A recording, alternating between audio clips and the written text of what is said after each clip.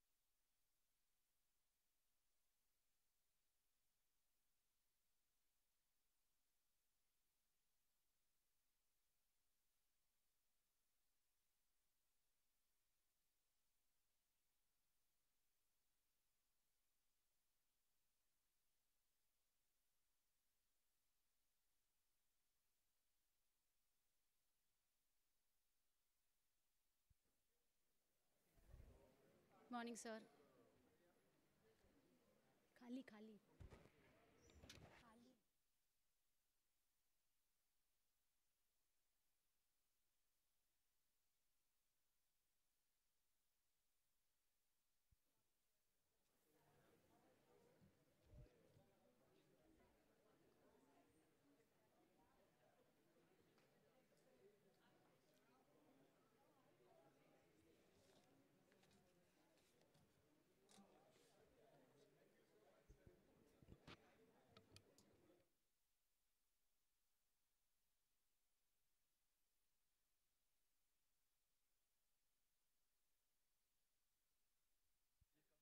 A very good morning, one and all.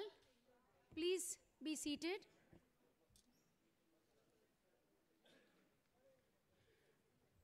We are gathered here under the roof of our alma mater, our mother institute, who made us who we are. Myself, Anagha Joshi, will be hosting today's morning function.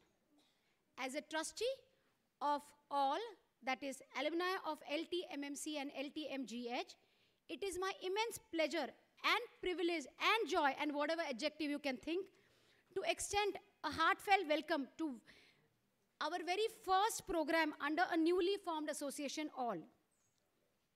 A day dedicated to a CME culminating with a musical evening.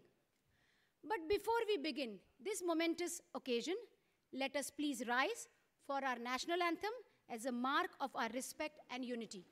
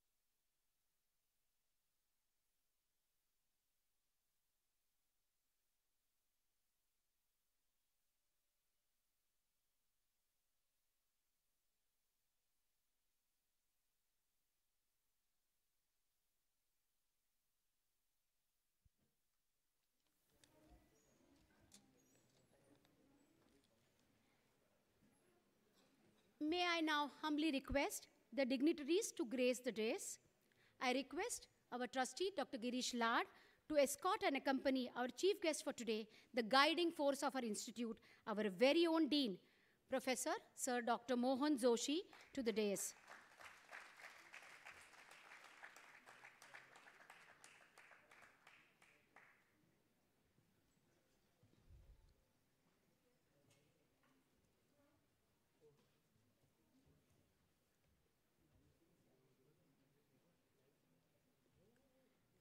A special welcome to Professor, Madam, Dr. Jayashree Monkar, President of our first all committee and our formal dean, to the dais.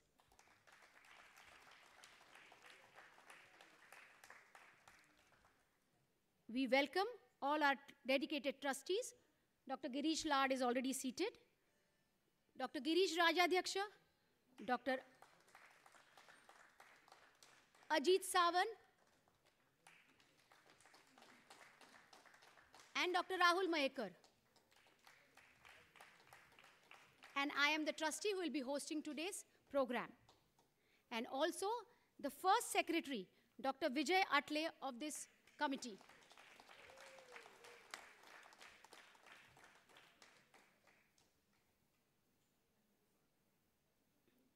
In our tradition, light symbolizes the victory of knowledge over ignorance.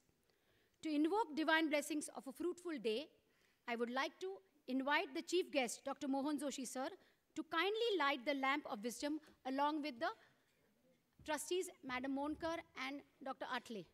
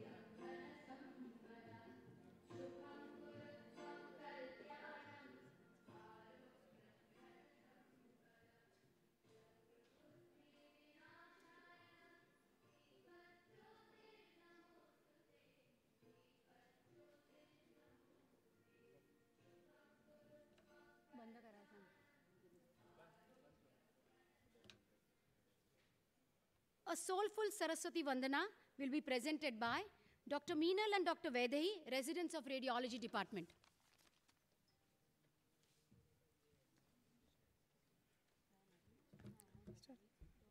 या कुन्देन्दु तुषारहार धवला या शुभ्रवस्त्रामृता या वीणा वरदण्डमण्डितकरा या श्वेतपद्मासना या ब्रह्माच्युतशङ्कर प्रभृतिभिः देवै सदा वन्दिता सा मा पातु सरस्वती भगवती निःशेषजाड्यापहा शुक्लां ब्रह्मविचारसारपरमा आद्यां जगद्व्यापिनीं वीणापुस्तकधारिणीम् अभयदां जाड्यान्धकारापहां हस्ते स्फाटिकमालिकां विदधतीं पद्मासने संस्थितां वन्दितां परमेश्वरीं भगवतीं बुद्धिप्रदां शारदाम्.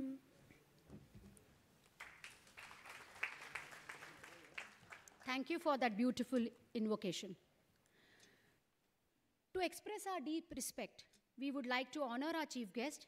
May I request Dr. Girish Lad to present a shawl, Shrifal, and a memento to Dr. Mohan Joshi, sir.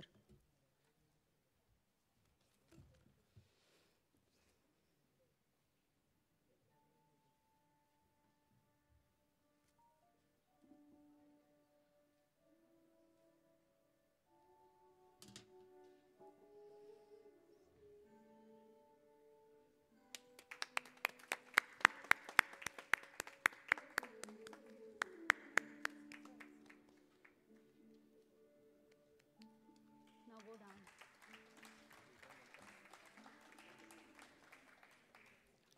Give them the bag. This gathering is a testament to the legacy built by our seniors. We wish to express our profound love and gratitude to all our past deans present here today. It is their collective dedication that has taken SION Hospital to these great heights. A heartfelt thank you to each and one all and to all the head of the departments. Let's felicitate and honor them. Can I ask Dr. Sangeeta to come forward to honor Dr. S.V. Nadkarni, sir, with a shawl and a memento and a Shrifal and a bouquet.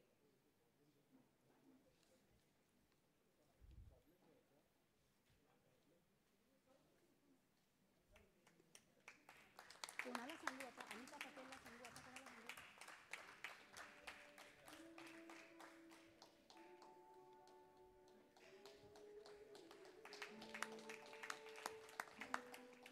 अनिलला सांग अनिलला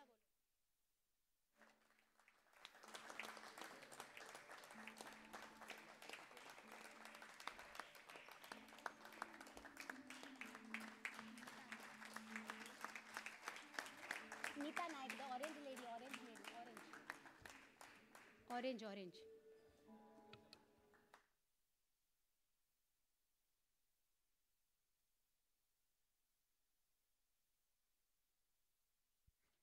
May I request Dr. Nita Naik to felicitate Dr. Armida Fernandez, madam.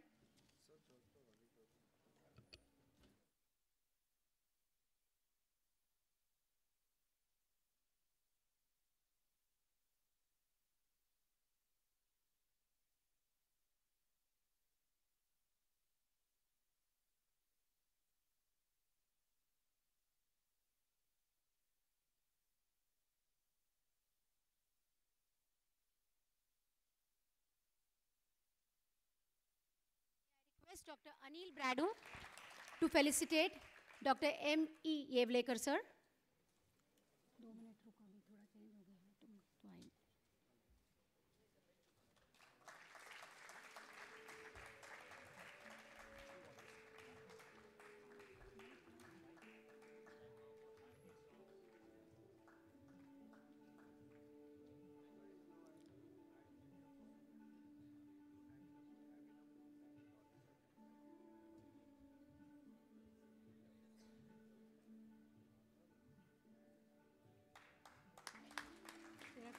तेरा किधर है तू खोल ना.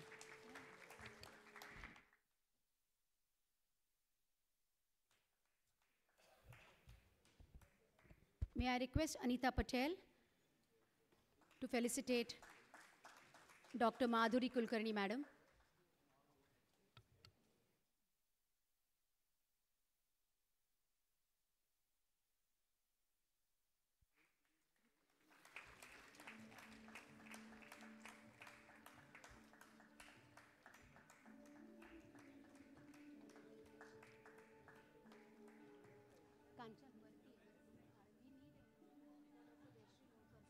वरती आहे. जयश्री मोनकर तिथे आहे. Dr. Suleiman Merchant promised that he will be here, but he's getting late, so we will felicitate him later. Dr. Sandhya Kamath, Madam, couldn't make it today just now. Dr. Avinath Supe, sir, has also said he cannot make it today. May I request Dr. Kanchan Kumta to felicitate our own Jayashree Monkar, Madam.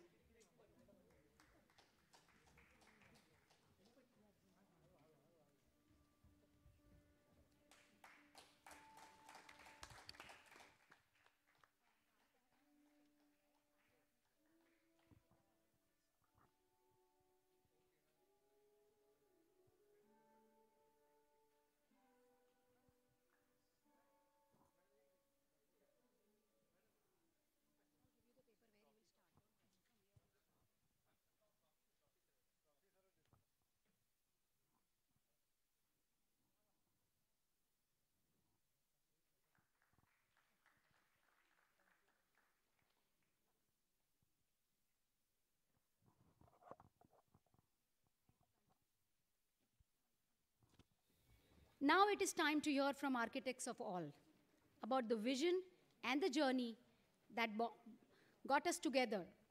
To begin with, may I invite Dr. Ajit Sawant to share his inspiring vision behind the inception of all.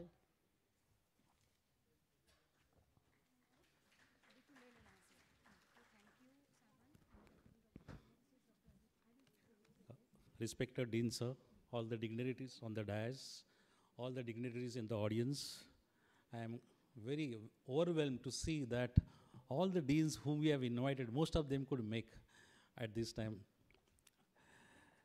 And all my respected colleagues, teachers, friends, we welcome you all. And I start my feelings from a verse of a great Mr. Savarkar. ने मजसी ने परत मातृभूमी मिला प्राण तळमळला. हीच तळमळ घेऊन आम्ही काही लोक एकत्रित आलो. These are all hardcore Sionites. Myself, Dr. Girish Lad and Girish Rajadeksha, Rahul Mayekar, Anaga. And this journey was started nearly 10-15 years back. It took a long time. We had to convince all the deans. And the first time we met was the dean, Dr. Sandhya Kamath, and he gave us this idea that we need a platform. We need an integrated platform, which was lacking for so many years for SION alumni. And we are slightly, by rule, slightly away from the actual word alumni. We have included everyone, the graduates, the postgraduates, the faculties, the administrators, and the dean in this so-called journey of our alumni. And we have coined the term all. The word all itself means inclusive. SION stands for a very good quality that we gel with each other very well. And we have excellent relations in inter-department also. So that was the idea behind this whole concept, that we required a strong alumni. And when Sandhya Kamath agreed, but as we know that by the time we reach to that, the dean changes. The position of the dean is, you can't predictable. It is in the hands of the administration. And every time the new dean came, we convinced them, we were about to reach, and the dean changed. It was finally Madam Monkar which gave a written permission. Yes, I agree that such a alumni association should be created, made for SION. And it took a really long, I appreciate all the founder members who worked with perseverance, resilience, and we started the ball rolling. And then Madam also retired, and Mohan Joshi came. So Mohan Joshi has a separate way of functioning, and it was Girish and Girish who convinced him again that this is necessary. And finally, he also agreed, yes, we require something called association, and which is integrated, and which follows all the rules and regulations. See, at present, when you form an association, what we had 10 years back, decades back, everything is changed. You require absolute good regulations, laws to be followed, and in between the corona struck. So once there was a corona, there was again a break, 3-4 years break. So the journey went on, and sometimes we got frustrated with each other. Well, नहीं होने वाला ये, छोड़ दो इसको. नहीं, but still sometimes some used to say, but नहीं, करना तो कोशिश तो करना है. कोशिश करने वालों की हार नहीं होती. And so the finally things rolled out. A robust constitution was created so that it will not be flawed. And finally, today I'm seeing the dream coming true. The mission is accomplished when all seniors, everyone is here, that itself validates and legitimizes this organization. And I hope the institution has given, whatever we are today is all because of the name, fame, reputation, the recognition is all because of this institution. And I feel that it is time to give back to the institution. So I feel everyone should contribute to the best of your capacity. We have formed a good executive council which will carry forward the journey ahead. And I end by reciting a verse or a lyrics of a famous song of Noor Jahan, a feeling where there is a belonging and it's awaiting for you all. आवाज दे कहाँ है, दुनिया मेरी जवां है, आवाज मेरे दिल में उम्मीद का जहां है, ठहरा तो मैं यहाँ हूँ, आबाद तू कहाँ है, दुनिया मेरी जवां है. मैं सबसे अनुरोध करता हूँ कि अक्सर नहीं तो कभी कभी तो आया करो. हाँ, थैंक यू, बहुत बहुत धन्यवाद. जय हिंद, जय Maharashtra. Thank you Ajit. I agree, कोशिश करने वाले की कभी हार नहीं होती. एंड दुनिया मेरी यहाँ है. Next we have doctor Girish Rajadhyaksha. He will take us through the formative journey of all.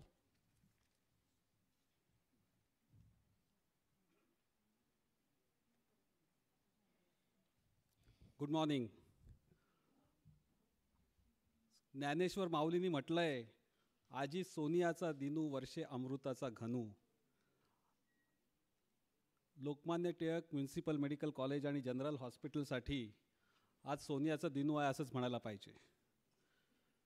व्यासपीठावर उपस्थित माननीय अधिष्ठाता व इतर मान्यवर तसेच सभागृहातील आपण सर्व विद्वज्जन, गुरुजन ज्यांनी आम्हाला शिकवलेलं आहे आणि जे आमचे कलिग्स आहेत त्या सगळ्यांना मी वंदन करतो, शुभेच्छा देतो. आणि ही जी आमचा हा जो प्रवास आहे त्याबद्दल अजितनी थोडक्यात सांगितलेलंच आहे. ह्याचा प्रवास असा झाला की मी इथे 28 वर्ष 2008 पर्यंत I was here and then I got professor promotion in Nair Hospital. I went there in 2008, exactly 17 years back.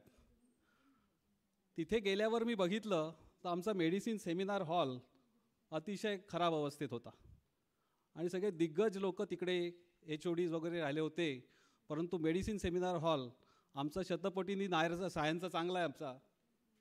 तर मी म्हटलं इतका खराब का सेमिनार हॉल मेडिसिनचा, मग कसं करायचं नवीन, तर करायला खूप अडथळे होते, रेड फीत. मग मला कळलं की इथे ॲलमनाय असोसिएशन आहे आणि ते कदाचित आपल्याला हेल्प करू शकतील. म्हणून मी फाइंड आउट केलं तर त्यांचे एक रिटायर्ड AO होते आरवंदेकर म्हणून, आणि ते रिटायर्ड AO खूप काम, because he knew everybody in Nair hospital, past and present students he was the best person to do that job. आणि त्यांना तिथे त्यांनी अपॉइंट केलं होतं रिटायरमेंट नंतर. सो मी त्यांना जाऊन भेटलो. ते म्हणाले काय हरकत नाही, आपले अलमनी आहे ते आपल्याला करून देईल. मग मी त्यांना घेऊन आलो इथे सायन हॉस्पिटलचा मेडिसिन सेमिनार हॉल दाखवला आणि ते म्हणाले असंच्या असं आम्ही तुम्हाला करून देऊ. आणि अलमनीतर्फे त्यांनी आमचा हॉल सुंदर करून दिला. तर माझ्या ते मनात होतं की यांचे अलमनी केवढं काय काय करते. आणि मग त्यांनी मला सांगितलं अलमनीनी काय काय केलेलं आहे, what all things they have done for Nair hospital.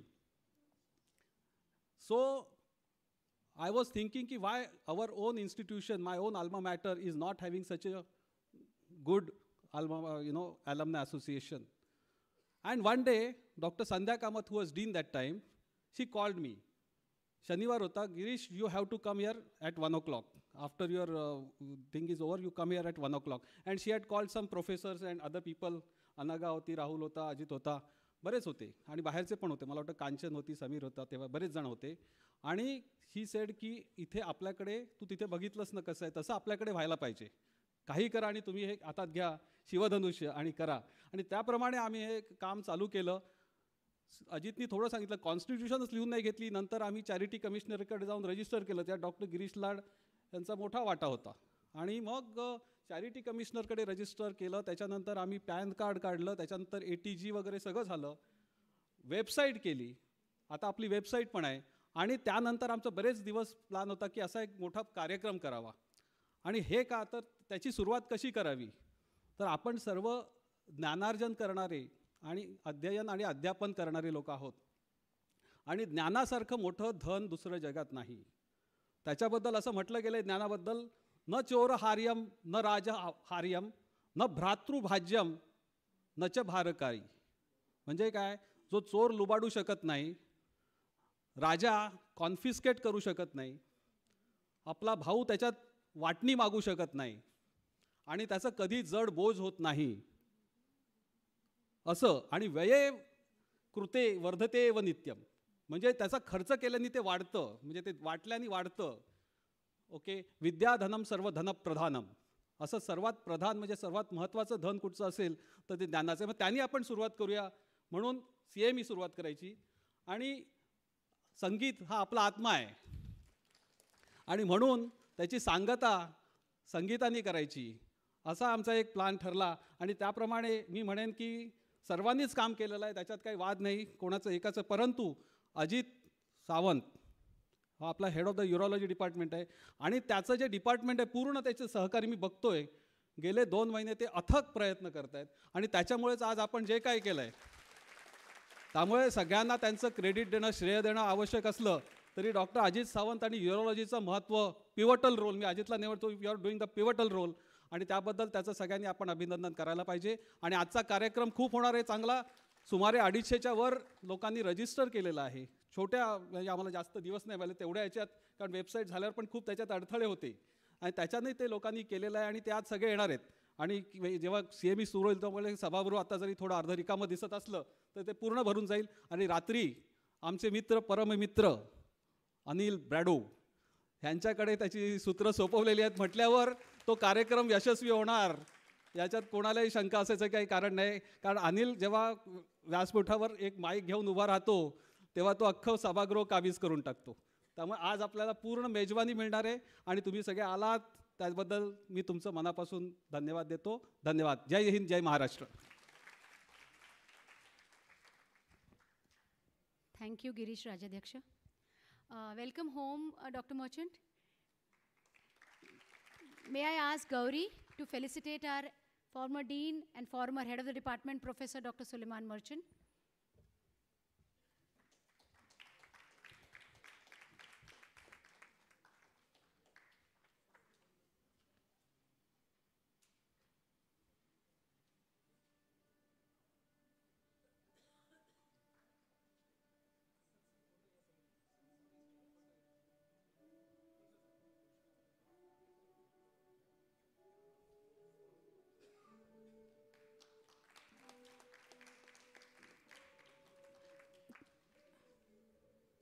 Thank you, Dr. Gauri.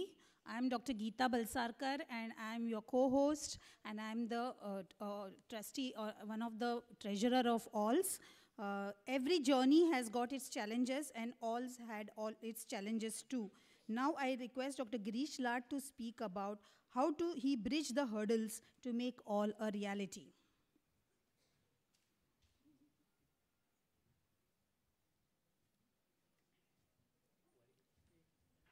Good morning. At the outset, I offer my humble pranams at the lotus feet of my Sadguru, and also all the teachers who have taught us from school till date.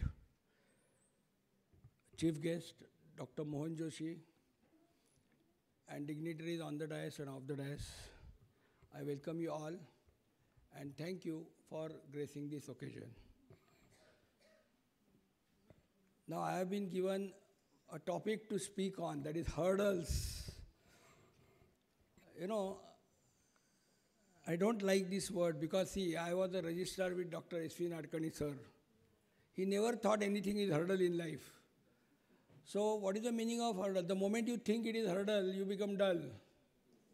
So we took it as a challenge, and it was like we learned, see, that is why I said that when we read books, we see movies, we have to learn from there. So as Ajit said, ने मातृभूमीला परत, असं सावरकरांचं जे वाक्य होतं, त्याप्रमाणे Sion hospital ज्यांनी आपल्याला पूर्ण घडवलं, त्या सायन हॉस्पिटलबद्दल आपण एक म्हणतात तसं अंशात्मक काही जरी केलं तरी दॅट विल बी बेटर. म्हणजे त्याच्यातच आपल्याला कृतार्थता वाटली पाहिजे, कृतज्ञता व्यक्त झाली पाहिजे. तर पहिली सर्वात महत्त्वाची गोष्ट म्हणजे कुठलाही ट्रस्ट फॉर्म करायचा म्हणजे there is a statutory body called a charity commissioner. सुदैवाने माझा आणि चॅरिटी कमिशनरचा म्हणजे त्या डिपार्टमेंटचा बराच संबंध आला, because I was a president and secretary of IMA Mumbai branch, president of IMA Mumbai branch, परत आणखीन 2-3 ट्रस्ट मी प्रेसिडेंट ट्रस्टी म्हणून रन करतो. That is why I am well versed with that particular jugglery. It is a jugglery. And I can always say that during our college time, there was one game called wherein treasure hunt. That game was called treasure hunt. In treasure hunt, you are not given all the destinations you are supposed to reach. First you go, then there he will give you another cheat. That is exactly like charity commissioner. You go to them. Fortunately, I was always accompanied by a renowned advocate Shiva Prasad Page, who in good faith always accompanied me. So the moment you go there, first they will tell you do this. Next time you submit, they will say now do this. They are so methodical that they tell you that you give ad in the newspaper. Once you give ad in the newspaper, you give them the paper, not the copy also, proper original newspaper. Now make an affidavit that you have given this in newspaper. अभी क्या है, गरजवंताला अक्कल नसते. So you know, but somehow we tided over all this and could get the trust registered. आता दुर्दैव काय होतं, तो म्हणाला याच दिवशी रजिस्टर करून देतो तुम्हाला. म्हटलं नको, पितृपक्ष आहे. तर एवढं मला घसटलं असतं, आणखीन 8-15 दिवसांनी दिलंच तरी चालेल. So fortunately we could register it properly, completely. The trust deed also, in the trust deed, you see normally in any trust deed, the managing committee head is always called a chairman or a chairperson. But I have amended that in the managing committee also, we don't want the person to chair the session, we want to preside over the session, and that is why we made her the president of managing committee. Because in any organization you will see, they are usually called chairpersons. Then we were lucky to have Atle, because Atle is known to everyone and Atle knows everyone. Atle is running Alumni on Facebook. So he was the right choice to be made the secretary of the executive council or the managing committee. After that we said, because see, that was the basic decision we had taken in the initial meetings, that we are supposed to make it so shock-proof. We may remain, others will come, But at no point of time, people should say, ye kya kiya hai? So that is why we ultimately did that. Then we had a PAN card. Then we got 12A, because without 12A, you cannot accept any donation. Then we had 80G, because someone wants to, like Dr. Shetty wants to donate, say, 50 lakhs tomorrow. Then should have 80G. Obviously, we should also give him some benefit in income tax. So in short, that was the reason we got everything. Now, I am intending to have one more session. We got Darpan also, because it is required to have a Darpan registration. Without that, you cannot keep a deposit in the bank. Now, I intend to have one more registration, wherein we will be able to get foreign money, foreign funds. Because many of our friends are there abroad. So otherwise, they will have to give it to their colleagues in India, and then they will have to give it to us. So in short, because it was taken as a task, see, there is a saying, सामर्थ्य आहे चळवळीचे जो जे करील तयाचे परंतु तेथे ईश्वराचे अधिष्ठान पाहिजे.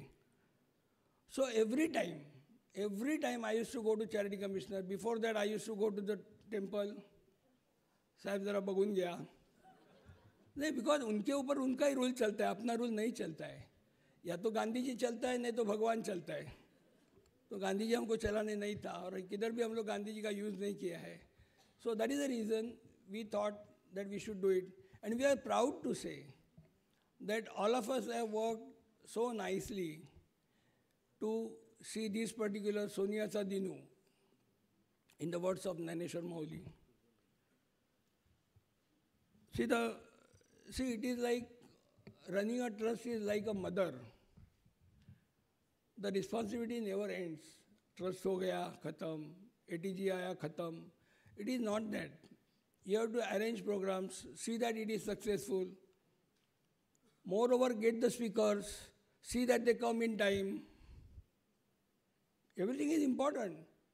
Administration is very, very important as far as this is concerned. But fortunately, Ajit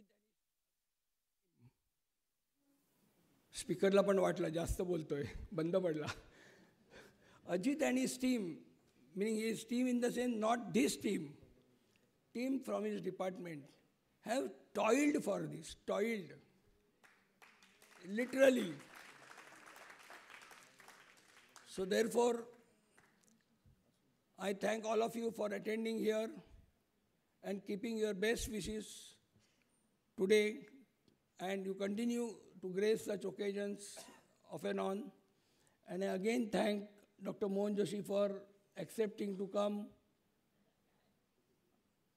In the wards, he used to listen to me because I was a registrar, he was houseman. Now we are going to listen to him now because he is the dean. Thank you. Thank you, Dr. Girish. May I now request our Dean, Dr. Mohan Joshi, sir, to felicitate our trustees of all. Can I request sir to felicitate Dr. Girish Lad?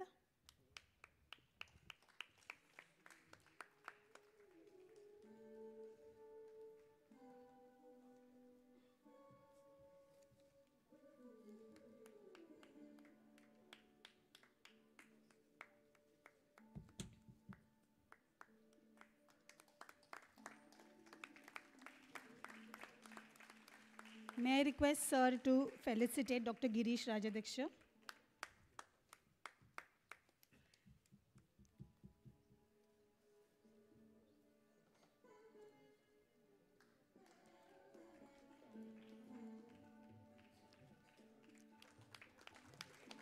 Thank you, sir. May I request sir to felicitate Dr. Ajit Sawant?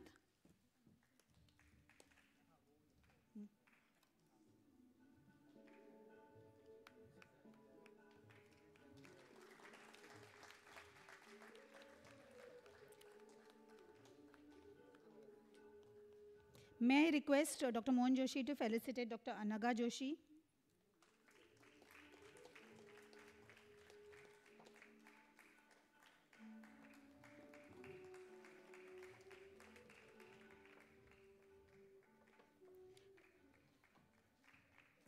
May I request sir to felicitate Dr. Rahul Maikar?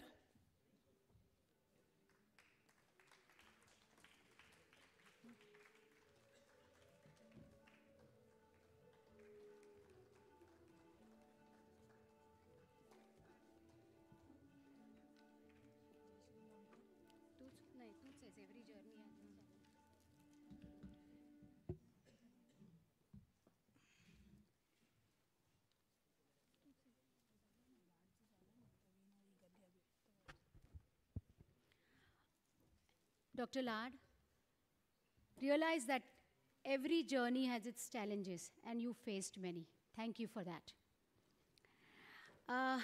Now we eagerly await the words of our president. Dr. Jayashree Monkar, madam, please share your thoughts and guide us.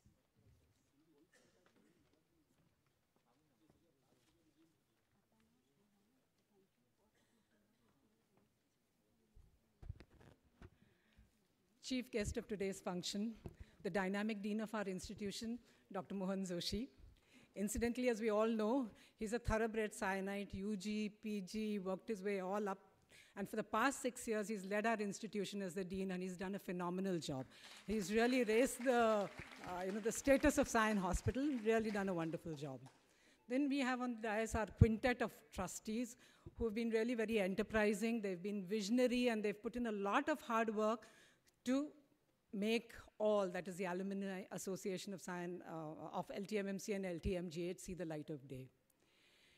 The dignitaries of the dais, all the luminaries, the past deans, the senior teachers, my teachers in the audience, other senior teachers in the audience, the academic dean, or he was here, he suddenly disappeared, the academic dean of our institution, as well as the deputy deans. And of course, the members of the managing committee, and last but not the least, all the Sionites or the Tilakites. I must say that it's a great pleasure and a privilege to stand here before you and to welcome each and every one of you to this very special function, that is the very first function of the Alumni Association of LTMMC and LTMGH. Basically, as we all heard, the vision of starting all was to create a continuing platform where we can give back to our institution, where we can meet our, our past colleagues, our seniors, our juniors, and everyone, and actually give back to the institution. So that was the whole objective of starting all. Now, there's one thing that I would like to share with you, that everyone here in the audience who's here today has spent some amount of time in SION Hospital. If you were an undergraduate, 5 years. If you're postgraduate, 3 years. If you worked as faculty beyond that, then for maybe more years. Well, I could actually go down in the Guinness Book of SION Hospital records, may not be the world records, of having the longest physical association with SION Hospital. I started as a batch of 1976. Very often my students tell me, oh, that was before we were born. Then the worst part was, when one of the, when I was the dean, I made this statement and someone said, no, before our parents were born. So it's that bad. So I started as a batch of 76, undergraduate, postgraduate. I worked here as a, assistant professor. We were called lecturers then, and also retired as the dean of our institution. Now, basically, as luck would have it, because there is always a severe shortage of super specialty teachers, I had the good fortune of continuing for the next 6 years till date as a professor on contract basis. So it's been 49 long years that I have been physically associated with this institution. And believe me, it's been a wonderful journey. It seems like I joined just some time ago, and I remember the pristine environment of SION Hospital, the quiet environment, what it was then, and how it has changed over the years. And of course, the redeeming factor for SION Hospital is that in the next 5 to 10 years, the whole of SION Hospital is going to undergo a phase change, and we're going to have a total redevelopment, and I leave our Dean sir to talk about it in more detail. Now, as those of you who have not been here for a long time, as you entered through the gates of SION Hospital, I'm sure you must have had mixed feelings. You must have remembered the wonderful times that you had, sometimes the not so wonderful times, especially when you really work hard as a resident and slog it out. And I think in our times, no one had to sleep on the kitchen platform in the ward. These days, residents do that. There is so much of work that has happened. But you must have remembered those happy times. You must have remembered the crazy things that you did when you were on off call rather in the institution. Or many of you might remember that you actually met your life partner here in SION Hospital. But yes, I heard someone say yes. So basically, today is that very special day that all these, memories can come back. You can speak about these memories over a cup of tea at lunch and relive that whole nostalgia. That's the whole idea. And we as alls would like to give you many such occasions to come to SION Hospital and relive all your past memories. Now, talking of today's function, I would be failing in my duty if I did not reiterate what my predecessors who spoke before me have said, that the phenomenal job that has been done by Dr. Ajit Sawant and his department. Ajit has bent backwards, forwards, sideways, you mentioned it. He has accommodated each and every suggestion, everything that managing committee trustees have suggested to him. He has done everything with equanimity. It's a wonder to see. He never lost his, I've never seen him lose his temper even once, when so many things have been pushed at him. And he's been working till last night, because till last night there was no live streaming, and I don't know how he did a miracle, and he managed to achieve that also. So I think Ajit really deserves a big applause from all of us. The other side is our wonderful first secretary, Dr. Vijay Atle. Dr. Atle is renowned for being an excellent networker. He has a Facebook page of LTMMC on SION. I'm not too much into Facebook, but I heard Facebook, Instagram, he's there. But he is a person who has done a lot of networking with all the batches to get people in as members of all, and to get, and to get people to register today. So thank you, Dr. Atle. You deserve applause for that too. Talking of today's program, I'm sure you're all going to enjoy it. It's a very well-crafted program, and then the cherry on the cake is the whole program that is the musical, the cultural event that is being put forth by Dr. Anil Bradu. I'm sure we're going to enjoy it all. And before I sign off, what I'd like to say is a very heartfelt thanks to each and every one of you who've come here today as a Sionite, both past and present. And we would welcome suggestions from you, ideas from you, how we can take all forward.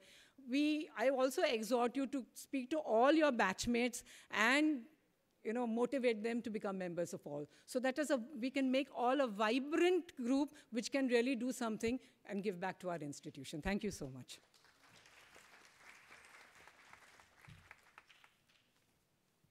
Thank you, madam, for those uplifting words. May I now invite Dr. Vijay Atle, the Secretary of First All Committee, to share his vision to how he's going to take all forward into the future. Thank you, Anaga. I am Dr. Vijay Atle from 1981 batch of LTMMC. Ours was the last batch where from Sionite UG used to do Sionite PG. Then the entrance exam and all India entrance exam they started. So respected teachers, dear colleagues and my beloved alumni, it is an honor to stand before you as the Secretary of Alumni of all. Our college has given us not only knowledge but also values, friendships and sense of belongings. Now it is our turn to give it back to our alma mater. That's why we all have gathered here.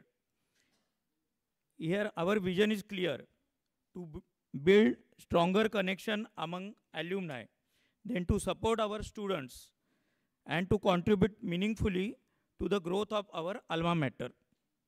In the coming years, we plan to establish a structured mentorship program where alumni can guide its students in academics, research and career choices.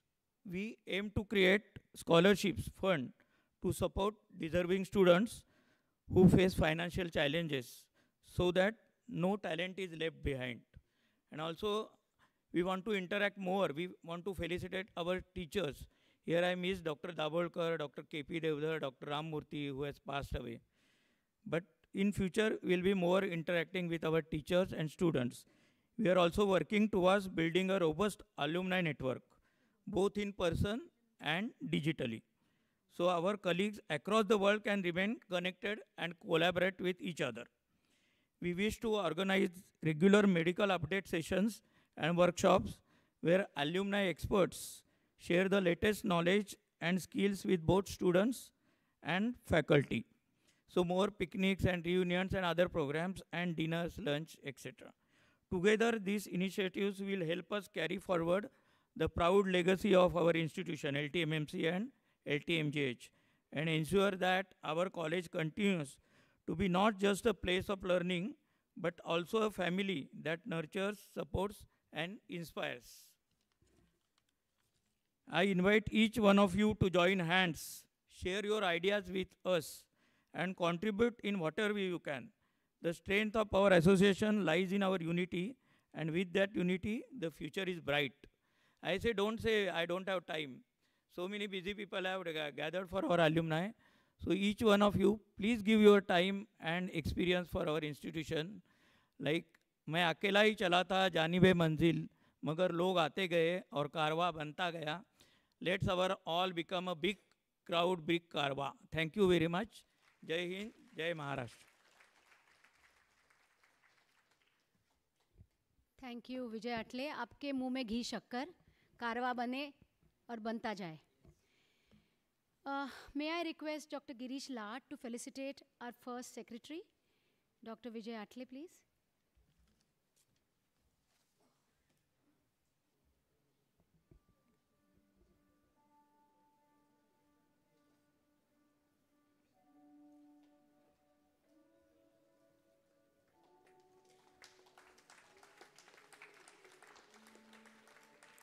Thank you, Dr. Lad. The stage is now set for our esteemed chief guest, Dr. Mohan Joshi. We are truly honored to invite a hardcore Sionite, a man of great vision, and a profoundly hardworking individual, Dr. Mohan Joshi, sir, to share his invaluable insights and formally inaugurate this gathering.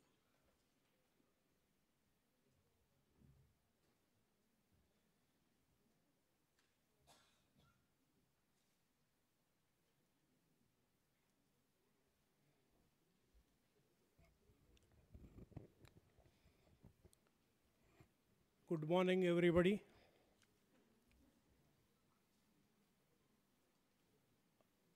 माझ्या भाषणात मी काही संस्कृत प्रचूर श्लोक वगैरे सांगणार नाही आहे. मी माझ्या मागच्या आठवणींना उजाळा देईन. काही बरेच नवीन लोक इथे आहेत, त्यांना काही माहिती मिळेल.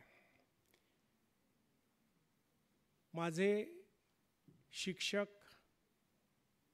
परमगुरू, एक्स डीन, ज्यांना आम्ही रोल मॉडेल समजतो, ते डॉक्टर SV नाडकर्णी अर्थात SVN, doctor Mrs Fernandes, doctor ME Yevlekar, doctor Mondkar, doctor Madhuri Kulkarni, doctor Suleman Merchant, माझे टीचर डॉक्टर गीता नियोगी इथे आहेत, डॉक्टर बदवार आहेत, डॉक्टर शेट्टी आहेत, डॉक्टर चौकर आमच्या नेबरिंग डिपार्टमेंटमध्ये हेड ऑफ द डिपार्टमेंट असायचे आणि बऱ्याच वेळा माझी त्यांचं इंटरॅक्शन होत असे. पाल्सच्या माजी vice president doctor Mrs Pushpa Jaggar आणि सेक्रेटरी सर डॉक्टर देशमुख इथे आहेत. माझे मित्र ऑल दी वे साताऱ्याहून आलेले आहेत, डॉक्टर गोसावी, ॲनेस्थेशिओलॉजिस्ट, आणि ज्याला मी डिस्टिंक्टली रिमेंबर करतो, नेहमी मी असं म्हणतो की good seniors and good juniors you get only very limited time in the life. And my good junior, extremely good house officer once upon a time, and a highly talented urologist, Dr. Bradu, Ajit Sawant, माझा registrar आणि अजूनही माझ्यावरती bossing करणारा doctor लाड, doctor Rahul Mayekar आणि doctor Girish Rajadhyaksha, आमचे academic dean doctor Ingle sir, doctor Mahale आणि doctor Ahuja दोघंही deputy dean आणि मेंबर्स ऑफ ऑल्स. आज माझ्या मनात मिक्स फिलिंग आहेत. काही आठवणी आहेत. त्या आठवणींचे साक्षीदार डॉक्टर देशमुख आणि डॉक्टर पुष्पा जग्गर इथे आहेत. 1987 साली मी MS पास झालो. पास व्हायच्या अगोदरच आम्ही कॅन्टीनमध्ये बसलो होतो परीक्षा झाल्यावर. त्यावेळी डॉक्टर नाडकर्णी राऊंडला आले आणि म्हणले, काय इकडे चकाट्या पिटताय? म्हटलं, सर आजच परीक्षा झाली. ते काही नाही, माझ्याकडे 5 CMOच्या पोस्ट वेकंट आहेत, ताबडतोब CMO म्हणून जॉईन व्हा. आणि नंतर एके दिवशी सकाळी ड्युटीवरती असताना मला डॉक्टर चांगलानींचा फोन आला, जे आता हयात नाही आहेत, कि मोहन नेहरा कल जा रहा है UK, तो कल तेरे को इमरजेंसी करनी पड़ेगी. It was Tuesday, Wednesday was doctor Karmarkar's day of emergency.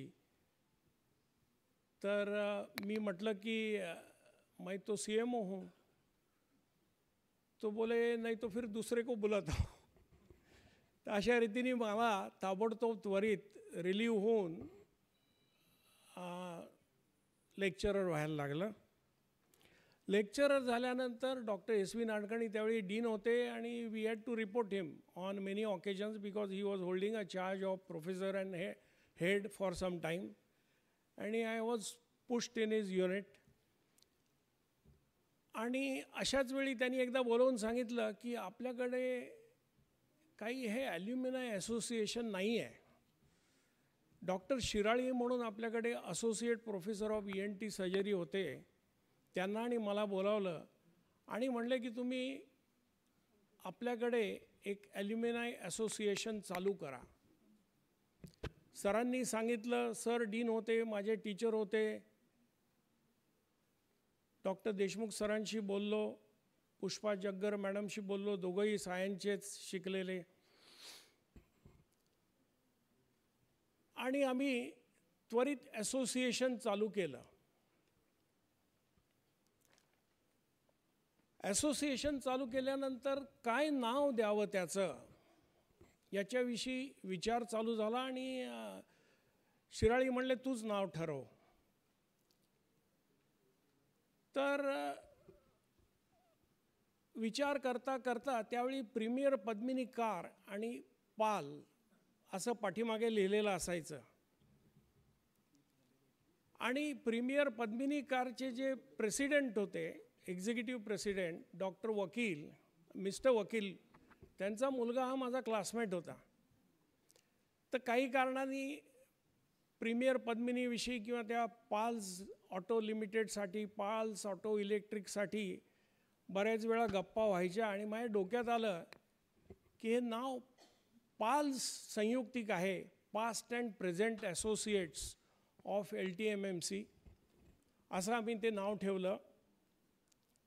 आणि नंतर आम्ही पाल्सच्या बॅनरखाली बरेच प्रोग्राम केले. आपल्या कॅन्टीनमध्ये 1-2दा आम्ही जेवणाचे प्रोग्राम ठेवले. डॉक्टर देशमुख सर होते, पुष्पा जग्गर मॅडम होत्या. परंतु काही कारणांनी ती पाल्सची मूवमेंट पुढे काही चालू राहिली नाही. मी माझ्या काही घरगुती प्रॉब्लेममुळे, त्याच्यानंतर प्रायव्हेट प्रॅक्टिसमुळे आणि डिपार्टमेंटमधल्या खूप कामामुळे पाल्सकडे स्वतः काही लक्ष देऊ शकलो नाही. आणि हे दोघं, जग्गर मॅडम रिटायर झाल्या होत्या, सर पण रिटायर झाले होते. त्यामुळे पाल्सकडे जास्त न लक्ष देता आल्यामुळे बऱ्याच वेळा मी माझ्या सहकाऱ्यांना विनंती केली, पण प्रत्येकजण त्यावेळी पाल्सचं काम करण्यास डिफिकल्टी सांगत असे. आणि त्यामुळे पाल्सचं विसर्जन झालं असं आपल्याला म्हणायला हरकत नाही. आणि आज ऑल्सचा उदय झाला. नंतर एक दिवशी हे मॅडम आल्या, एक्स डीन, त्यांना तर त्यांच्या शब्दाला मान द्यायला पाहिजे, डॉक्टर लाड आले. आणि तो माझा रजिस्टर असल्यामुळे अजूनही तो सांगतो ते मला ऐकायला लागतं. लाड म्हणला की आम्ही नवीन असोसिएशन चालू करतो. अरे म्हटलं, लाड आपलं हे पाल्स असोसिएशन आहे, त्याचा हा अकाउंट आहे. नाही, तो अकाउंट म्हणे आता डेड झाला आहे. बँकेत अकाउंट आहे. त्यावेळी काय ते रजिस्टर्ड असोसिएशन वगैरे नव्हतं. आम्ही फुल प्रूफ असोसिएशन चालू करतो आहे आणि ते तुझ्याच काळात चालू करणार. रजिस्ट्रारनी सांगितलेला शब्द हा शिरोधार्य मानून मी म्हणलं ओके. आणि त्याप्रमाणे आज ऑल्सचा हा माझ्याच कारकिर्दीत, म्हणजे एका महिन्यात मी रिटायर होणार आहे, माझ्याच कारकिर्दीत हा समारंभ होण्याचा योग आला. त्यामुळे आता या नव्या असोसिएशनला, वेदर इट इज पाल्स ऑर ऑल्स, या नव्या ऑल्स असोसिएशनला मी माझ्या हार्दिक शुभेच्छा देतो. आज संध्याकाळी आमचे डॉक्टर ब्रॅडूनचं जे ट्युनिंग फोल्क्स म्हणून एक चांगला प्रोग्राम आहे, मी त्यांचा प्रोग्राम बऱ्याच वेळा अटेंड केला आहे. तर आज जमलेल्या इथे सर्वांनी संध्याकाळी निश्चितपणे या ऑडिटोरियममध्ये यावं आणि अतिशय सुरस एंटरटेनमेंट प्रोग्राम तुम्हाला डॉक्टर ब्रॅडूनच्या लिडरशिपखाली पाहायला मिळेल. तर त्याला सर्वांनी यावं अशी तुम्हाला मी विनंती करतो आणि माझ्या या हार्दिक शुभेच्छा देऊन ऑल्सला दोन माझे शब्द संपवतो. या दोन शब्द संपवण्या अगोदर मी ज्यावेळी 2019 साली डीन झालो त्यावेळी मला पहिले सांगण्यात आलं की तुम्ही KMला जा. पण माझं मन काही KMमध्ये रमलं नसतं आणि माझ्यासमोर बरेच टास्क दिसत होते की जे SIONला करणं आवश्यक होतं. माझ्या विद्यार्थी दशेत, माझ्या रेसिडेन्सीमध्ये मला बऱ्याच गोष्टी जाचक वाटायच्या. मी हाऊसमन असताना एकदा ऑपरेशन करून रिटेन स्टोन राहिला होता CBDमध्ये. तो CBDतला स्टोन काढून घे आणि त्या पेशंटला घेऊन तू KMमध्ये फिर, असं मला आमचे तत्कालीन युनिट चीफ डॉक्टर भट म्हणाले. तो स्टोन खूप मोठा आहे आणि तो ERCPनी निघणार नाही असं बरेच प्रोफेसर KMमधले सांगायचे. परंतु परत परत मला तिथे जायला लागायचं. एकदा असंच हाऊसमन असताना आम्ही नेफ्रोलिथॉटॉमी केली आणि नेफ्रोलिथॉटॉमी केल्यावर पोस्ट ऑपरेटिव्ह ब्लिडिंग चालू झालं. आमच्याच युनिटमध्ये एक असोसिएट प्रोफेसर होते डॉक्टर पार्डीवाला. ते म्हणले की नाही ये ऑपरेट नहीं करने का, इसको एम्बोलायझेशन करके लाओ KM से. बऱ्याच वेळा असं वाटायचं की हे सर्जिकल गॅस्ट्रोएंट्रॉलॉजीसाठी आपण व्हिपल्सपर्यंत ऑपरेशनं करतो परंतु आपल्याकडे हेपॅटेक्टमी होत नाही. त्याच्यानंतर नुसतं एक डायलिसिस युनिट आहे पण नेफ्रॉलॉजी नाही. तर या सर्व गोष्टींचा विचार करून मी म्हटलं की आपण ही युनिट्स याचं पोस्ट ग्रॅज्युएशन हे करणं आवश्यक आहे. म्हणून मी त्यावेळी माझे सिनियर चांगले होते आणि मी जे प्रस्ताव घेऊन जात असे त्यावेळी ते अप्रूव्ड ॲज प्रपोज्ड असं लिहून पाठवायचे. आणि ते डॉक्टर मिस्टर काकाणी म्हणून होते, ॲडिशनल म्युनिसिपल कमिशनर. तर मी नेफ्रॉलॉजी डिपार्टमेंट चालू करू शकलो. तिथे रेकग्नाइज कोर्स चालू झाला, स्टुडंटही आले, दुसरी बॅच पण आली. आता मला वाटते हे स्टुडंट एक्झामला जातील. सर्जिकल गॅस्ट्रोएंट्रॉलॉजीसाठी लागणारी सर्व सुविधा मी तयार केली. मी पूर्वी एंडोस्कोपी क्लिनिक चालवत होतो पण त्याला ऑफिशियल सर्जिकल गॅस्ट्रोएंट्रॉलॉजीचं स्वरूप नव्हतं. सर्जिकल गॅस्ट्रोएंट्रॉलॉजिस्ट अपॉइंट केले. आता जगात होणारी कोणतीही सर्जिकल गॅस्ट्रोएंट्रॉलॉजीची सर्जरी आणि एंडोस्कोपिक सर्जरी या हॉस्पिटलमध्ये होते. डिपार्टमेंटमध्ये आमच्या सर्जरीच्या जे जे पाहिजे ते मी आणलं. हायपरबेरिक ऑक्सिजन थेरपीसाठी बऱ्याच वेळा हाऊसमन म्हणून दुसऱ्या हॉस्पिटलमध्ये पेशंटला न्यावं लागायचं. खूप कष्ट करून 2014मध्ये आम्ही हायपरबेरिक ऑक्सिजन थेरपीचं युनिटसुद्धा आणलं. त्यावेळी डीन मॅडम होत्या, मोणकर मॅडम होत्या. बराच वेळ कुठे कुठे ते ठेवावं. शेवटी आम्ही एका कंटेनरमध्ये हायपरबेरिक ऑक्सिजन थेरपी चालू केला आणि नंतर तो आता त्या RMO क्वार्टर्सच्या समोर आम्ही पुढे त्या बाजूला शिफ्ट केला. सर्जिकल गॅस्ट्रोएंट्रोलॉजी, नेफ्रॉलॉजी आणि त्याचप्रमाणे ट्रान्सफ्युजन मेडिसिनसाठी जे जे काही कष्ट लागले आणि जे जे काही नवीन नवीन गोष्टी लागल्या त्या केल्या. डिपार्टमेंट ऑफ न्यूरोलॉजी चालू केलं आणि आज आता या क्षणाला असं कोणतंही अकॅडमिक डिपार्टमेंट नाही की जे दुसऱ्या कॉलेजमध्ये आहे आणि येथे नाही. We are at par with KM, we are at par with Nair. मशीनच्या बाबतीत सुद्धा we are the first to do robotic knee replacement in Department of Orthopedics. There are some people from Department of Orthopedics here. So robotic knee replacement चालू केली, robotic surgery चालू केली ह्या हॉस्पिटलमध्ये, इंटरव्हेन्शनल radiology चालू केली आणि थॅलेसेमिया आणि bone marrow transplant doctor Radha madam इथे आहेत. त्यांचं अतिशय काम शिस्तबद्ध पद्धतीने चालायचं, पण शेवटी आपण 1 किंवा 2च ट्रान्सप्लांट करू शकायचो आणि बऱ्याच वेळा आम्हाला ट्रान्सप्लांटसाठी दुसऱ्या ठिकाणी जावं लागायचं, दुसऱ्या ठिकाणी लोक पाठवायला लागायची, तिथे वेटिंग लिस्ट असायचं आणि 10-20 लाख रुपयाचे चार्जेस असायचे. तर आम्ही एक अल्ट्रा मॉडर्न लेटेस्ट 10 ट्रान्सप्लांट करू शकू असं युनिट आम्ही धारावीला चालू केलं आहे आणि ते पुढच्या महिन्यात चालू होईल, यात वाद नाही.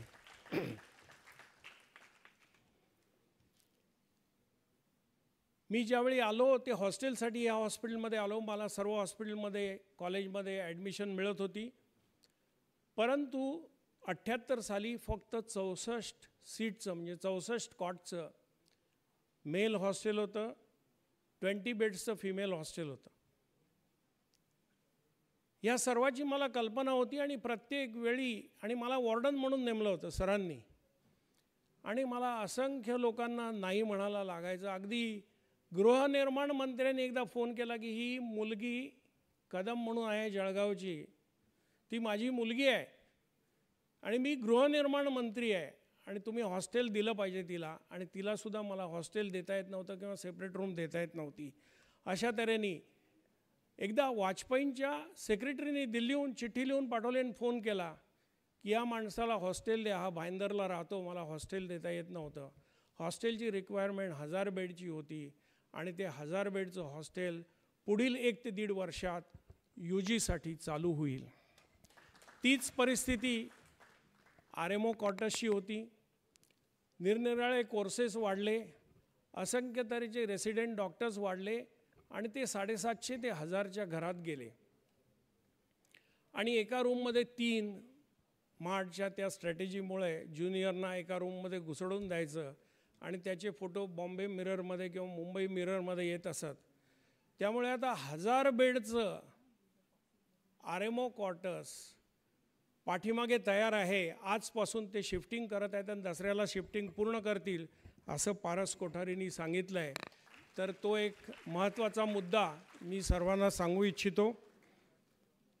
हॉस्टेलची कमतरता आता घालवली आणि ह्याच्याच पुढे आता जे एका कॉटवरती 2 पेशंट किंवा 3 पेशंट असतात, फ्लोअर बेड्स असतात, आपल्या या हॉस्पिटलच्या बाजूला 6 ते 8 लाखाची वस्ती आहे जी धारावीची आहे आणि अतिशय गरीब लोक BPL बिलो पॉवर्टी लाईन तिथे राहतात. हे लोक सर्वत्र आपल्याकडेच ट्रीटमेंटला येतात. त्यांच्यासाठी निरनिराळ्या पब्लिक रिप्रेझेंटेटिव्हचे दबाव येत राहतात आणि म्हणून 1900 बेडचं अतिशय मोठं चांगलं हॉस्पिटल आता RMO क्वार्टर्स आणि नर्सेस क्वार्टर्स आहे त्या पाडून तिथे पुढील 2 ते 3 वर्षात होईल. त्याच्यासाठी टोटल प्लॅन 1550 कोटीचा सँक्शन झालेला आहे, कॉन्ट्रॅक्ट झालेला आहे आणि अवॉर्ड केलेला आहे. तर पुढील 5 वर्षात तुम्ही SION हॉस्पिटलचा चेहरा मोहरा बदललेला दिसेल असं मला वाटतं. जर त्या वेगाने काम झालं तर त्या दृष्टीने आज या शेवटच्या महिन्यात रिटायरमेंटच्या मला निश्चितच आनंद वाटत आहे की जे या मातृभूमीसाठी, जे या टीचिंग इन्स्टिट्यूटसाठी अल्मा मॅटरसाठी जे काही करणं भाग होतं ते सर्व केलेलं आहे मी. रेडिएशन ऑन्कॉलॉजीचं युनिट कन्स्ट्रक्शन थोड्याच दिवसात चालू होईल आणि 2 वर्षात 14 माळ्याची रेडिएशन ऑन्कॉलॉजीची बिल्डिंग होईल. आणि जे काम माझ्या टीचरनी कोणी एकेकाळी चालू केलं होतं, एकदा सर दिल्लीला गेले, असंच आम्ही विचारू की नाही, पण का चाललात, तर सर म्हणले मला आपण कॅन्सरचं डायग्नोसिस करतो, कॅन्सरचं ऑपरेशन करतो. Doctor Nadkarni was a pioneer in giving chemotherapy to the cancer patients. परंतु आपल्याला रेडिएशनसाठी दुसऱ्या हॉस्पिटलला पाठवायला लागतं आणि तिथे 2 महिन्यांनी पुढच्या जन्मी अपॉइंटमेंट मिळते. तर आपल्याला रेडिएशन ऑन्कॉलॉजीचं युनिट याच हॉस्पिटलमध्ये पाहिजे, तरच ते खरोखर कॅन्सरचं काम संयुक्तिक होऊ शकेल. आणि हे मी हाऊसमन असताना सरांचं ऐकलेलं वाक्य मनोमनी लक्षात ठेवलं. आणि जिथे आता एक्झिस्टंट किचन आहे त्या ठिकाणी पुढील काही वर्षात 14 माळ्याची 2 बेसमेंट असलेली रेडिएशन ऑन्कॉलॉजीचं युनिट चालू होईल. आणि सरांच्या स्वप्नाला सरांच्या हयातीतच खरोखर पूर्तता मिळेल असं मला वाटतं. आणि हे सर्व झाल्यानंतर मला कृतज्ञतेची भावना या ठिकाणी निर्माण झालेली आहे. आणि सरांची स्वप्न पण पूर्ण करण्याचं, आपल्या शिक्षकाचं टीचरचं स्वप्न, he was extremely devoted to patient care, तर ते सुद्धा पूर्ण होईल. आणि ते पूर्ण करण्याचं भाग्य मला लाभलं आणि याच हॉस्पिटलचा डीन होण्याचं भाग्य मला लाभलं. त्याबद्दल मी देवाचे आभार मानतो आणि तुम्ही सर्वांनी सहकार्य केल्याबद्दल मी तुमचेही आभार मानतो. Thank you so much. Thank you, sir, for your inspiring and insightful remarks. Your support means the world to us. Finally, to formally conclude the inauguration ceremony, I call upon Dr. Rahul Maikar to deliver the vote of thanks.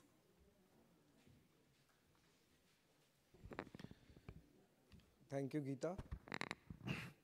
On behalf of the Managing Committee and the trustees of the Alumni Association, I am truly honored and blessed and humbled to be standing here in front of you to propose the formal vote of thanks at this inaugural function. Let me begin by thanking the chief guest of today's inaugural program, our own very Dean, Dr. Mohan Joshi sir, who is a blue-blooded Sionite by virtue of being in the same institute right from first MBBS to date. He's always been a dad dean, dynamic, approachable and diplomatic, and by virtue of which, we've been able to achieve so much in the past 4 to 5 years. So thank you, sir, for taking the institute to greater heights. It was due to the green signal given by the then Dean, Dr. Mohan ma'am, that set the ball rolling and graciously guided us through the years, and has agreed to take on the helm of the organization to further it forward. So I thank her with all humility. Thank you, ma'am. Let us not forget, and let us also remember on this occasion, our very first dean of this institute, the late Dr. Jogrekar, without whom this institute wouldn't have taken shape. So I take this opportunity to thank the late Dr. Jogrekar, who founded this institute in 1964. And along with that, I also thank the deans who have not been able to make it to this program today, and the deans who've left this heavenly world, left this world for their heavenly abode. We not only thank and salute and pay tribute to our ever youthful, former, full of zest deans, starting with the evergreen Dr. Nadkarni sir, Madam Fernandez, Dr. Yevlekar sir, who has always been inspiring, Madam Kulkarni, who's been there and guided the institution through a brief period, and of course Dr. Suleiman Merchant, who's come here and has really been very pushy in getting a lot of things for the institute. So thank you all for coming here and blessing us today. A student is always very thankful to his or her teachers who have taught them, and on behalf of all the delegates, I take this opportunity to thank all the faculty who have attended this program with such great enthusiasm and a spirit of togetherness and also of learnings that were passed down from them. I would also take this opportunity to thank our speakers and chairpersons and the delegates of today's CME program, and our the artists who will be performing in the evening, later in the evening today. I also take the opportunity to thank Dr. Ganesh Bakshi, who's the MMC observer for the day, for being present for this program. I would thank our academic partners, Dr. Mukesh Shetty, Dr. Nitin Kedia, Excellence Technology Shalya, Johnson & Johnson, Sun Pharma, Cipla, Lupin, Torrent Pharma, VS Associates, Teleflex, Prafulla Enterprises, Swati Pentos, Medion, and SS Pharma, without which we would not have been able to organize and host this event today. Let us also not forget to thank our entire support team and the technical people behind the scenes, the audiovisual team ably led by Raju Shinde, the logistics team by DJ Rahul and team, our caterers for the day global led by Mr. Nitin, the staff of the Department of Physiology, the security, the engineering section, and the staff and research society, all of whom have contributed to getting this program to today's date. Last but not the least, it would not be right if I forgot to mention the staff, residents, the office staff of the Department of Urology led by Dr. Ajit Sawant, along with Dr. Prakash Pawar, Dr. Hamid Mohammad, Dr. Vishnu, and Dr. Prachi, who have worked tirelessly through the last 2.5 months. His office staff, Mr. Sachin, also has toiled towards this program. They were all a very special set of people, and we also would like to thank the people who are now here behind the scenes, the upcoming future of all, our ex-students, our ex-residents, Dr. Zubin Driver, Dr. Abhishek Ahir Rao, current undergraduate students who have manned the counters and our backstage to facilitate this today's function. Thank you, everyone. Thank you for the opportunity. Thank you, Dr. Rahul, for that heartfelt note of gratitude. And with that, we come to the end of our inauguration ceremony. The dais is now set for the academic feast. To commence the CME session, I now have the pleasure of handing over the proceedings to our CME convener, Dr. Vishnu and Dr. Prachi.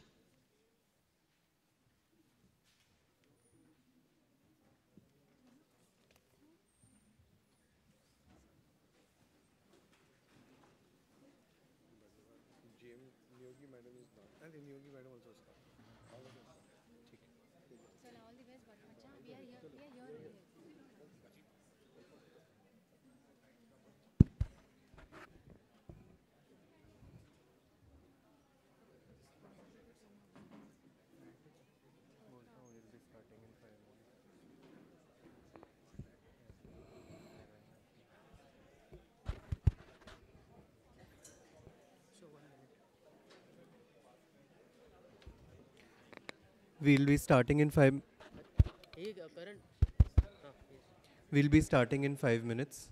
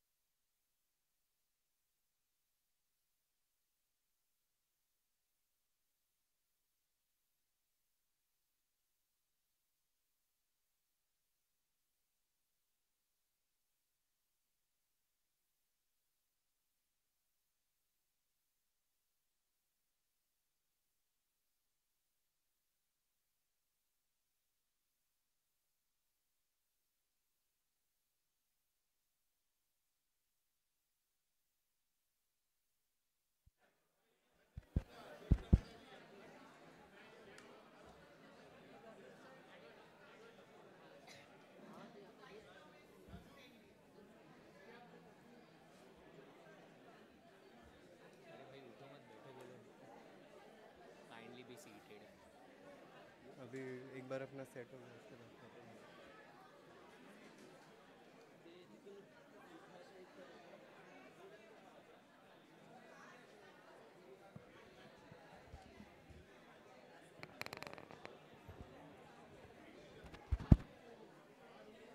हुआ सब set? Sir हमको तो CV का ज़रूरत नहीं पड़ेगा। हाँ? हमको तो सीवी का ज़रूरत नहीं पड़ेगा।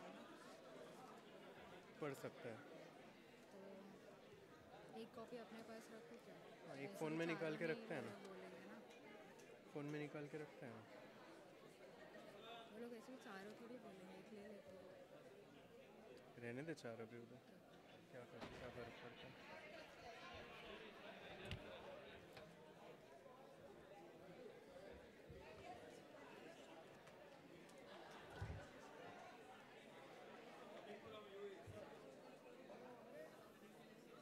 हुआ स्टार्ट करें?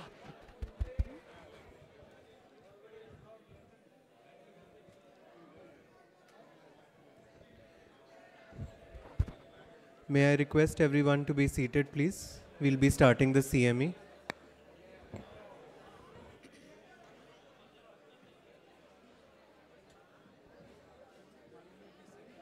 Yes, yes, yes.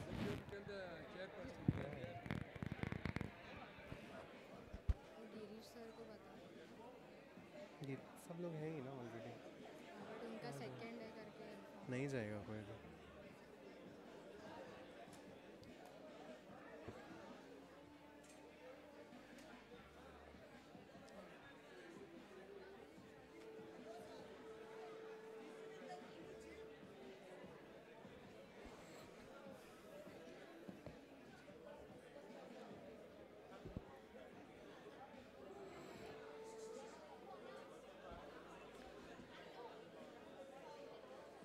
Good morning, everyone.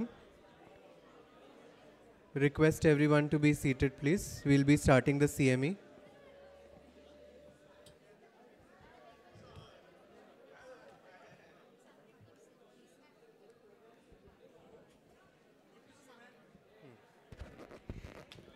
Hello everyone.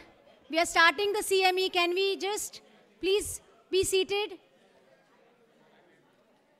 Dr. Lad, can you ask everybody to be seated? We are starting the CME.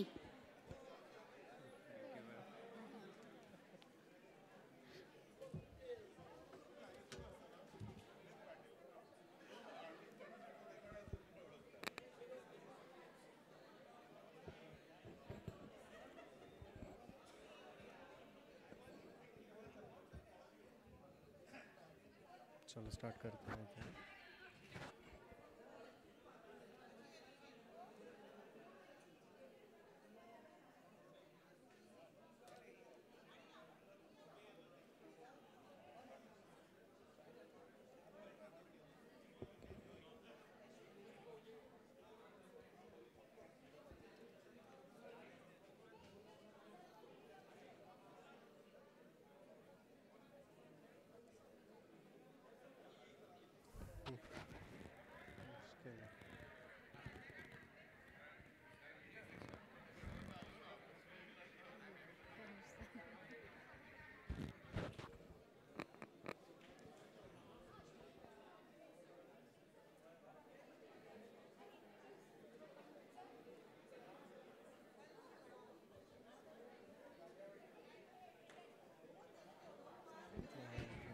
Sawan sir उधर पीछे खड़े हैं।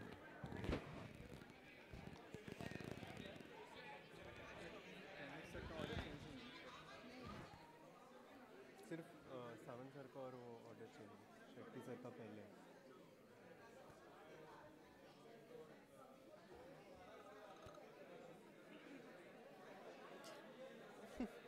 सर वहाँ से क्यों फोन? ऐसा लग रहा है 5 मिनट रिसेस होना चाहिए।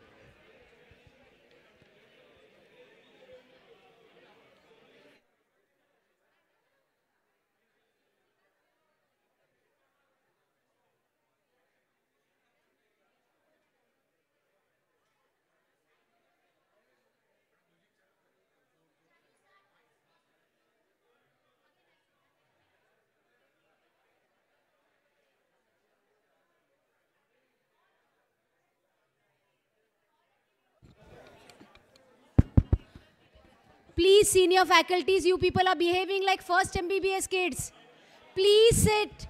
Please don't behave like first MBBS students.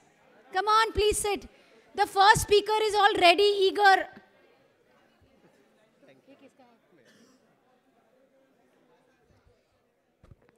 Thank you, madam. Good morning. It is indeed a pleasure to welcome you all to this All CME 2025.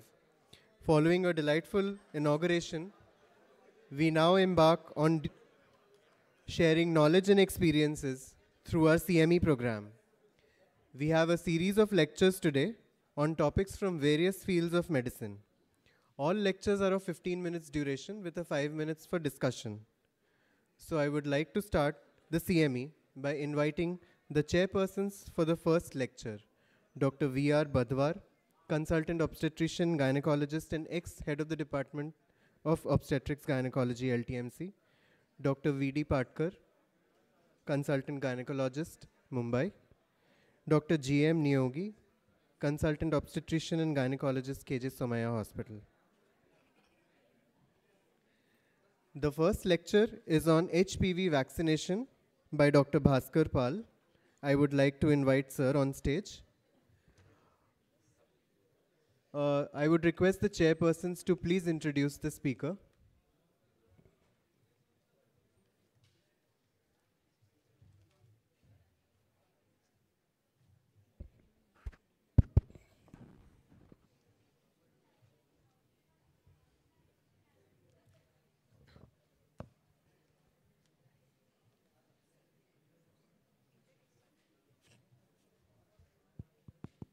Hello, hello. Hello. Good afternoon, everybody. Without much ado, let's get down to business. And the first speaker is Dr. Bhaskar Pal. He requires no introduction for whatever he's achieved in the world of obstetrics and gynecology. He's a senior consultant gynecologist, done his DGO, MD, DNB from SION Hospital, and he's now in Calcutta with the Apollo Multi-Speciality Hospital and the president-elect for FOXY. He's authored over 40 papers and chapters. He's going to be talking on HPV vaccination. Thank you, sir. Before I start, I can't help digress a little bit. It's a very emotional moment to come back to SION Hospital. I've come back for the Staff and Research Society in the Physiology Lecture Theatre before, for several reasons. Number one, I came to Bombay not knowing anyone from Calcutta to do my MD. And the amount of love I got from my friends in SION, I never felt like leaving Bombay. That's number one. And Mukesh, Ajit, Rahul, Anaga, Geeta, we are all more or less of the same time. Secondly, this is where I found my vision, my purpose of my career, and of course learned my crafts. And who other than my three teachers to be here to chair the session. And lastly, because I found my life partner here, and she's somewhere here, but who's now in Calcutta. So wherever I am today, a lot is owed to SION Hospital and my teachers and my friends. The only thing I felt sad coming in here is when I came to Bombay, I used to tell my friends that in Calcutta, every third shop is a pharmacy. And in Bombay, every third shop is a beer bar. That tells you the nature of the people there. And I was very, very disappointed to see our favorite beer bar opposite the RMO quarters being replaced by a pharmacy. So I guess that this is a decline, and Mumbaikas are becoming like Bengalis, and that's not a good sign that way. It was very difficult to prepare this lecture when Rahul and Archana told, Geeta called me and said, because this is a multi-speciality audience, so the slides have a lot and I would skip through a lot, but to decide what I want to start, what I want to focus on, I would want a show of hands. How many of you have vaccinated in your family eligible girls with the HPV vaccine? Please raise your hands. How many have you have eligible girls in your family, but they have not been vaccinated? Please raise your hands. Okay. A lot of hands didn't go up, which means that either there are no eligible girls or... So basically to talk, we all know what are HPV vaccine, what are the HPV virus. There are around 100 subtypes, of which 15 are oncogenic. And it is the commonest viral infection in the genital tract. We keep saying that it is as common cold in an attempt to destigmatize the disease. But what is important is that when we were undergraduate students, we would talk of HPV as a risk factor, no longer. You cannot have cervical cancer unless you have an HPV infection. It is a necessary causal association. And this came from a wonderful study by Walboomers, who actually went back and took out thousands of cervical cancer histopathology blocks and looked at them and found in 99.7% he could isolate an HPV, evidence of HPV infection. So without an HPV infection, a cervical cancer cannot happen. And this is how it progresses, that you get an HPV infection and then you can clear it, or it can move into CIN1. Even from CIN1, a lot of them would regress, or it can progress onto CIN2, 3, and then onto invasive cancer. Now, what is the situation in India at the present moment? If you have the Globocan 2012 data, which is the last one, we have around 123,000 cases per year, 67,000 deaths every year, which is equivalent to about 1 death every 7 minutes. So 2 women would have died of cervical cancer in India by the time I finish speaking today. And the cervical cancer strikes at the productive period of a woman's life in a median age of around 38 years. And we know it takes around 20 years from HPV infection to progression to cervical cancer. We also see a second peak in around the mid-40s and 50s. Now, every woman is at a risk of cervical cancer because HPV infections are very common and the risk continues throughout the life. What is good news is that the younger a girl is, higher is the chance of catching the infection, but higher is the chance that the girl would clear the infection on her own. Older a woman is, the less is the chance that she'll pick up the infection, but unfortunately, if she picks up the infection, it is the chances of clearing on its own is less.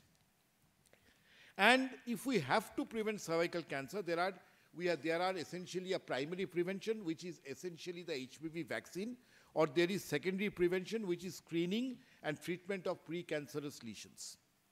And that is where we need awareness, we need vaccination, and we need screening. They all need to go hand in hand. This is a WHO vision of 90, 70, 90 by 2030, which means 90% of eligible girls should get vaccinated by the age of 15. 70% of women by 35 years of age should have at least one screening, and 90% of women who are diagnosed with cervical cancer should get treatment. But the limitations is, we will not get into the details of limitation, but it is suffice to say that we are almost 80 years after independence, and while we've done something very successfully, we've not managed to get a screening program on track. But what is India's success story? India's success story is vaccination. We've done wonderfully well. We've eradicated polio and many other diseases. But the effective protection can only be afforded by vaccines because a natural infection only produces a very, very variable antibody response. And that is why the vaccination is important. Now, HPV 16 and 18 cause more than 80% of cancers in India, cervical cancers in India. That is why the original research was directed as 16 and 18. So there are quadrivalent vaccines, and the quadrivalent vaccines are directed against these virus-like particles against 16 and 18 who are oncogenic, and 6 and 11 which are non-oncogenic, they cause the genital warts. So there at the present moment we have 2 quadrivalent vaccines in the market. We also have a nonavalent vaccine, and the nonavalent vaccine also has works against another 5 oncogenic strains which contribute to around 8 to 10% of cancers. So the 16-18 is great. It is even better if you can use the nonavalent. Now, initially when it came into the market, it was 3 doses over a period of 6 months.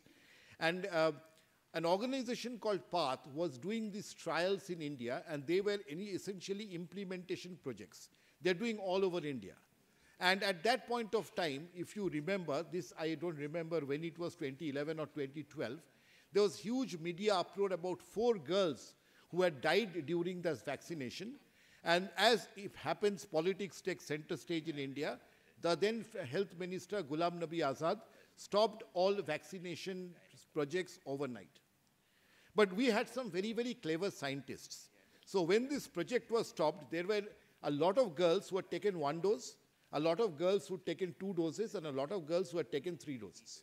So they followed these girls up with the antibody response, and they came out with a paper which shows that with 2 doses, your immune response is as good as 3 doses, provided it is given after under 15 years. So now worldwide, if a girl is under 15 years, 2 dosage are enough. You give 2 doses, 1 at 0 and 1 at any time between 5 to 13 months after that. But if you are more than 15, then it requires 3 doses.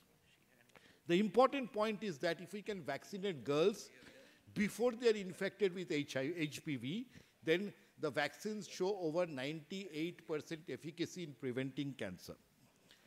Now, Mahmoud Fatala, one of our FIGO presidents from Sweden, long back said that women are dying because societies have yet to decide whether their lives are worth saving, and not because we do not have the knowledge. And if you look at cervical cancer, at the present moment, we've done a great job with our maternal mortality. We these days lose more women to cervical cancer than to pregnancy, and that is important. Now, it is very important whether cervical cancer vaccine is safe. You know, there has been a lot of debate about that, you know, in UK, one girl in school got the vaccine, dropped dead 2 hours later.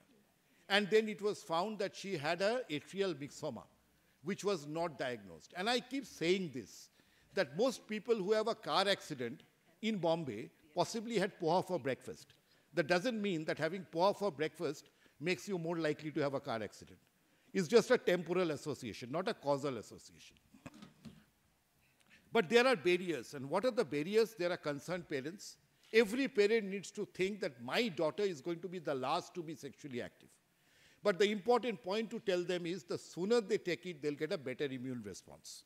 There are conspiracy theorists, and now we know that if you open CNN, you'll know the concept. What is can be the pinnacle of conspiracy theories? And alternative medicine proponents, anti-corporations, anti-vaccine lobby, ignorant healthcare providers. We used to say in Calcutta about a very brilliant IS officer that he's never made any wrong decision in his life because he never took a decision.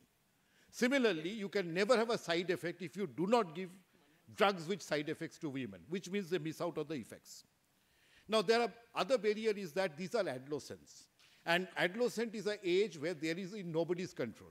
They don't see the pediatrician, they don't come to the gynecologist, they're not even in their parents' control. It's a blind spot. And remember us at the age of 15, if somebody told us you do this, then you live till 80, and our point is life ends at 30 at that point of time. So that is a big challenge, and we need to overcome that. Healthcare providers, the lack of knowledge about pathogenesis of cervical cancer, what is the role of HPV, what is the rationale of vaccination, and the efficacy and the safety. The other problem is, as gynecologists, we are not very good at vaccination because we've never done that. So what would happen, a patient would leave our consulting room and we'd think, oh, I have not spoken about vaccination. This is something pediatricians do very well because they are tuned into vaccinating. So if we have to overcome barriers, we need to increase awareness in the society, educate healthcare providers, counseling, charity begins at home. For those of you who have eligible girls in your family and who've not been vaccinated, this Diwali, please give them the vaccine rather than giving them anything else. That's the best you can do. We need to increase awareness also. We need to educate healthcare providers also. But I will leave you some thoughts, what is the current situation in India and what are the brighter spots. As we said that around 1 death every 7 minutes. In 2022, the NTAGI, which is from the Planning Commission, which is the group that looks after vaccination, they recommended that we should do a one-time catch-up campaign for all girls who are between 9 to 14, followed by introduction of the routine vaccination at the age of 9 years. But this plan, of course, was contingent on vaccine availability at an affordable price. The government will take into the immunization schedule if the vaccine costs under $5. The issue is that the Gavi agreed to provide the vaccine at under $5, but then the government wanted a GST on it, which was taking it to beyond $5, and that is where it got stuck. But the problem is the existing global manufacturers, which is essentially one company because the other company has taken their focus away, and they have long been committed to other markets, that they cannot give us enough numbers that we need. And at the present moment, there's an HPV vaccine from an Indian manufacturer which has been approved in India. They promised us huge number of doses in India. And they have a future capacity to produce 100 million doses annually. But the current supply appears to be far below that amount. Now, in 2022, again, because of the research papers that came out of India from the Incomplete Path project, WHO recommended an off-label single-dose schedule in addition to the licensed two-dose schedules, which means in the public health sector, at the present moment, you can give a single dose under 15 years.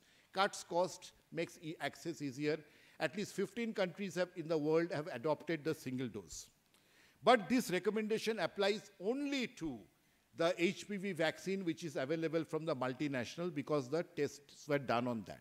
On the Indian vaccine, ICMR has started an immunobridging study in December 2024, and I sit on a committee which is trying to convince NTAGI to fast-track this immunobridging study, and which will assess the non-inferiority of the Indian vaccine over the global vaccine in terms of single dose.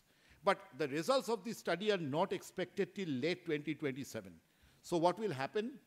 In India, annual birth cohort is 24 million.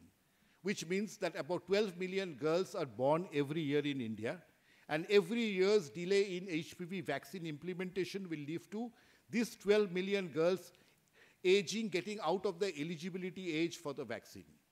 And of these, an estimated 160,000 girls will develop a preventable cervical cancer over their lifetime. And this poses a public health imperative which must be acted upon urgently. So at the present moment, that is where we are in talks with the government. In principle, the government has agreed on the vaccination. The problem is with the supply.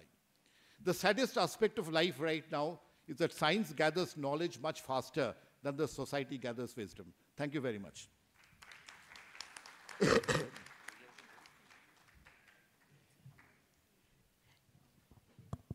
Thank you, Bhaskar, for a very lucid presentation. The lady who's primarily responsible for where I am today.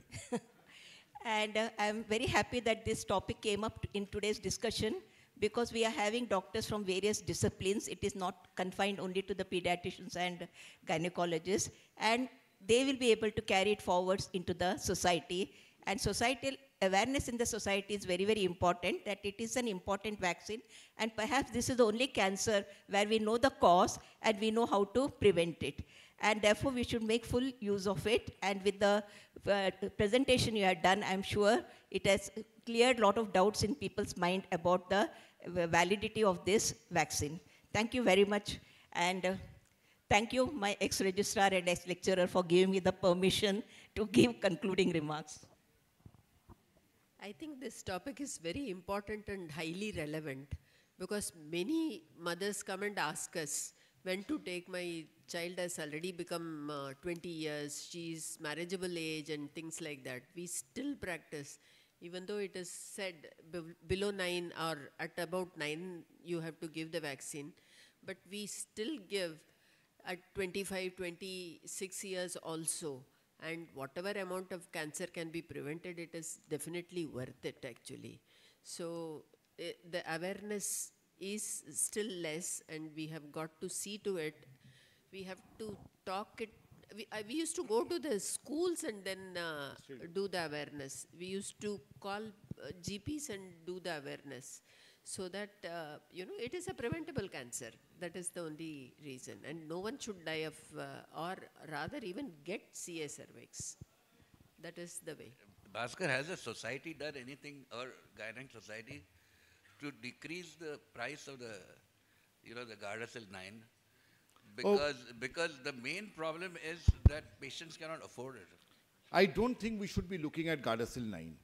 We should be looking at Servavac, which is from the Serum Institute, as opposed to the MSD. The Servavac vaccine costs about half of that of MSD. And of course, they give it, both the companies give it at a cheaper rate to the doctors. So when we do camps, we do use the server bag. The problem is very, very commercial. So for this immunobridging study of 1 dose, the MSD is not willing to be a part of it, because obviously it is not in their commercial interest. So I think what organizations have done is organizations have their guidelines. What the Global Vaccine Alliance has done, they are willing to give the vaccine, and they get the money from their donors like the Gates Foundation and SIF, and they are willing to supply it to the government at $5. The vaccination program that the central government is rolling out, mostly it is funded by the Gates Foundation. It said that about 20 to 22% of cervical cancers are caused by not 16, 18, but by the 31, 32, correct. 33, 46, correct, 45. But even with what happens is that even with a quadrivalent vaccine will prevent 98% of the 80 to 82% of cancers which are caused by this. So when we are talking from a public health point of view, and we are looking at cost effectiveness, that is good enough. The absolute numbers are in that favor. Of course, so my answer to a patient in the private clinic is that if you must take the vaccine. If you can take the nonavalent, great. If you cannot take the nonavalent, the quadrivalent is good enough. Bhaskar, is this available in the public institute? Oh, yes, yes. Available in programs? The public institutes. No, it is on a state-wise. Some states have implemented it. For example, Sikkim has implemented it. Assam had implemented it. Delhi had implemented it. So health is a state subject. But then when the central government puts it in the immunization schedule, the states get it for free from the central government. At the present moment, some states have started it at their own cost. But please remember, when the state gives it only up to 26 years of age. Because beyond that, again, the benefit and the cost is an issue for a public health perspective. Thank you very much, Thank you. Dr. Pal.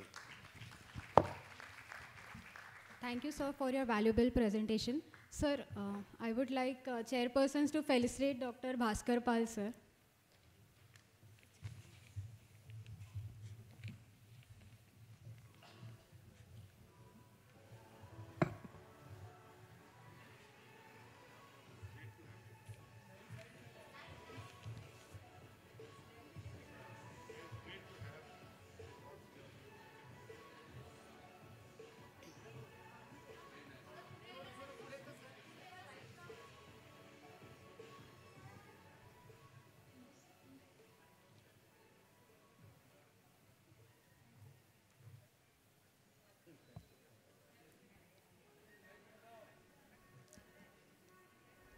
I would request Dr. Dhruvi and Dr. Apurva to felicitate our chairpersons.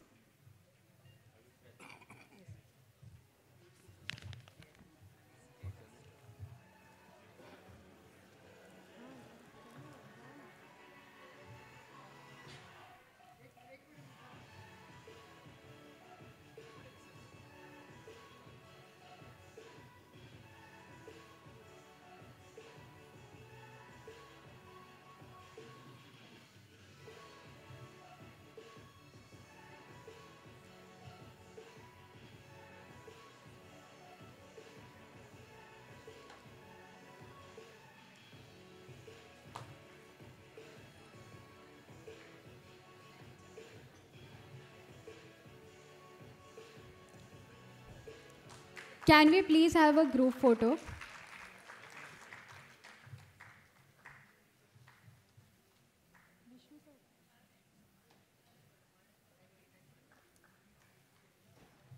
Thank you, everyone. Moving on to our next session, I would like to request the chairpersons for the next session. Dr. Girish Rajyadaksha, sir, Professor and Head of Department of Medical Oncology Department, Nair Hospital. Dr. Kaustubh Vaidya, sir, Consultant Cardiologist, Jaslok Hospital. Dr. Geeta Balsarkar, Madam, Consultant Obstetrician and Gynecologist. And Dr. J.V. Khandekar, sir, our Professor and Head of Department of CVTS Department, sir. The next session topic is preventive cardiology, to be delivered by Dr. Sadanand Shetty, sir. I would request the chairpersons to kindly take the dais.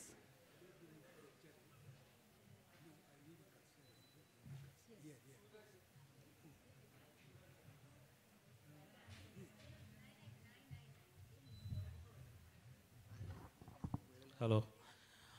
Cardiologists are busy in their private practice. They are not available today.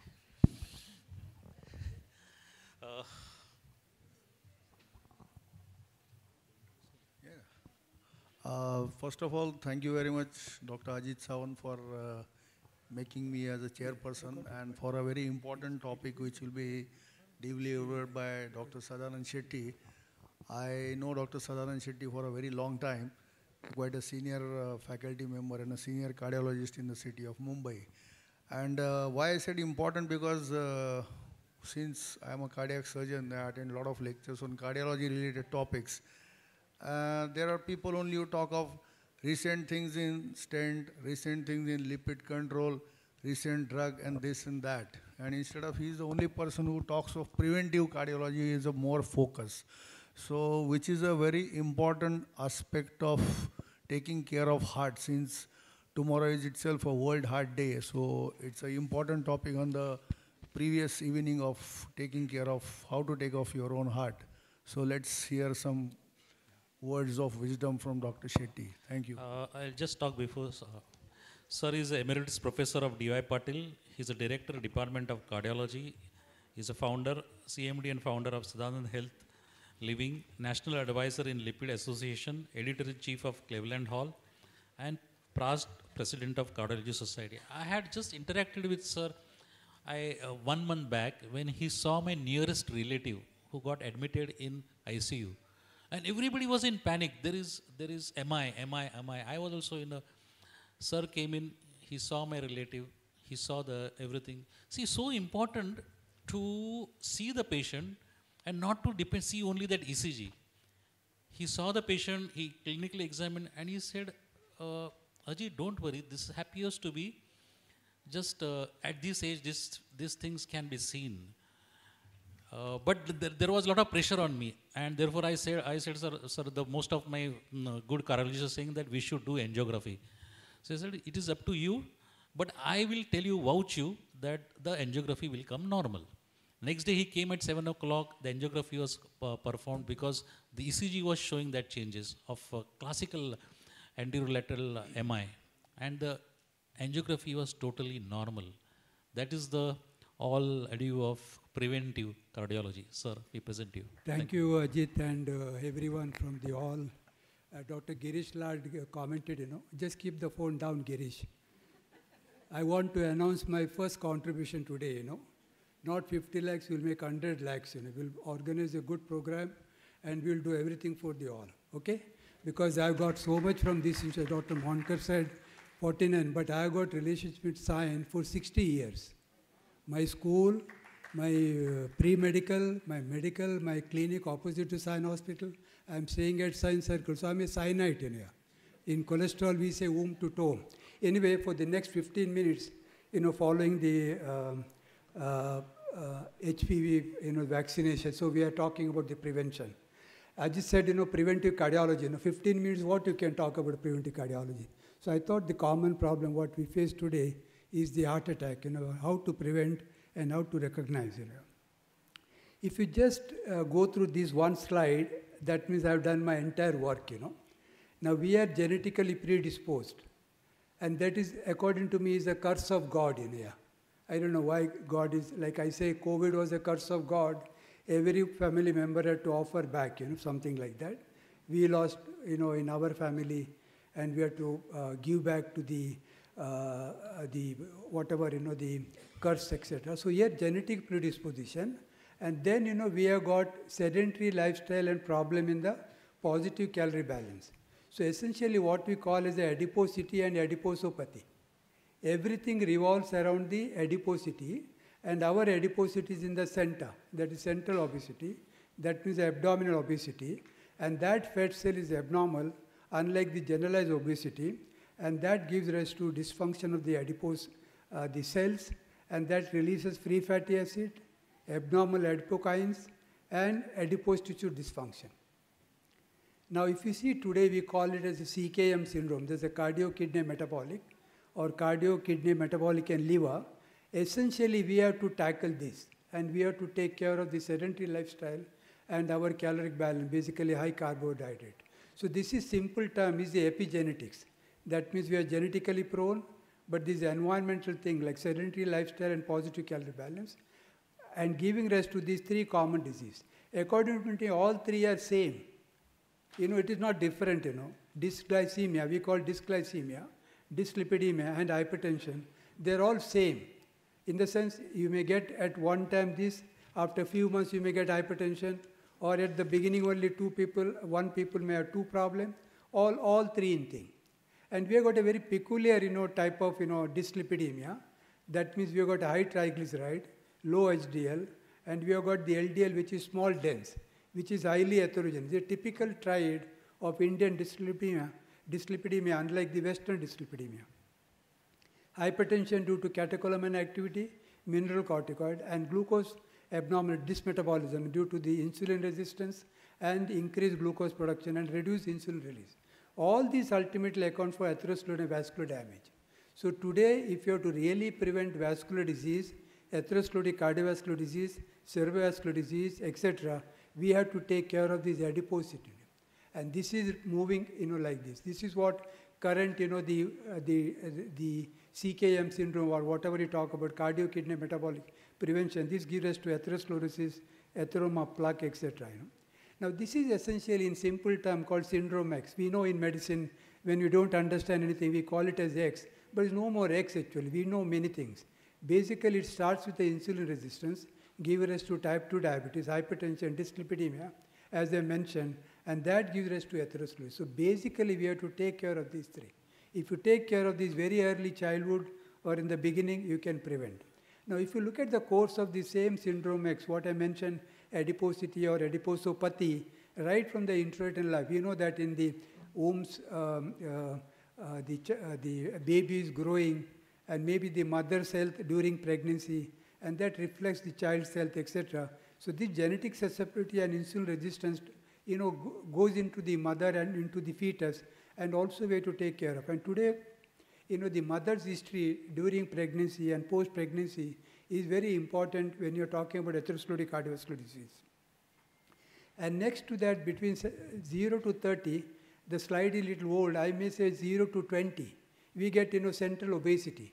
Many times you get a paunch in the abdomen, and people, when they see you, say you have, prospered in life, but it's not a barometer of health, it's a barometer of health. The earliest health thing is the barometer of health, that you are central, that is paunch in the abdomen, and high triglyceride. Just two things are enough to say that you have got, problem in the future. And then as, 20 to 30 years, you get impaired glucose tolerance, you get hypertension, dyslipidemia, and then later, typical, and then the clinical event. But this is the place where we have got an opportunity to prevent. And this is where we have to act. And therefore, at the age of 18 to 20, at least like a college going or the early age of the people, particularly the strong family history, we need to tackle at this stage in here. So we know the causes of heart attack is very simple, risk which we can control, high cholesterol, diabetes, high blood pressure, smoking, addiction, obesity, we know. So essentially I say today we have got only three problems today: diabetes, hypertension, dyslipidemia. Rest all disease you get just, suddenly, like you come to know that tomorrow you got a tumor, cancer, without knowing too much of it. But this goes on for a long time. This doesn't give trouble overnight. What is called the cholesterol years, sugar years, blood pressure years. If the same thing lasts for a long period, you are going to get a damaging effect of that. And risk not in our control.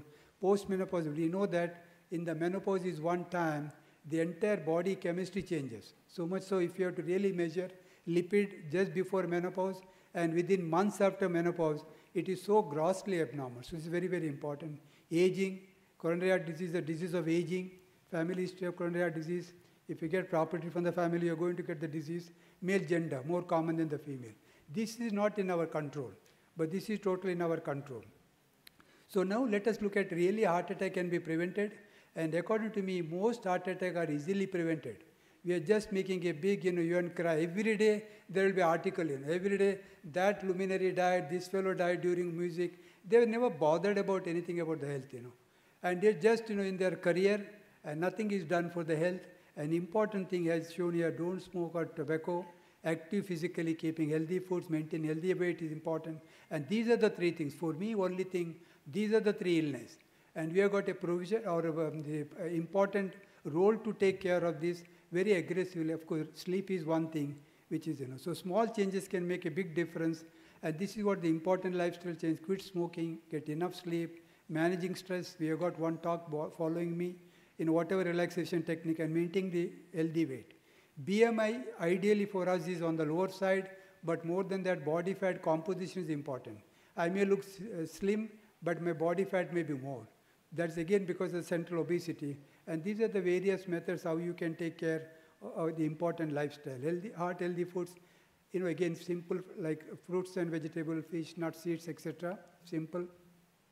Not to take, refined carbohydrate, processed food. This is just like any other place you will get, nothing more here. But I just wanted to, give you a thing. So simple thing, we have to make our, the diet plan very simple, practical dietary advice: eat a variety of foods, reduce fats and oils, increase complex carbohydrates. Importantly, carbocentric diet we should minimize. Our entire problem is because of the carbohydrate and more of a complex rather than the refined.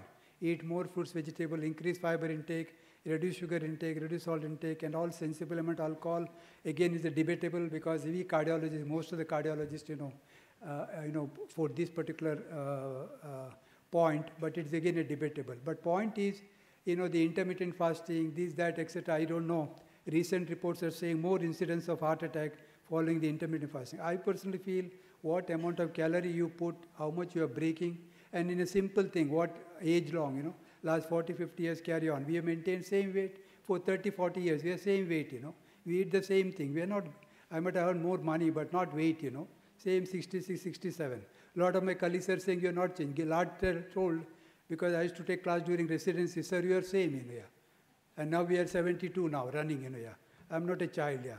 Okay, so recommended physical activities: aerobic exercise 1, recommended strength training 2 days in a week. But of course, start slowly and take time. Don't just because today I told exercise means you start building the exercise overnight.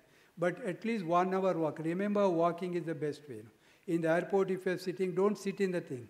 If there's a flight time there, you walk and all. Walk, like in our clinic, you room from one room to one room. That's good, like that. You have to walk. It may be midnight, early morning, any time. I don't bother in my society. Sometimes I'm walking odd hour. Others may think, what this mad guy is doing at 2 o'clock, 1 o'clock. I'm not bothered. I'm doing for my health. Exercise is good for the heart health. We know isotonic exercise, simple. Best thing is walking because you don't require anything. Cycling, you require cycle.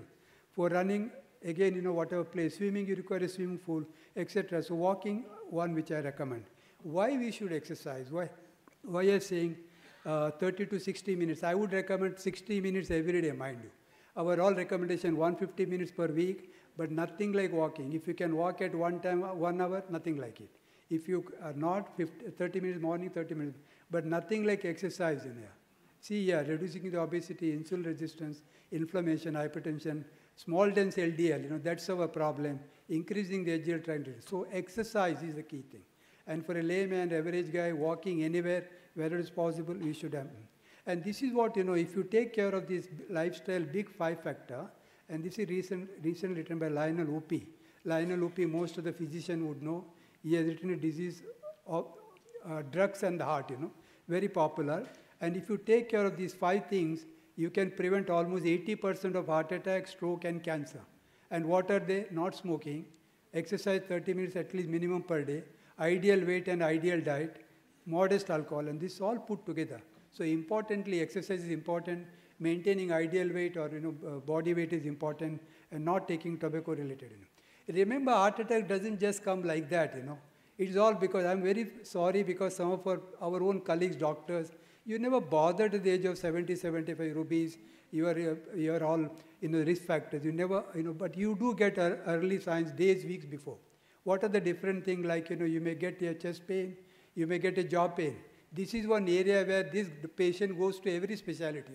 We have seen patients going to ENT, some tooth pain, dental pain, so dentist, burning, so gastroenterologist, doing even endoscopy, and then referring to this. Remember this, all these warning symptoms. And symptoms doesn't come overnight, according to me, after about 41 years in our career, and the large number of patients what we treat. So warning symptoms, chest pain, discomfort, not necessarily pain. It is heaviness, discomfort, pressure, something like, something different. Patient never had any symptom. First time, why you should get acidity? Commonly we say acidity. All along you are okay. One fine day you get up, or after a food you get a burning or you get a reflux. They're not acidity and all. We have to rule out at least, and this is what we have to keep in mind in here. And heart pain is once in lifetime experience. If you ask patient, how was the pain? Sir, I never thought that I'm going to survive. It may be a tiny infarct, it may be a big infarct. That one myocardial necrosis gives such a discomfort. You inquire patient after suffering, sir, what was your experience? Sir, I never thought I'm going to survive. And that is the heart attack pain in here. Anything lasting 20 minutes in the chest, in this area, coming here with, your lot of, sympathetic overactive, like perspiration, like nausea, vomiting, diarrhea, it's a cardiac. At least, you should keep awareness of that. And that's one of the important, I would say, preventive steps rather than, talking big. In women, particularly, it can be different. There is no chest pain at all. Most of the time, women, the diagnosis is late, and the outcome also is not that good like what we get in men, because usually diagnosis is difficult, and they come late. Even angioplasty, surgery results are not good. Many times you see in our offices, wife brings the husband, she never bothered to check, Whereas when I really check the wife, she has more problem than the husband. Then I tell the husband, now you take care of her. And this is what, second grade citizen, first grade, which should change now. And therefore, this is very important for women's health. And this is the key slide I would like to tell you. Remember your number, like in my clinic, when patient comes sitting outside, secretaries give all these numbers to me before entering in here. What is their weight, what is their blood pressure, what is the cholesterol, what is the blood sugar. And what we have to do is the aggressive control, not the old target of 140, 80 and all BP. Not, even the cholesterol 100 and all, it's real 100. We have got lipidation in India, made a world consensus.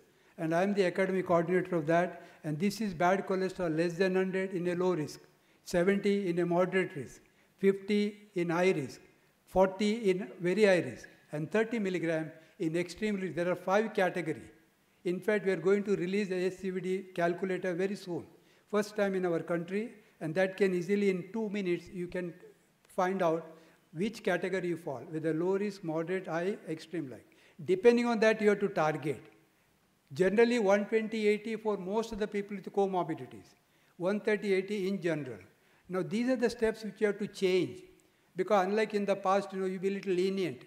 Sugar also today is easy to control because today we have drugs without producing hypoglycemia. Why sulfonylurea, insulin we used to hate? Because they used to produce weight gain and hypoglycemia. But today's drugs are different. We have got gliptin, we have got SGLT2, we have got metformin, we have got alpha glucosidase inhibitors and so on in here. And therefore you have to aggressively control. Know your number is key thing. Just taking one pill, BP not controlled, taking cholesterol is not under control, and be very, very aggressive. Today we have got a lot of cholesterol lowering medicine. In fact, today, really affording guy, once in 6 months, one shot, inclisiran, just two doses in a year, fine. A lot of our physicians started doing that. Even primary prevention, a lot of doctors are keeping LDL around 30, 40, but see your numbers. This is important, And then, of course, take action week-wise, month-wise, year-wise. It is in you. And this is the key final slide of mine because, they have only 15 minutes. 15 minutes like a bird's eye view, when bird goes up and sees down, just like when you go in the flight, when you see down, everything looks so small, So here, first thing is the recognition important. You should never, ignore your symptoms. And physician's denial is the first thing. What I see in our career practice is the physician first denies, acidity. And you waste lot of time, Lot of time is wasted. By the time you recognize the diagnosis, almost 12 hours, 24 hours late, already patient has a tachycardia, patient blood pressure is low, particularly large infarct, they already goes into cardiogenic shock, etc. And then we act as a cardiologist, take them in the lab, in angioplasty, because we know only one language, everything is stenting and ballooning. It is not. Still, a lot of role for medical therapy, but we have to recognize in time. Within half an hour, 1 hour, even the clot buster is as good as angioplasty. If you diagnose infarct in the first 1 to 2 hours, a clot buster is enough, most of the time, because the thrombus can easily, and respond to the immediate driving, not to drive, etc., but, whoever your family members, etc., they have to take this thing. And of course, the prevention, what I've said, whatever this thing. And remember these important contacts here. People never know, who is a cardiologist in front of a building or nearby. They don't know hospital, they know eating house, they know the cinema hall, they know other things, etc. But these are the important things. I'm just saying this is more for a lay people. For our group, it may not be that this thing. So with this, I think I would like to thank Ajit, because, take care of your heart. It is the only one you have. And this time, this World Heart Day on 29th, we are celebrating in a big way. And I got a very big celebrity that day. And I can do that. Girish Lad is there, not 50 lakhs. We can do 100 lakhs here. So don't miss a beat. That's a theme this year. And this is a Silver Jubilee year. Thank you. Thank you very much, Dr. Sadanand Shetty. It was an extremely nice lecture and informative lecture. And as Dr. Shetty has pointed out that the guidelines have changed, especially for the Indian and Asian population. He had mentioned that the BMI for European and American population, we consider cutoff as 27, but for Indian and Asian population, it is 23. So we have to be more careful because of our body structure. And secondly, another, our diet, he mentioned that it's composed of mainly of carbohydrates. So along with the LDL, even the triglycerides, we Indians have on a very high side. Yesterday's Times of India only, there was a news that they had done the study of college going or school going children. And they found that very high levels of triglycerides are there. And third thing, as he mentioned in all the slides, that it is the importance of sleep, which unfortunately again the younger generation is lacking because of social media. They sleep at 1 o'clock, 2 o'clock and get up at I don't know what time. So these factors are changing a lot, and that's why the heart scenario, disease scenario in India is changing a lot. We get every week practically 2 or 3 patients who are less than 40 for a bypass with very bad vessels. So it was a very informative lecture, and once again, thank you very much. Basically, in our all admission, medical admission, first year, we have to screen them these things. That's one project we can keep in. We can have that project in your new all in here. We can sponsor that entire thing in here. Every medical, because he's going to be with us for 4.5 years. First year, second, what happens? We can do that project if you want in here. We can do complete sponsoring everything here. Yeah. Thank you, sir. Yeah. Thank you, sir. Requesting chairpersons to please felicitate, sir.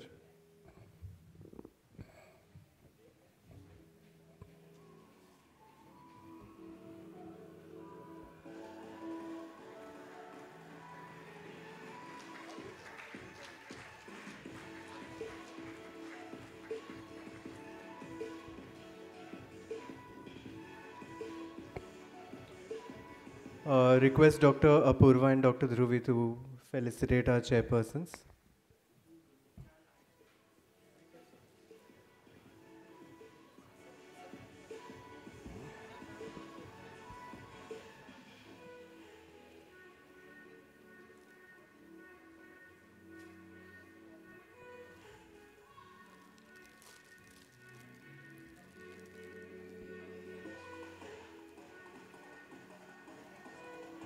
Thank you, sir. Thank you, chairpersons.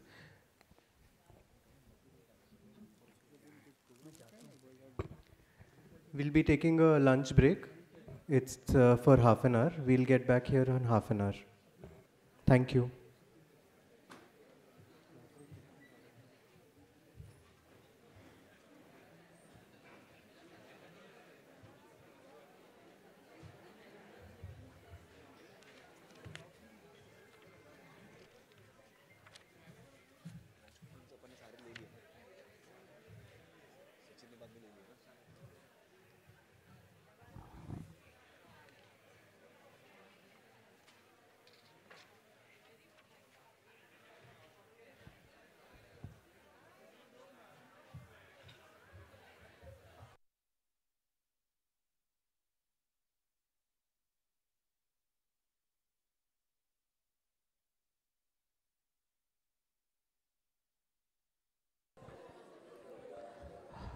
Hello.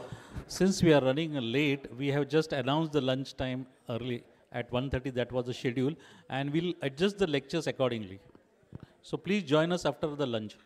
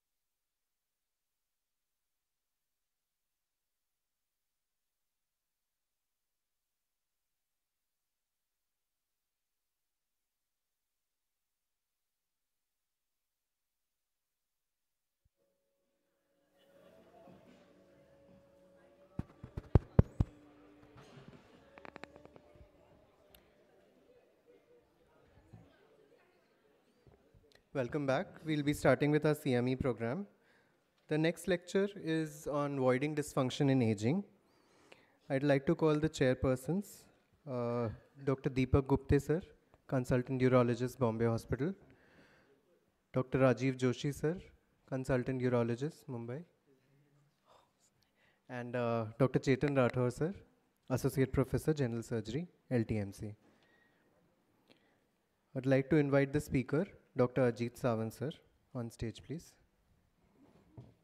Request the chairpersons to please introduce the speaker.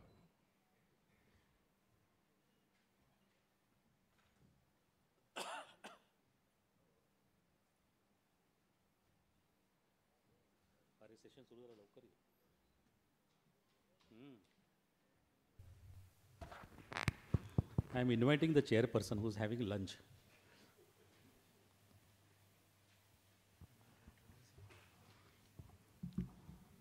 Shall we start? Welcome everyone for this post-lunch session of inaugural CME of all.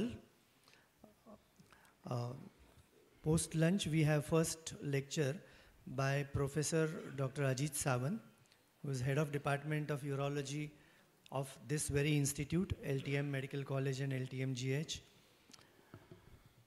My very good friend and my colleague for past 20-25 years, Dr. Ajit needs no introduction. Since today morning, every one of us has been listening about Dr. Ajit, that this entire all and CME has been the has come to fruitfulness because of hard work of Ajit and his department. So without wasting much time, Dr. Ajit, over to you. He'll be telling us about voiding dysfunction with aging. Thank you, Deepak. लहानपणी आपण एक खेळ खेळायचो पत्त्याचा. मी आता काही जास्त पत्ते खेळत नाही. त्याच्यामध्ये एक कार्ड आलं की used to be very happy and that was a card of joker. Today I am playing the role of joker. So I'll not take too much of time. We are already delayed in this function. Let us address the problem of voiding dysfunction with aging. Aging is known, is a pathophysiology of every human being. And my lecture will be covering all these points: overactive bladder, underactive bladder, incontinence, urinary retention, and UTI, these are the 4-5 things which are very common as you see in the aging. So it has a major impact on quality of life and overall function. It remains underdiagnosed, untreated, and has a complex multifactorial etiologies. As aging, there is an effect on kidney, there is a loss of renal mass, there is a decreased GFR, diminished blood flow, and so on and so forth. And there will be subsequently changes in the bladder due to aging. There is a loss of muscle tone, elasticity, and this will lead to increased frequency, nocturia, and the weakness of pelvic floor will affect the continence mechanism. So the voiding dysfunction can be mainly simply categorized into two major topics: neurological and non-neurological. As you know, the physiology of micturition is as complex. We have a cerebral cortex role, we have a spinal role, then there is a peripheral role, then the organ of the target organ, the bladder, the urethra, the sphincter, and everyone. So the physiology is complex. So when there is a filling, there is stimulation of stretch factors, and the basic characteristic of bladder filling is the most important, that is store at low pressure and void also at as low pressure as possible to prevent any damages to the upper tracts. So this is filling, stimulation, contraction of detrusor, relaxation of external sphincter, and then the voiding actual act. So functional classification, simple classification, there is something to failure to store. So that can be at the level of bladder or it can be level of outlet. And sometimes there can be failure to empty. The bladder is not contracting, the outlet is not relaxing, and there is a failure to empty. So two basic characters, store and empty. So what happens with aging? There is increased bladder sensations leading to detrusor overactivity, and the detrusor overactivity will lead to decreased capacity. There are changes in sympathetic flow, and that will impair the contractility. So you have a problem with contraction of the detrusor, and we have problems sometimes with the impaired sensations. So this is most commonly seen seen in aging, overactive bladder. So it defined as urinary urgency accompanied by frequency, nocturia with or without urgency. In the absence, most important, the diagnosis of overactive bladder comes with there is no infection, there is no pathology linked having a pathology in the bladder. So it's a symptom. Urodynamics is not necessary, but if you do a urodynamics sometimes because of some other varied reasons, you will see a detrusor overactive in most of the times. And it has two major things, two types are there. One is dry, where you will just have severe sensation and something is wet. So sometimes this is confused with pain, which is seen in bladder pain syndrome, which is a totally different pathophysiology, and it was also called as interstitial cystitis in the past. So incidence is more than 20% as the age advances, and females suffer more than the males. So the pathophysiology is sensitization of bladder nerves. There is a myogenic hypothesis. There is an exaggeration of bladder microtomes, and there is abnormal handling of the signals. Then come the clinical assessment. You have to have symptomatology. You have to have proper history, your volume intake of fluids, basic neurological examination, and the most important is nowadays what we add is the bladder diary. Because when the patient comes, sometimes he is unable to tell what is exactly over a period of days he may forget with the aging. Suppose he gets a documented writing in a form of diary. What is the time he's had the first sensation, when did he void, what was the fluid intake.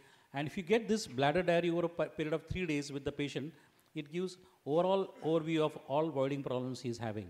Urodynamics is not mandatory. It is done only if you are planning some invasive modality of treatment in these patients. So the basic management is conservative in all these patients. Fluid management, tell them to decrease the fluid intake. If they are not suffering from stone disease, manage your fluid intake, decrease your fluid intake, especially after evening hours, so that prevent the nocturia. Weight loss, proper bladder training. So we tell the patients that since there is this oversensitization of the bladder, we tell them to try to delay your voiding. So try to delay it by 5 minutes, 10 minutes, so that you reach to a average time of 1.5 to 2 hours minimum. We can have a pelvic muscle physiotherapy and training to increase their outlet resistance. We have pharmacotherapy in form of antimuscarinic, and the recent one is the beta-3 agonist mirabegron, which has the most minimum side effect and is prescribed most commonly in the medical line of treatment of overactive bladder. There are surgical managements and there are supramajor surgeries, but they are rarely done and just to be documented here. The second most important things which happens in the aging is the underactive detrusor. So we have overactive and sometimes you have underactive. The underactive comes because of impaired contractility of bladder. The contraction strength is reduced.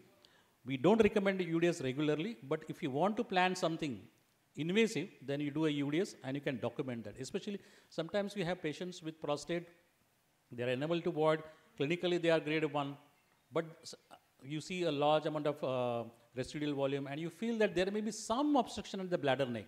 So in those conditions, you may do a UDS to really plan your surgical treatment. The voiding symptoms will be always in the form of stream, a poor stream, entermency, straining, and sometimes it can lead to, because of over distension of the bladder and large post-void residue, it can cause frequency and nocturia. More commonly seen in elderly, and underactive detrusor are seen more in males than in females. And the BPH is the most important factor contributing to all these things. So as you go for the etiopathogenesis, we have neurological disorders. In other non-neurological, the most common is the diabetes mellitus, which will cause diabetic cystopathy, or especially in the people who have a prolonged uncontrolled diabetes can lead to diabetic cystopathy. And it can be a part of a normal aging. So there is impaired activation of detrusor, failure of integration of the process, and weak detrusor contractility. So the diagnosis is again proper history, examination, and in pharmacology we really don't have much to offer to these patients, but we do offer some anticholinergic like bethanocholine chloride to slightly improve the contractility of the bladders. which has only a role of 5 to 10%. But sometimes we do add alpha blockers so as to decrease the outlet pressure. So moment the outlet pressure is decreased, whatever is your strength of bladder, it will assist in emptying the bladder. So we add sometimes alpha blockers to these patients. We can diagnose this on uroflowmetry, urinalysis, PVR, on ultrasonography. So based management comes with time voiding. We tell the patient to do double voiding. Sometimes he is not able to void completely in a first void, wait and do a double voiding. Proper pelvic floor relaxation and biofeedback. If the patient is keeping a large amount of post-void residue and that is affecting his renal functions and causing back pressure on the kidney, we may add clean intermittent self-catheterization if the patient is having agile and is able to perform his catheterization. And we have other modalities which are rarely performed, that is sacral neuromodulation. Then the third important thing is incontinence, which disturbs everyone as there is a phenomenon of aging. And we have 3-4 categories in that. We have urge incontinence, we have stress incontinence, we may have mixed picture, and overflow incontinence is the terminal event of all these things sometimes. So risk factors for incontinence: increased age, functional and cognitive impairment, neurological disorders, and diabetes plays an important role. And in males, as you know, the prostatomegaly will add to the problems. And as the aging goes, we sometimes add diuretics for his cardiac functions, which may add further problem to his incontinence. Then anticholinergics and alcohol intake. Why is this important in elderly patient? Because there is a social and hygienic problems which affects the quality of life. There is a depression and isolation. And when they try to rush for the toilet, there is increased chances of fall and fractures, sleep disturbances, skin irritation. Then we come to the urge incontinence, most commonly seen in women. And this is mostly preceded by urgency. There is a component of overactive bladder sometimes in. And if you do any UDS, most of these people will see a detrusor overactivity. And this is the wet type of incontinence. The causes of urgency urinary incontinence in elderly can be because of the following mnemonics: diapers, it can be because of delirium, infection, vaginitis, psychiatric problems, some pharmacological agents, endocrine disorders, stool impaction, and reduced mobility. So again, we have a proper history, examination, bladder diary will tell you everything, what is the problem, PAT test to quantify the incontinence, you may do urine analysis to rule out infections, and then you do cuff stress to rule out stress urinary incontinence, ultrasound to see the post-void, and uroflowmetry required SOS. So the management can be change in life modulation, lifestyle modification, pelvic floor training, bladder training, and we have pharmacological drugs to assist in all these things. And the recent one is the beta-3 agonist in the form of mirabegron. In a very severe form, we can add sacral neuromodulation, but uncommonly done. We go to the stress incontinence. When you define, there is a loss of urine with stressful activity. It is more common in women and is second most common cause of incontinence. And there can be pelvic floor, decreased pelvic floor activity, which leads to increase of all these things. So the risk factors are vaginal delivery, parity, menopause, pelvic surgeries, and smoking. In males, it can be because of pelvic surgery in form of radical prostate, post-radical prostate, open surgery, robotic or lap, whatever. So again, the management is weight loss, cessation of smoking, pelvic floor muscle training, treatment of the precipitating factors, and you have other pharmacotherapeutic drugs. We have some mechanical devices to prevent SUI in women, like pessaries. In males, it can be penile clamp, and so on and so forth. We can add surgical treatment in form of bulking agents, slings, mid-urethral slings, and retropubic suspensions. In women, we have surgical management in form of bulge, culpo suspension, or slings. We have mid-urethral slings, which can be placed in women. And as the slings were very common a decade back, but it had lost its reputation because of a lot of complications. So you have to properly counsel the patient before putting a sling. And nowadays, again, we are going back from synthetic to the autologous facial pubis sling, which has minimal complications of erosion through vagina or into the bladder. Then we come to the overflow incontinence. Underactive detrusor due to bladder outlet obstruction leading to decompensated bladder or neurogenic bladder. The presentation will be poor flow. Clinically, it will be have a palpable bladder. Most of the time, they have a high residue volume of more than 300 cc, and you will see subsequent upper tract dilatation and will require catheterization. We have another problem which can occur with aging is acute urinary retention, which is commonly seen in males. It is a sudden inability to void associated with urgency, distress, abdominal distension, suprapubic pain, and most important cause is the prostate is the most important cause. And rest are the contributing factors. The types can be precipitate or it can be spontaneous. And as we define the chronic urinary retention, its residual volume more than 300 ml or at least 6 months, over distension, and leads to decompensated bladder. Causes can be spinal injuries, diabetic mellitus, and sometimes, and most of the times because of BPH in male. Again, there is a evaluation, there is clinical examination, proper investigations, and manage the cause.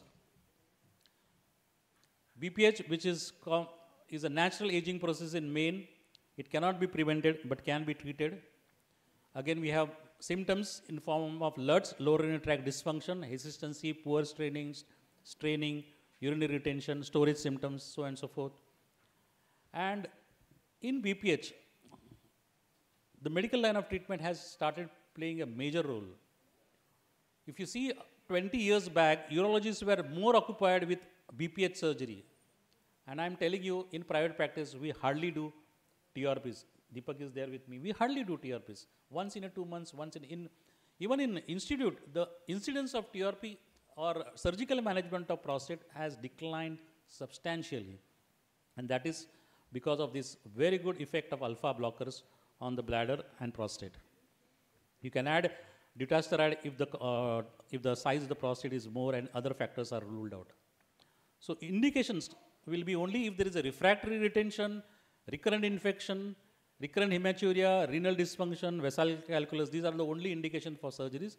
The surgeries are the gold standard TRP. The lasers have been added now in that portfolio. And the recent one, there is something called as prostatic urolift, resume, which are minimally invasive surgical line of treatment. I don't recollect doing prostate surgery, forget in private, even in institutes. So TRP was the gold standard for management. Then there is the lasers, which we are doing even at SION, we have doing the laser resection of prostates. And the recent two, urolift. This is like putting a stapler in the prostate. You put a stapler, it's like equivalent to, in a routine basic language, that you just put a stapler and you take the lobes away from the urethra, and that will open the flow. The big advantage of this modality of treatment is in very young patients who want to have sexual functions, because all other major surgical lasers, TRP will definitely affect the erectile dysfunction, sexual functions. The recent one is the resume, where you inject within the prostate a high energy, specific temperatured water, and that causes chemolysis of the prostate. These are the two recently added in the portfolio of the prostate surgery. They are very costly, at present not available in public institutes.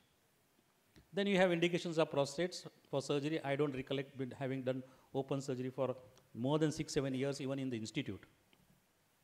The last is, which is most commonly seen with aging, is the urinary tract infection, and that is because of decline in cell-mediated immunity. There is incomplete bladder emptying because of aging and other factors.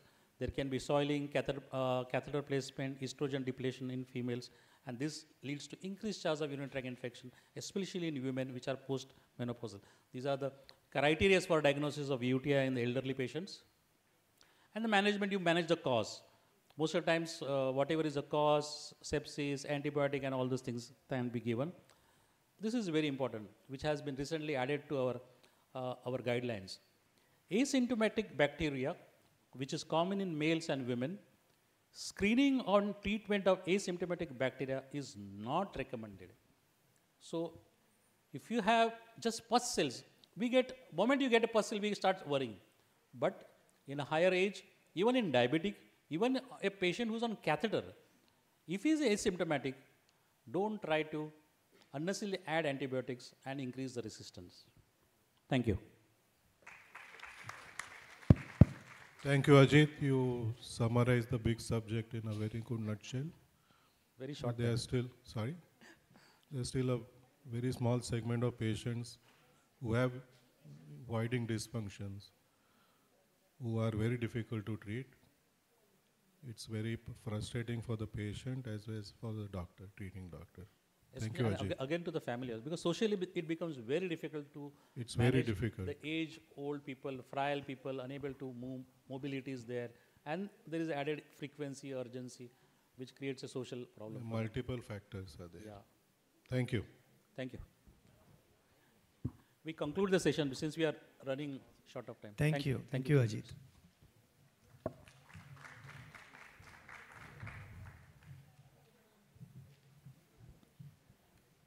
Thank you, sir, for sharing your expertise. I would request Dr. Apurva and Dr. Dhruvi to kindly felicitate our chairpersons.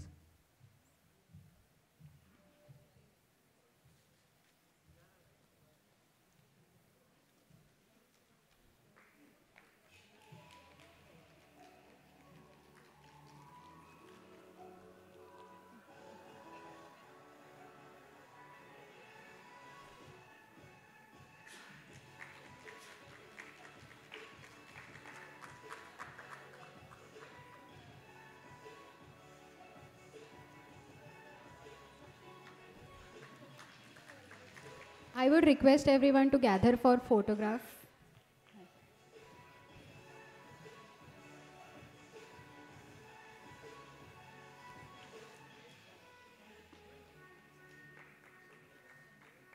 Thank you, sir. Moving on to our next session, humor and antidote for stress. The respective chairpersons for the sessions are Dr. Jayashree Monkar, Madam, Consultant Neonatologist, Professor and ex-Head of Department of Neonatology and former Dean of LTMMC SION, Dr. Radha Gildial, Ma'am, Professor and Head of Department of Pediatrics Department LTMMC, and speaker for the session is Dr. Nilesh Shah, sir.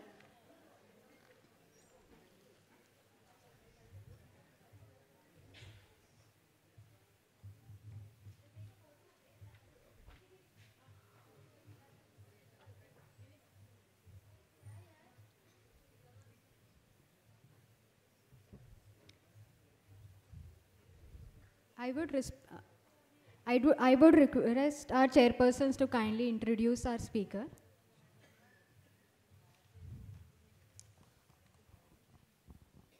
A very good afternoon to all. Humor, an antidote for stress. Stress touches every aspect of our life. Yet humor, which has no cost, which is free, no prescription needed, no side effects, gives us the unique ability to rise above it. Who better than Dr. Nilesh Shah, the Professor and Head of the Department of Psychiatry at our institution, to deliver his talk. I have a brief CV which has been shared by Sir. He was a class monitor in Standard 3. He got the 3rd prize in the running competition in the 6th standard. He acted in a drama in the 9th standard. He's been working at SION Hospital as a full-timer since 1988, as he did not get an attachment to any other hospital as a consultant.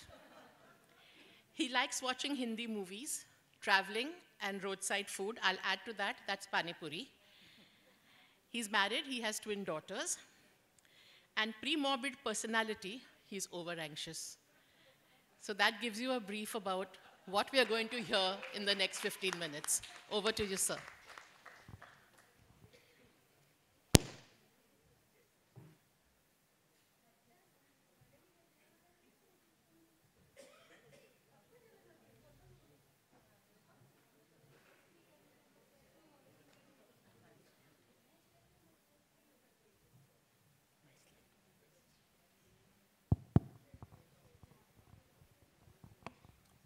Good afternoon, everyone, and I'm very happy to be over here, and I'm grateful to all of you, and particularly Dr. Ajit Sawant for inviting me and giving me this opportunity to present on this topic, humor, an antidote for stress. Let's start with some humor. One night at dinner, Morgan said to his wife, "I have to admit I am feeling much better since my operation. But I can't figure out why I got this big bump on my head." "Oh, that," said his wife. "In the middle of your operation, they suddenly ran out of ether." Okay. So it all started when one of my colleagues came to me and he said, "I'm feeling very, very stressed out, very, very tensed. I have sleep disturbances." And he had 3 episodes of upper respiratory tract infection in last 4 months. He also said there are mood changes. He used to get easily annoyed, irritable, and because of that, his family and work life were affected.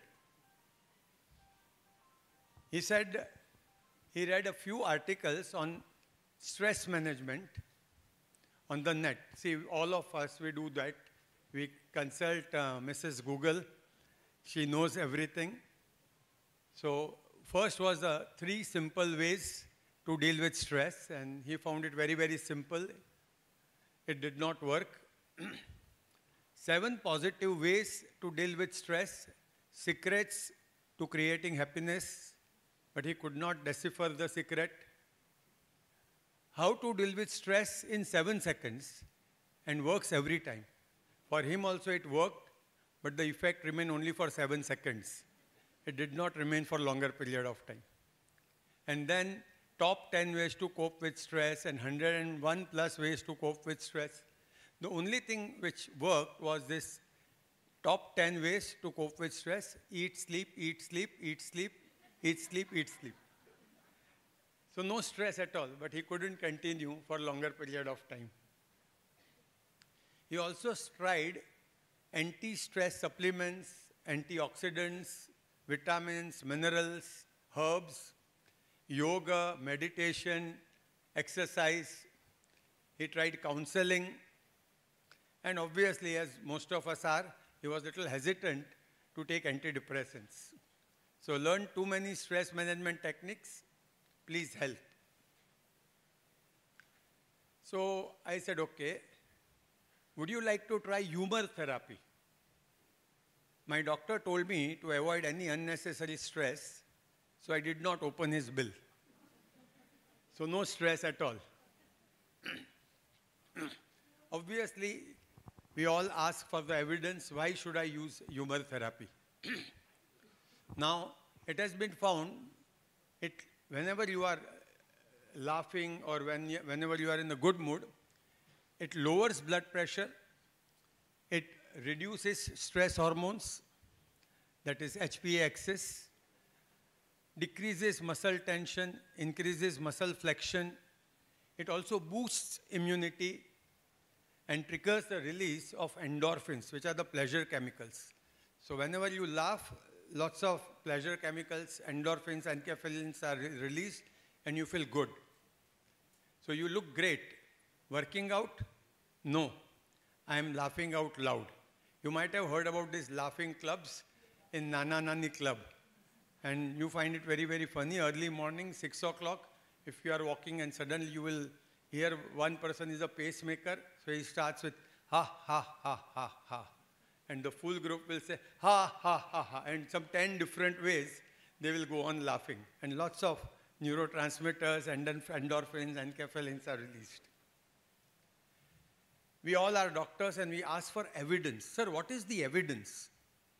So there is one study where they found that salivary IgA level, which is the first, our defense, whatever we eat, and bacteria and other things have to be destroyed.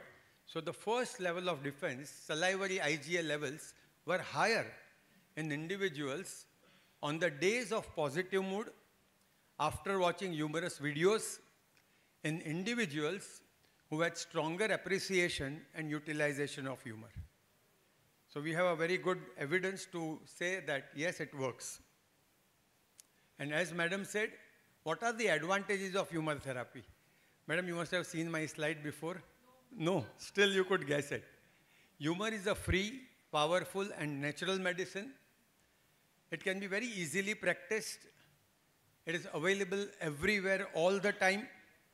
You don't need any gadgets, batteries, chargers. Can be used irrespective of your age, gender, religion, caste, physical or mental disabilities. Side effects are very, very less likely if you practice with little caution. Little cautions are required. Look at this. One of the most famous artists, Mario Miranda from Goa. Humor and laughing are underutilized. We need to take it seriously. Ironically, we need to take humor very, very seriously. And when he died, Amul had put up this board on his death. Miss Fonseca, Miss Nimbupani, and I say goodbye, Mario. So even in that kind of situation, very subtle humor, which really kind of touched your heart. I told him, my friend, and he said, but sir, I'm a serious type of a person. I'm not witty. I can't pass sarcastic comments. I can't tell jokes. I can't mimic someone or make somebody's parody. Our students sometimes, make parody. Sir, aise baat karte hain, sir, aise karte hain. And all the Bollywood stars parody we make. So I can't do all these things. Okay. So try to understand that humor is not an action. It is an attitude. So you don't have to kind of act funny or try to act funny, but that attitude of appreciating humor is very, very important. Okay. Cautions. One may be witty, but being sarcastic may cause problem. Humor that demeans people is annoying. Humor directed at self is okay, but directed against someone else or towards certain community may be troublesome. Sometimes unknowingly we say Sardar hai kya, Marwadi hai kya, Gujarati hai kya. So now people may appreciate, may not appreciate, they might hurt. So we do not use humor against some community. Humor at odd times or at may not be appreciated. Don't be too hard to be humorous. Means, if I am taking a lecture and nobody is smiling, nobody is laughing, I try very, very hard. Please hasso, please hasso. Nobody will laugh. So I don't have to be too hard. Those who can appreciate humor, those who can appreciate subtle humors will laugh, they will smile, they will feel good. But otherwise it's fine. And some people may not like humor and may not be liberal at laughing. Respect them. So when you are talking to somebody, and since the morning we had so many speakers and most of them were laughing and smiling, and one or two speakers were very stern-faced. They didn't smile, didn't laugh, whatever comments they made without smiling. That's fine.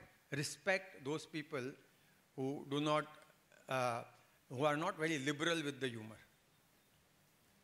So after listening to me on humor therapy, my friend decided to try out this humor therapy along with other measures, and finally I could even convince him to take small dose of antidepressant medicines.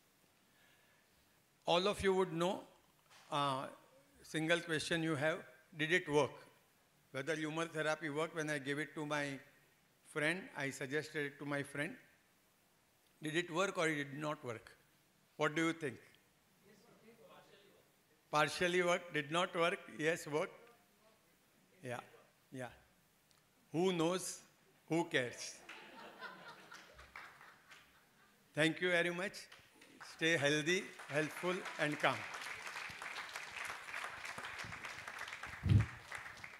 Thank you so much, Dr. Nilesh Shah, for having injected some evidence-based humor in today's afternoon session. You really did a lovely job. I actually identified with that slide which said that I am serious, I can't tell jokes. So, but I felt happy when you said after that, if you appreciate humor. Yes, I can appreciate humor. So I'm normal. Thank you. Thank you so much. Thank you, sir. May I request the chairpersons to please felicitate, sir.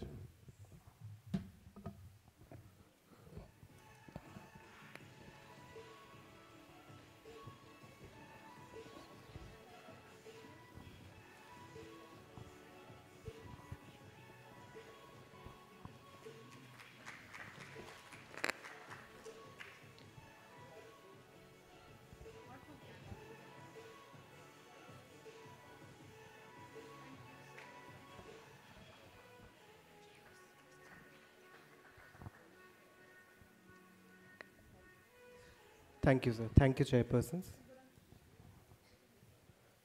Our next talk is interesting cases in my medical career.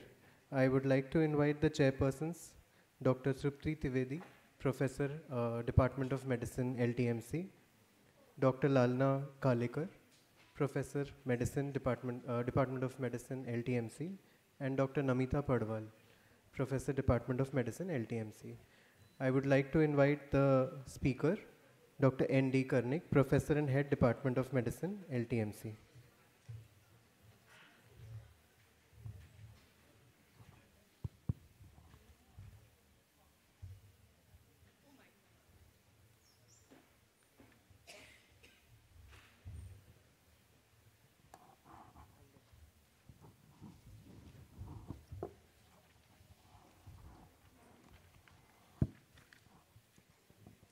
So good afternoon. It is my pleasant privilege to introduce Dr. Karnik to this audience, though I don't know anybody who doesn't know Dr. Karnik here. He is actually a clan of KM, UG, PG from KM, but he has spent more years in SION than KM, I think by now. Am I right? Yeah. 30 years. Okay. So, and as you know, today's this thing is all. So we are all inclusive. So now he's integral part of SION, and he's a foreign body in KM, I'm sure.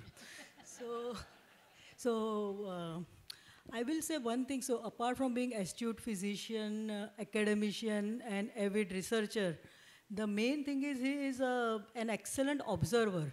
Like, you know, he cannot miss a smallest thing. And sometimes I've seen him diagnosing a patient from the color of sari and blouse of relative.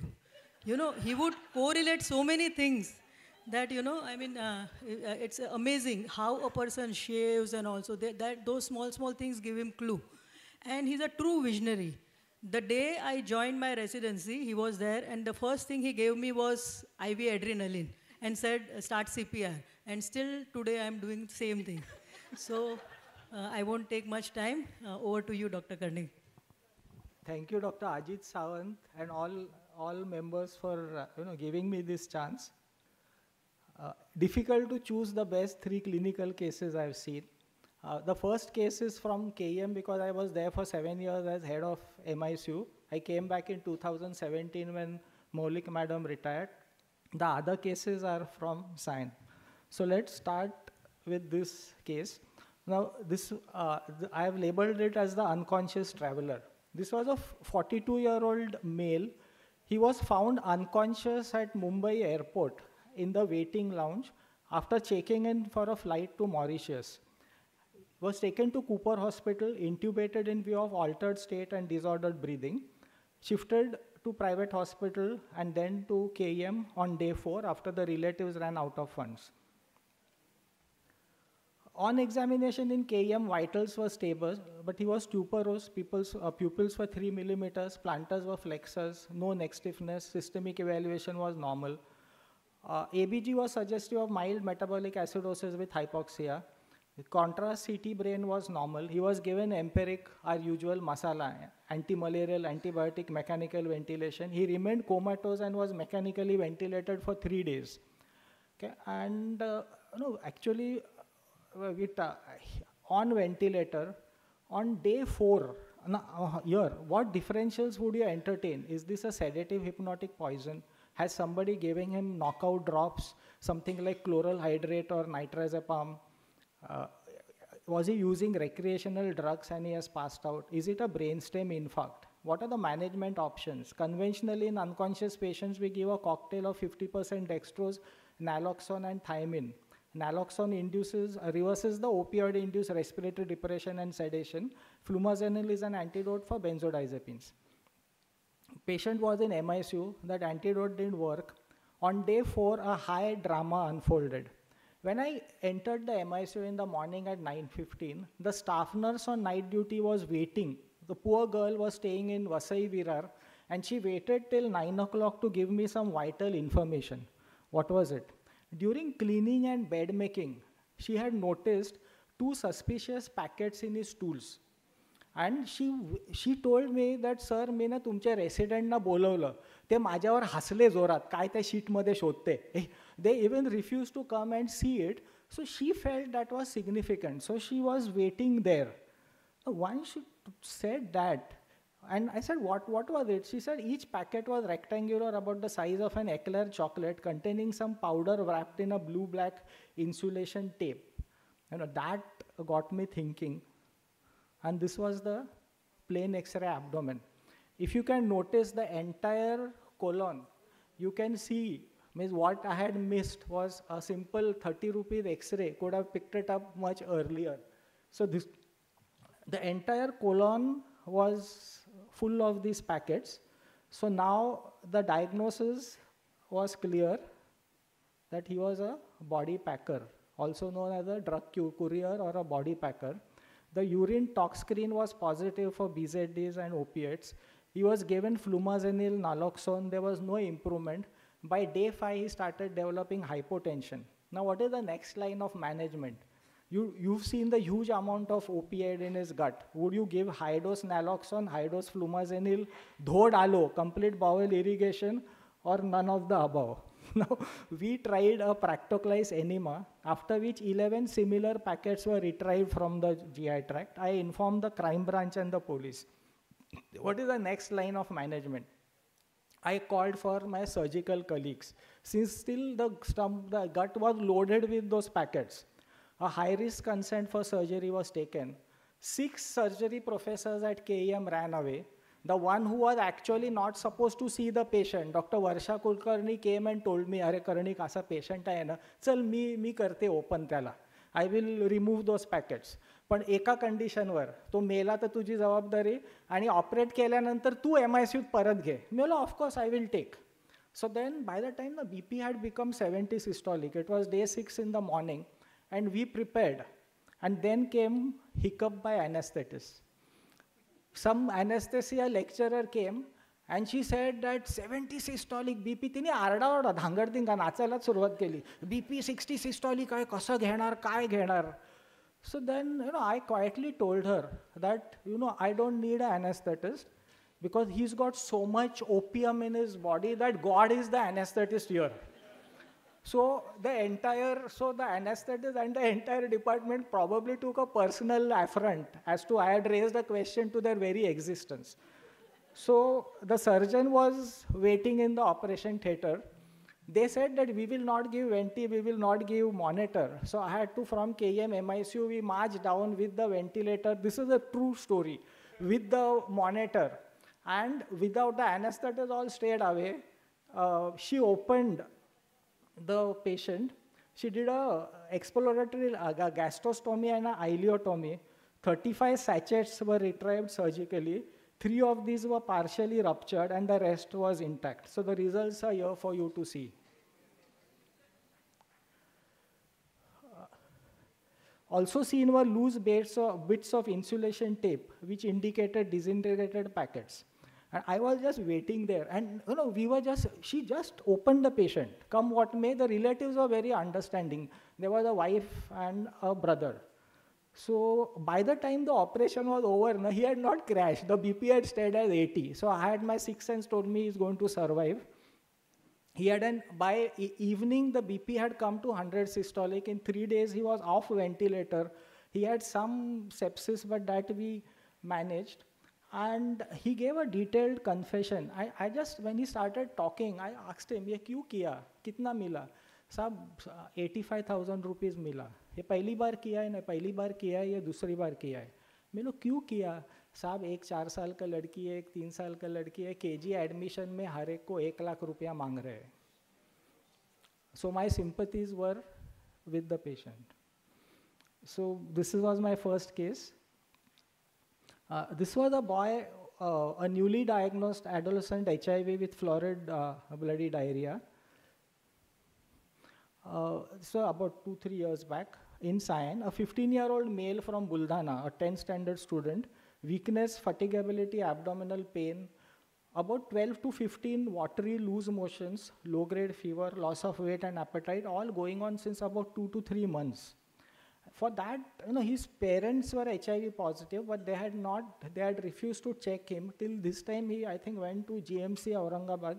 He was diagnosed as HIV positive. Sputum was AFB positive. He was put on AKT about 5 weeks back, plus ART. Now, he was referred here because of severe diarrhea. The stool was small volume, watery. There was no blood or mucus.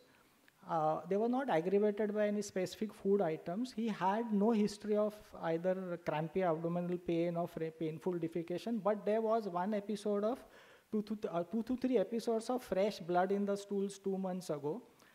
No joint pain, no skin rashes, no backache. Weight was just 26 kgs, BMI was 15.8, vitals were stable. Systemic examination was normal. So, what were the differential diagnoses one would consider? Malabsorption, I have given points in favor, points against. Malabsorption syndrome, not in favor is a mixed history. Abdominal cocks, all in favor. Bacterial, fungal, and viral etiologies in HIV could be possible. Protozoal, yes, recent diagnosis of HIV. MAC-associated diarrhea would have a chronic history. HIV-associated enteropathy. Is it inflammatory bowel disease on the background of a HIV positive state? Yes, but there were no other extraintestinal manifestations. So, his hemoglobin was just 5.8, WBC on the lower side, platelets were okay. Peripheral smear showed anisopoikilocytosis with macrocytes and pencil cells. So his albumin was 2.9. Rest of the investigations, thyroid function tests were normal. The stool, routine few pus cells, but no ova or cyst or larvae. Clostridium difficile immunoassay was negative. CD4 count was just 17. Viral load we don't do at the initial. The ultrasound showed circumferential bowel thickening involving the terminal ileum and cecum with a maximum thickness of 7 millimeters. The CECT abdomen was pelvis showed loss of ostrations, diffuse circumferential enhancing wall thickness, luminal narrowing. So it was, there the impression was an inflammatory bowel disease versus an infective etiology. Colonoscopy was planned, but postponed. We gave him blood, got his HB above 9. We treated him for dimorphic anemia. Chemoprophylaxis for OI was continued. ART, ATT were continued. Colonoscopy report, scope passed up till terminal ileum. Biopsies were taken.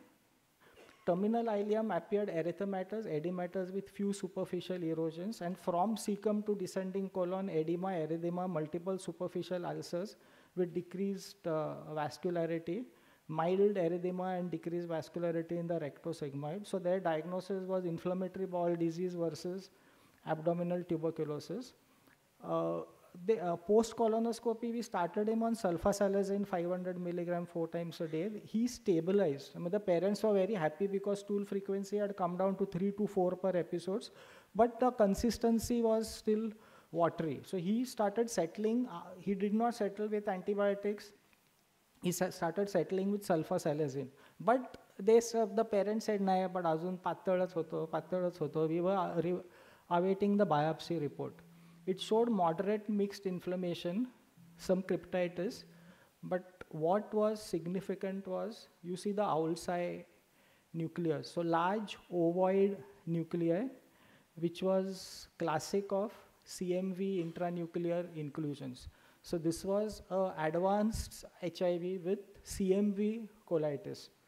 So I would like to thank Dr. Amrapurkar because she herself took a personal interest in the case. She rang me up when she saw this.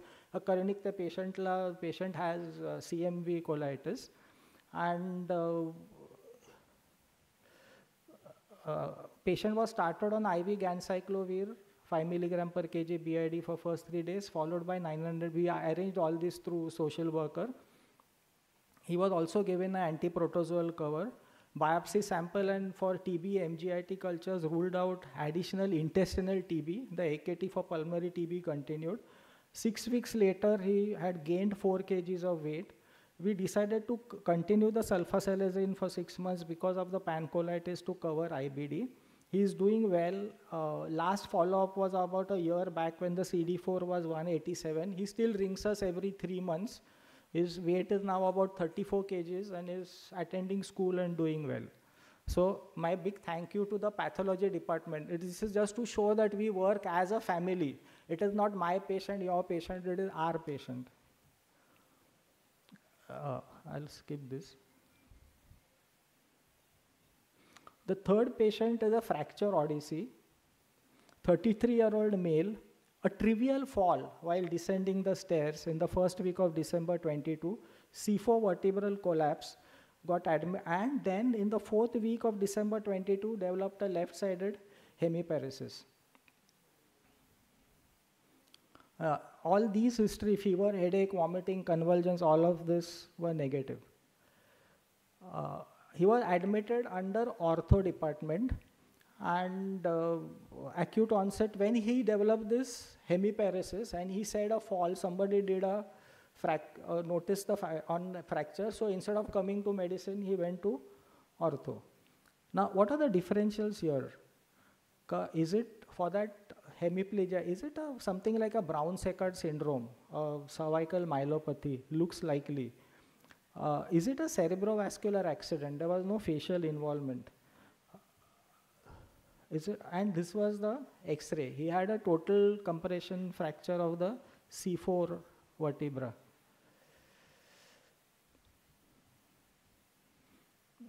He was a pale, vitally stable male. Left-sided upper limb power was 0, lower limb power was 3, reflexes were absent, plantars were mute. On the left side, right side was normal.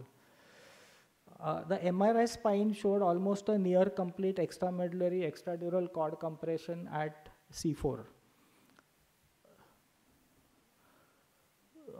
And in addition, he also had multiple osteolytic lesions in the cervical vertebrae. So, 33-year-old anemic male patient with hemiparesis, anterior cervical discectomy with fixation was done promptly by the orthopedic colleagues. An intra biopsy was taken. He had a near complete power recovery by 1st Jan 2023.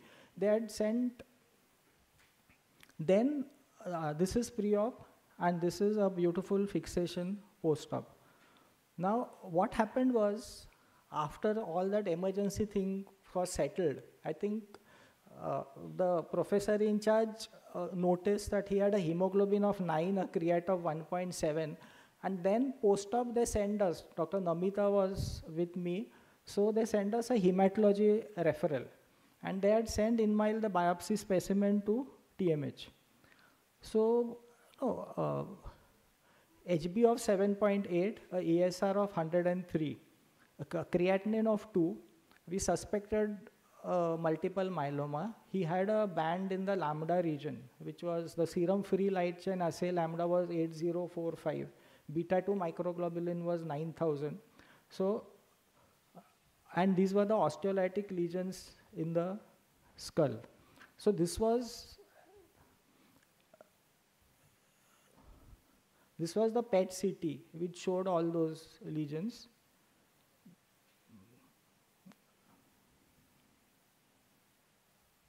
So AKI, anemia, bone lesions of serum free light chain assay lambda is to kappa more than 100.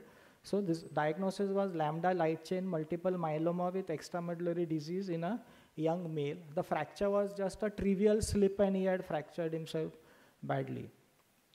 Now, I requested Dr. Sridhar Ipari at TMH and he very graciously sent me the slides. So this was his local biopsy taken from the operative site, sheets of atypical plasmacytoid cells with eccentric nucleus, frequent mitosis and binucleate forms. So this looked like a plasma cell neoplasm of a plasmablastic morphology, query a plasmablastic lymphoma or a high-grade B-cell NHL lymphoma. Further answer was provided by the IHC markers. So the CD20 B-cell markers were negative, cyclin D1, which is a mantle cell lymphoma marker, was negative. EBV marker was negative, ALK1 were negative. But what was positive was CD138, which is a plasma cell marker, MUM1 and KI67, which are proliferation markers, and P53 as a surrogate marker for the TP53 mutations, which is a high-risk marker, was positive for multiple myeloma. Now the story doesn't end there. We started him on chemotherapy, 6 cycles of bortezomib cyclophosphamide with dexamethasone with proper hydration. So Namita is an expert in that. I leave all this management to her. And we had Dr. Nihar Mehta, who had just finished his DM hematology from SGPGI. He arranged for an autologous hematopoietic stem cell transplant at Calcutta, because there is a center there who through government funding does the bone marrow transplant free. So he went there for the transplant. He had the transplant, came back to us after the transplant. He's doing very well. Every 15 days he has to receive bortezomib for the minimum period of 2 years and maybe lifelong, because he had those high-risk markers positive. So starting from a trivial fall and a fracture to a hematopoietic cell transplant, this is his story from SION Hospital to Kolkata and back. I thought I should end there, one sec, but there is something, a bonus case, which goes back on humor. A 18-year-old male, fever with chills, periorbital puffiness, oliguria. Urine routine showed proteins 2+, 24 hours urine protein 5 grams, creatinine of 2.3, kidney size normal, ANA immunofluorescent 2+ positive, anti-Smith antibody positive. So, is this a primary nephrotic syndrome?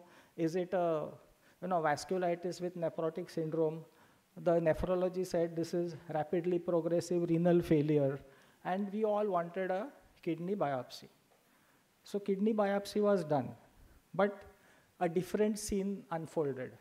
So you had a kingdom of rheumatology on one hand and kingdom of nephrology on the other hand. So rheumatology was saying lupus nephritis, start steroids, hit with endoxan. Nephrology was saying wait for kidney biopsy. What sense is there in giving treatment now? Biopsy kiya hai to rukenge. But in the meanwhile, a high drama unfolded. This is Katappa, the classic Katappa. Now this Katappa owed his loyalty to the kingdom of rheumatology, which was headed by Lalna Devi sitting there.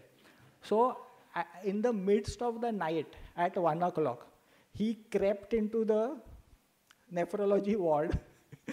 When, this was classic. The Ganimi Kawa असायचा ना, Ganimi Kawa, Shivaji महाराजांचा. 1-1.5 वाजता गेला, sister झोपलेले, ward bye झोपलेले, patient उचलला, त्याचं unit बदललं, नेफ्रोलॉजीचं पुन्हा रुमॅटॉलॉजी केलं, रुमॅटॉलॉजीत घेऊन आला. And this particular resident was well trained. He severe loyalty to rheumatology, well trained by Yojana Devi. So next day there was a big battle. Mayuri Devi came. I was in between. Lalna Devi was on one side, and for 1 hour Mayuri Devi was screaming and screaming and screaming. So I had to stand with 2 shields in my hands. But guess who had the last laugh? Can you see that? A beautiful microfilaria. In the kidney biopsy, all the glomeruli had microfilaria. So it was the microfilaria who had the last laugh in this case. So to end an ode to the microfilaria, I tickle you from the insides, it said. I shackle your channels and perform an enticing dance.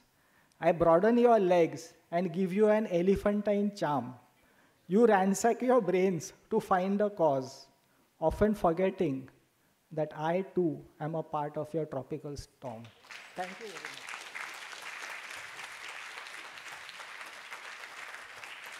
Thank you, sir, for such excellent cases.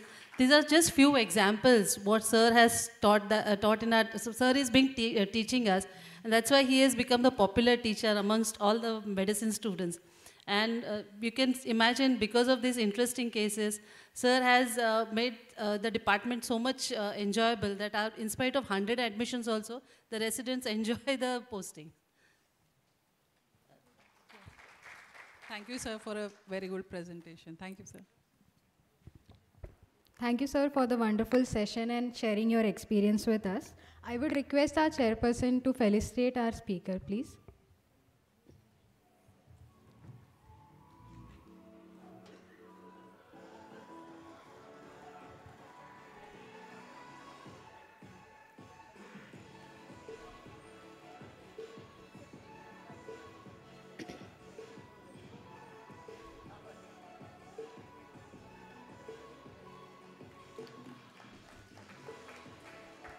I would request Dr. Dhruvi and Dr. Apurva to felicitate the chairpersons.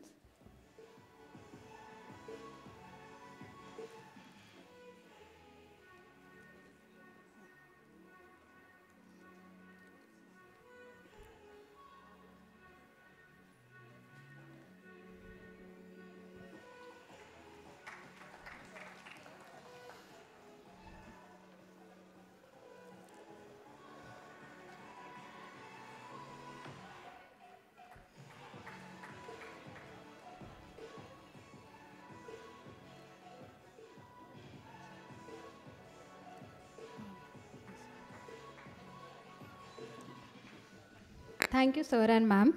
Moving on to our next session, the topic is Radiology, the cornerstone of medicine. The respective chairpersons for this session are Dr. Anagha Joshi, Madam, Professor and Head of the Department of Radiology, LTMMC SION, and Dr. Sakshat Matre, Sir, Consultant Radiologist.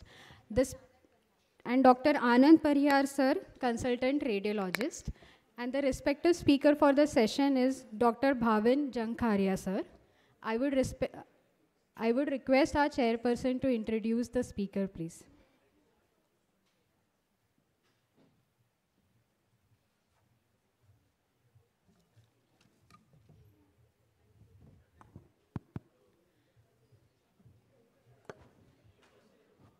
Actually, Bhavin doesn't need introduction. Last week, we had a conference, and the song that we played for him was Badshah O Badshah. So he's indeed Badshah of radiology. His current position is his consultant radiologist since 1995. I think it's Jankaria Imaging, but now it is called Picture This. He has 5 books, 41 chapters, 76 articles, 124 Google Scholar, so on and so he's saying don't. Okay, let me say something. He is one of the youngest president of Indian Radiology and Imaging Association. He's a past president now. He was in 2014. Past president, his interest is musculoskeletal radiology and chest radiology. So he has been past president of Indian Musculoskeletal Oncology Society 2019 to 2021. Okay, I'm stopping. Thank you. Over to you, Bhavin. Thanks. So, really thanks to Ajit, Vijay. Just a second, he plays a very good guitar also. Just wanted to. Are you crazy? Last time I played the guitar was in anatomy hall. Yeah. That too, Mukul Acharya made me do something here. No. There was no auditorium at that time. No? So anyway, but thanks for giving me this opportunity. Always good to be back here. And it is my alma mater, so, always nice. At least 10 of my batchmates who are here in the audience, so big shout out to you all. And 3 of my colleagues are chairpersons here. Anagha is the younger one. And great, I mean, she's head of department now, of the radiology department. So I can proudly say that one of my junior colleagues now heads the department. And Anand and Sakshat were both couple years senior to me, and they taught me radiology, but they also taught me a lot of non-radiology life stuff. So thank you so much. The challenge is when Nilesh Bhai talked about when you crack jokes, you should not target any specific group. I will crack jokes, please laugh. I mean, he said not to make you laugh, but please laugh. And if there are any pediatricians in the audience, my apologies in advance. So, the first row is pediatrician. So this is an 18-year-old pediatrician's daughter who presented with cough and expectoration. This was the radiograph, right? An opacity in the right lower zone. the pediatrician made 3 mistakes. Number 1, decided to treat his own daughter. Number 2, decided to treat an 18-year-old. And number 3, decided this was TB without any proof, put the patient on AKT. 3 months later, the lesion has increased in size, cavitated, lot of cystic change. Now the pediatrician freaked out, got a CT scan done. This was the appearance on the CT. The radiologist said, oh, this looks like a mass. So everybody panicked, and he went straight to a thoracic surgeon. But, you know, just for y'all, think of what it might be and keep it in your head, and we'll come back to the answer. The thoracic surgeon was very smart and made the diagnosis, called me and said, you know, can you prove it? And I said, yeah, we just need to do a contrast CT and we'll be able to make the diagnosis. He said, you can't do that. I said, why? He says, because the CT scan center is owned by the brother-in-law of the pediatrician. And if you repeat the CT, then it's going to look bad. And I said, kya farak padta? He said, no, do you know which brother-in-law it is? So tell me, which is the worse brother-in-law? The wife's brother or the sister's husband? Wife's brother, you can, you know, sister's husband, you can still manage. This was the wife's brother. So we did an MR for the chest. And when we do an MR, we also give contrast, which we did. We did an arterial phase. We found this abnormal vessel supplying the lesion. So then the diagnosis was obvious. It was sequestration, and that was done. So 3 modalities. We used X-rays here, CT and MR together to give us the diagnosis. And that's what radiology is. It's the cornerstone. It's everything in medicine today. Now, there is hardly any department that functions without having some form of radiology involved, whether it's ultrasound, X-ray, MR, CT. I mean, perhaps except for dermatology, everybody else is dependent. You know, Raju's raising his hand up. Hai, kidhar to hona chahiye, but you know, wo abdomen mein aa jata hai. So that's fine. So it all started on 8th November 1895. It's 130 years ago when Röntgen discovered X-rays, and then he took the first photo of his wife's hand. That's the ring, the marriage ring or the wedding ring. And in 2 years, it had spread like wildfire. And this is from 1898, where the army was already using X-rays to take, you know, bone images, and this is an X-ray of the skull that shows a bullet inside. And then we've used X-rays for so many different modalities, including mammography, DEXA, dental OPG. We have X-ray-based procedures like barium studies, angiograms, which are, you know, used all over. We have, in 1971, X-ray married to computers, which gave us the CT scanner, and Hounsfield won the Nobel Prize for this in '79. And we get these lovely images of the lungs. We can do coronary angiograms now on CT.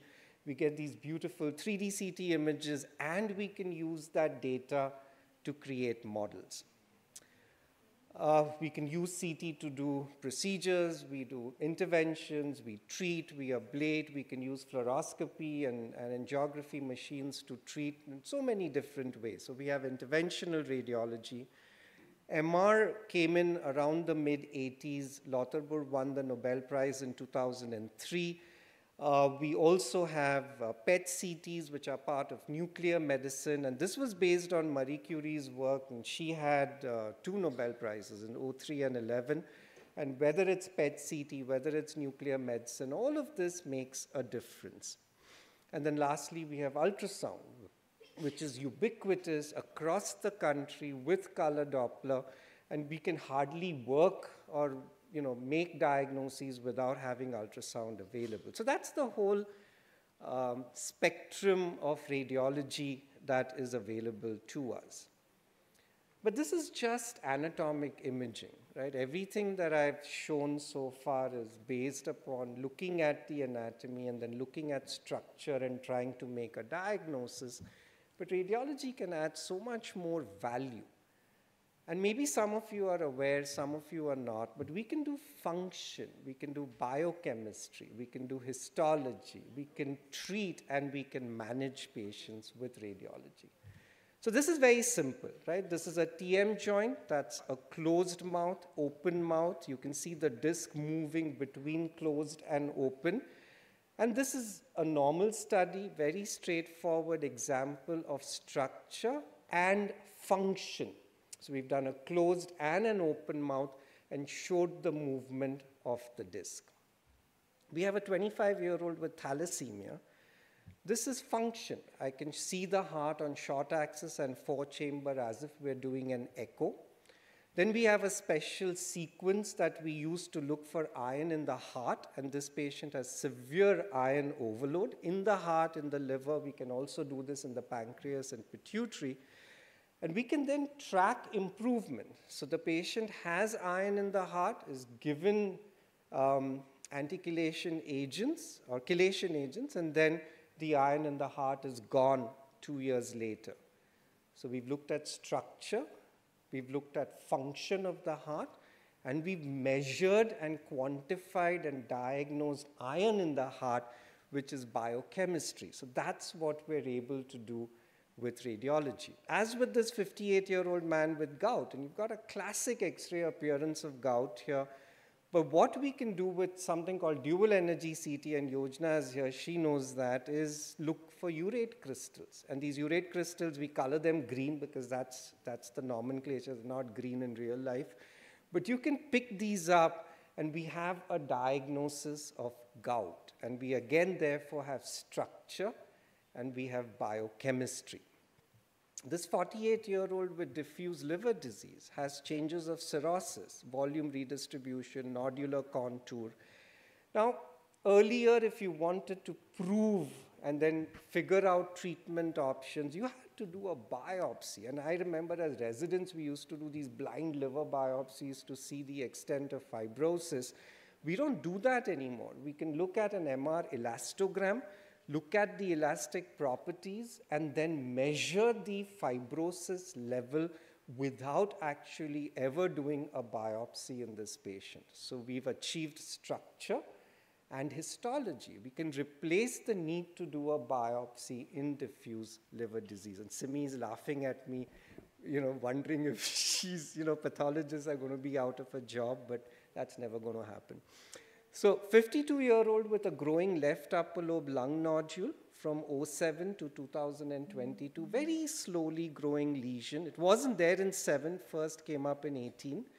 And on the CT, we saw this enhancing nodule in the right upper lobe, and this was a post-obstructive bronchocele.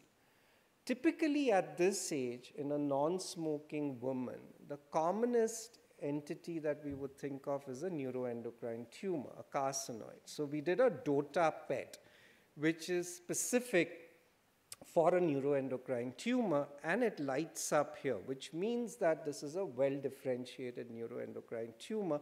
You don't need to biopsy this. You can straight away go and remove it. The PET didn't show any spread anywhere else, and this lesion was resected without a biopsy. So you have structure, you have function where the somatostatin receptors are targeted with the DOTA, and we have histology where we can obviate the need to biopsy and go straight to surgery. This is a 21-year-old with a distal radius lesion for a year. We can see sclerosis, periosteal reaction, superficially looks like an osteosarcoma. When we did the MR, we saw this focal dark lesion, and that raised the suspicion of this entity, which shows, so this is a dynamic contrast study where we give gadolinium and then we track it very rapidly with multiple sequences. And you can see here that there's rapid uptake and washout, which is similar to that of the artery. This is characteristic of an osteoid osteoma. We don't need to biopsy this, and I just went ahead and ablated it using a radiofrequency ablation electrode. And so here we've done structure, function with the dynamic contrast, established the diagnosis without a biopsy, and gone ahead and treated it. If you look at the brain, a 32-year-old with a glioma, and this is a standard tumor, that's no big deal. But today we do diffusion tensor imaging, which tells us which white matter tracks are involved, and then you can do all kinds of fancy 3D images with these. And then we have this functional MR tool, where the patient is inside the magnet. We ask the patient to tap the finger, and we can see the area that's lighting up in the brain corresponding to the motor area and the distance from the tumor, so that the surgeon can decide what to remove, what not to remove to preserve motor function. So we are establishing a functional MR status of this patient. So that's structure and that's function. This is a patient with small airways disease and COPD. This is an inspiratory scan, expiratory scan. We can see the overinflation, the air trapping. We can quantify this now. So here we know that this patient has 49% air trapping, 4% fixed hyperlucency. That again gives us structure and function. So I'm just looking at different areas, different scenarios. But there are places where, because we are part of screening programs, we also get involved with the actual day-to-day management of the patient. So this 62-year-old man had a 25 pack years history of smoking. We just started our smoking LDCT program. We found this nodule, and as per the lung rats criteria, this was a 4A lesion, which means 3 months follow-up. Now, who's going to do the follow-up? Who's going to tell the patient, come for follow-up? The referring doctor wasn't really involved in the process. Patient just came in to get a scan done because they'd heard that we do scans for smokers. So we convinced the patient came back 4 months later, the nodule had increased its size, which means it has to be biopsied, and if it turns positive, removed. We had to convince the patient to get the biopsy done, find their family physician, convince them as well, got the biopsy done, turned out to be adenocarcinoma, and then the patient was treated. So it's structure, it's management, and it's intervention. This slide was given to me by Bijal. Bijal's my wife. I met her in science, so I owe this place a lot. Or maybe I don't owe this place a lot. I don't know. She's not here. I can say whatever I want. But Anaga is a close friend of hers, so she will do chugli and tell her everything. And Trupti is here as well. So yeah, I mean, I shouldn't have opened my mouth. So in 2021, we run a screening mammo program for breast. There's nothing here, but in 24, the small lesion was found. Now, to tell the patient that there's a lesion, then to work this up, all of this is a conversation direct with the patient. There is nobody else involved here. So that was the 3D tomomammogram, which showed the lesion. Then an ultrasound was done with elastography, which showed the lesion. Then a breast MR was done. Again, all of this telling the patient, this is what we need to do. Then a biopsy was done, which then turned out to be positive. And then the patient went to the oncosurgeon to get things sorted out. So again, structure, management, intervention.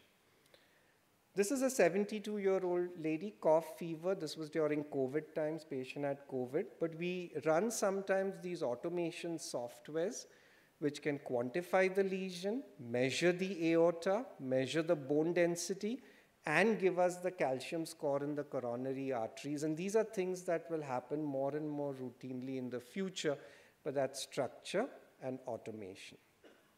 So while radiology for many decades has been primarily involved with evaluating anatomy, morphology, and structure, it is now able to provide functional information. And in many instances, as I showed, some biochemical information. Sometimes it can obviate the need for histology. And we also treat and manage patients. So it's structure, function, biochemistry, histology, intervention, and management. And so Dr. Mohan Joshi was asking me when I came in, what are you going to talk about in 15 minutes? And I told him, I said, I will tell you why the only doctor worth being, or the only branch worth being a part of is radiology, because we're the one complete doctor. So Harry Mellons was in Harvard, and he wrote this up. And he said, the radiologist is a clinician who makes one big sacrifice. He decides to obviate contact with the ill in their families, because that's really the big thing about being a doctor, isn't it? And so to paraphrase what he said, the radiologist perceives the shadow, sees a lesion, and imagines the patient. The physician or surgeon sees the patient, perceives the signs, and imagines the lesion, though these days the physician only sees the reports of radiology and pathology and doesn't do anything else. Like I said, if I remember Nilesh Bhai's talk, I shouldn't have targeted doctors only in this. So physicians practice from the outside in, radiologists practice from inside out, and both are clinicians, for there is no other kind of doctor worthy of the name. Thank you so much for listening to me. I just had one question in my mind which may be pertinent. Everything you've shown, beautiful overview of the radiology branch as such, though all the clinicians don't consider us as doctors, and so, but still. Yeah, we're super doctors. We're super doctors, great. The main important fear of all the radiologists who are getting trained in radiology, who, they are the first rank holders and things. AI is taking over radiology. So you have shown all these things where the person is involved, the radiologist is involved. But what if the X-rays are being, reported by a system without any doctor or radiologist sitting anywhere? And what is going to happen to this? Just a brief line about AI in future. Nothing.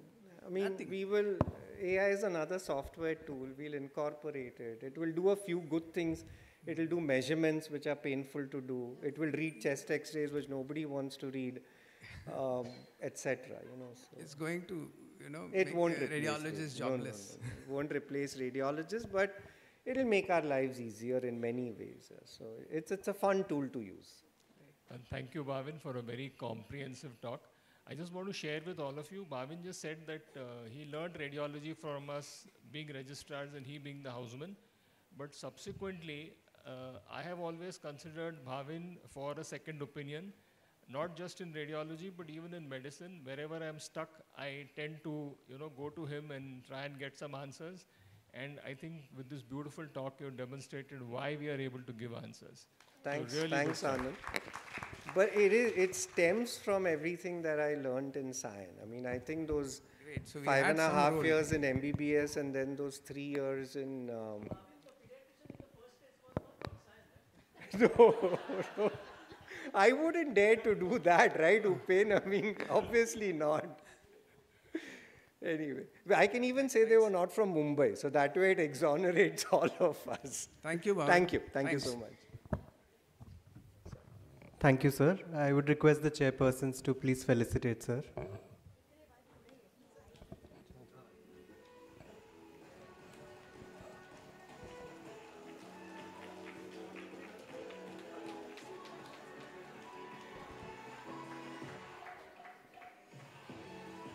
Request Anaga madam to please felicitate the chairpersons.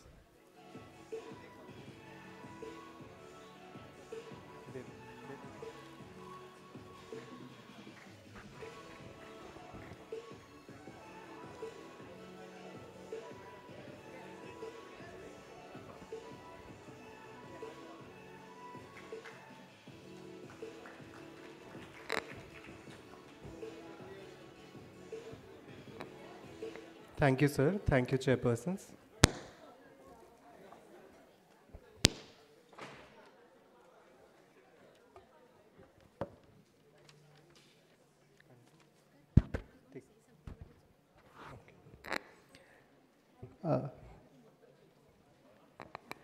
Our next topic is early detection of CKD. Are we missing forests for trees? May I request the chairpersons for this event to come forward. Dr. Mayuri Trivedi, Professor and Head Department of Nephrology, LTMC. Dr. Girish Lad, Consultant General Surgeon, Mumbai, and Trustee of all.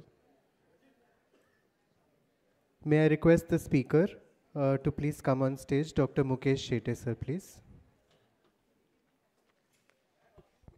Request the chairpersons to please introduce the speaker.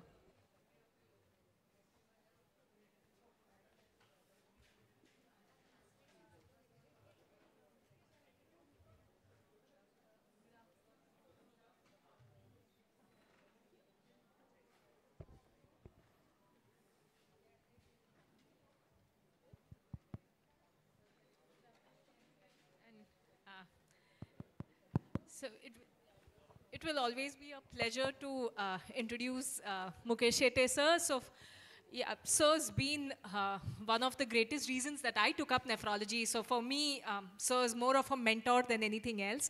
But of course, other than being an excellent teacher and a mentor, sir has been an alumni. He's MBBS and MD from here. And as of now, he's a senior consultant nephrologist at Jupiter Hospital, Thane, and at Navnath Healthcare at Mulund. And we know that sir wears many hats. So apart from being a teacher and apart from being a nephrologist, there's music, and sir is also a film director at present. So over to you, sir, for listening to something about forests and trees. Thank you, sir. Thank you, Mayuri, for those flattering remarks. So in maybe next 10 to 12 minutes, I'm going to talk about early detection and why this title, Are We Missing Forest for the Trees? What I felt was trees is like a diagnosis of end-stage renal disease, but there are millions of patients now flocked into this diagnosis, and we are missing the forest, which is actually preventive nephrology. And the whole purpose is to basically gain some knowledge about these preventive aspects of nephrology. So it's a certain thing that kidney disease is overlooked as public health issue. We are in fact not very aggressive about it. And these figures will tell you kidney disease is believed to affect 1 in every 10 Indians. 5 lakh Indians are believed to be in need of treatment with dialysis. And number of deaths attributable to CKD in India is almost crossed 1 to 1.25 million per year. So that's a huge burden. And then at some stage, we are happy to see such news that India's got the biggest kidney dialysis hospital. There's a free dialysis center at Delhi Gurudwara. They are able to dialyze around 500 patients per day. But all those news actually don't excite us, because what does a nephrologist do? If these centers are coming up, we are engaged in rescue therapy and offering treatment only for end-stage renal disease. And whatever may be the task taken as multiplications of dialysis units or taking care of stage 4 and stage 5 CKDs, the similar number of patients per year would keep on increasing unless we are focused on these preventive aspects. And these figures are from India, that from diabetes alone, 10 to 20 million individuals in India will develop CKD. And if I even take 10% of hypertensives are likely to progress to CKD, then around 100 million could be suffering from CKD in no time. If this is the quantum, how probably would do the justice unless we are focused at the preventive aspects. So early detection is necessary. And what do we mean by early detection? It is not only early detection of disease, but precursors of disease, susceptibility factors to disease, and individuals who may probably not show any signs and symptoms of disease. And CKD falls into this category. In stage 0, 1, 2, 3, probably there won't be any symptoms. By the time the first symptom comes, they are already diagnosed as stage 4 CKD or stage 5 CKD, and then we are very near to the treatment of end-stage renal disease or replacement therapy. And that's how early detection would save the life, and that's of paramount importance. Even the etiological factors are changing. In our undergraduate days, we knew that diabetes and blood pressure probably are the leading causes of CKD. Almost 60% of CKD population is by diabetes and blood pressure. And then came even tobacco, heat, stroke, and environmental factors. But now what we are actually facing is the leading cause of CKD is actually obesity. In the morning, we heard Dr. Sadanand Shetty about the CKM syndrome. The K stands for kidney, because obesity is now one of the leading cause of chronic kidney disease. There's a term basically kept as obesity-related nephropathy. They can even have nephrotic syndrome. And the fat, which is mainly visceral, acts as a source of fatty oxidative products, and they can result into severe oxidative stress on the kidney, and then progressive kidney fibrosis and end-stage renal disease. So if we are able to negate the incidence of obesity, almost good number of percentage of CKD occurrence would go down, and that probably is our Herculean task for the future. In fact, this was something which we saw in Ratobian village. Almost all these ladies have lost their husbands between 1993 to 2005, and all succumbed to end-stage renal disease-related mortality. And then, of course, that time we probably could not know what was the reason for CKD, and that time a term was coined called as CKDU, that is chronic kidney disease of unknown origin, and this was seen mainly in Andhra Pradesh. And then we now know that CKDU is no longer unknown. Heat stress, even groundwater contamination, pesticides, heavy metals, some genetic causes, infections, NSAIDs, herbals, smoking, illicit liquor, all of them can contribute to CKD-U. And in fact, these are the factors which are very much in contact with us, and people are not even aware of that they can be so nephrotoxic that they can fall prey for chronic kidney disease. So why this difference? Now, why there is no much awareness about the aggressive management of the early stages of CKD? In fact, there is a term called as medical inertia, and medical inertia or clinical inertia is a term which mainly came for diabetes, but it's applicable to all aspects of medicine. And that's the concept where there are guidelines, there are associations who come forward with bulletins, there are multicentric studies, randomized trials, yet we fail to recognize them or we fail to accept them in our clinical practice. Whatever we are used to, what is the pattern we have learned from, say, last 2, 3, 4 decades, we are so stubborn that we don't change just because the new criteria has been defined or new guidelines have been practiced. And that is why the clinical inertia is a major hurdle. That is at our level. And at the patient level, even if you tell them that yes, your creatine is 1.7, you might develop ESRD in no time, take care of your obesity, take care of your blood pressure. Diabetes, say, I am totally asymptomatic. There are doctors who would always, unnecessarily hype the things. I don't care. And they are actually sitting over a time bomb, which will naturally explode in the next 1 or 2 decades. And then all of them would then be diagnosed as stage 4 or stage 5 CKD. So it's important to understand CKD. Simple definition, everyone knows that there has to be a structural or a functional abnormality, and that time your GFR need not go down. In fact, in stage 1 CKD, often you'll have GFR more than normal, and that is because the initial stages are hyperfiltrating. And hyperfiltration would give a lot of tasks to the nephrons so that one day they'll get exhausted and then they'll go into hypofiltration. So the first stages of hyperfiltrations are never detected. In fact, creatine also would look normal, but the GFR would be above your average GFR, like it may be 120 ml, 130 ml, which happens in diabetes, which happens in early cases of hypertension. And that's the reason that probably it won't be picked up. Then at least look at the urinary abnormalities. If there is traces of proteins, microscopic hematuria, or other functional impairment, then you know that probably he is a likely candidate of CKD. So now there is a big role of primary care physician. It need not be just the task of nephrologists. These figures will tell you that in November 2024, nearly 1 lakh, almost 13 lakh people were recognized as allopathic doctors in India, but nephrologists were only 2,600. So for 125 CR, population, 2,600 nephrologists will naturally be able to do justice, and hence there's a big role of primary care physician. They have to identify, they have to carry out effective management, regular monitoring, and when, of course, necessary, they can refer it to nephrologists. So those early stages are of paramount importance, and those are only looked by a general practitioner or primary care physician. They don't come to nephrologists, and unless they are guided or they are aware of this situation, they probably would not remain aggressive. And there are some steps by which you can take care of these patients: screening, testing, evaluation, diagnosis, prognostication, and monitoring. If you follow this chart, then often you'll be able to abate the progression of CKD. So whom to screen? It's impractical to screen everyone. This is in India. Resources are a problem, and that is why we select the patient for screening. So someone who has been noted to have GFR of less than 60 ml, he's already got a diabetes, hypertension, family history of renal disease, renal transplant, elderly in age, worsening diabetes, uncontrolled hypertension, some autoimmune disease, systemic infection, already exposure to nephrotoxic drugs, or medications like diuretics, ACE and ARBs. These are the individuals which should definitely be screened for the renal evaluation because they are likely to develop CKD in future. They have all risk factors for the development. Especially, we really feel sorry that yet the NSAID-induced nephropathy is a big contribution to CKD. And in fact, everyone knows that NSAIDs are nephrotoxic, yet without any evaluation, the orthopedic's favorite drug would be NSAIDs. In case there is fracture, pain, aches and pains, there are people who will take over-the-counter NSAIDs and go for the work. So NSAIDs are still the leading causes of tubulointerstitial disorders and CKD, and they are easily preventable if you just prescribe them painkillers which are not NSAIDs. You can always give them the opioid type of analgesics, and they will naturally be pain-free, but yet the usual habit is a quick relief, and none other than the NSAID group of drugs would be a quick reliever, and that is why they are addicted to it.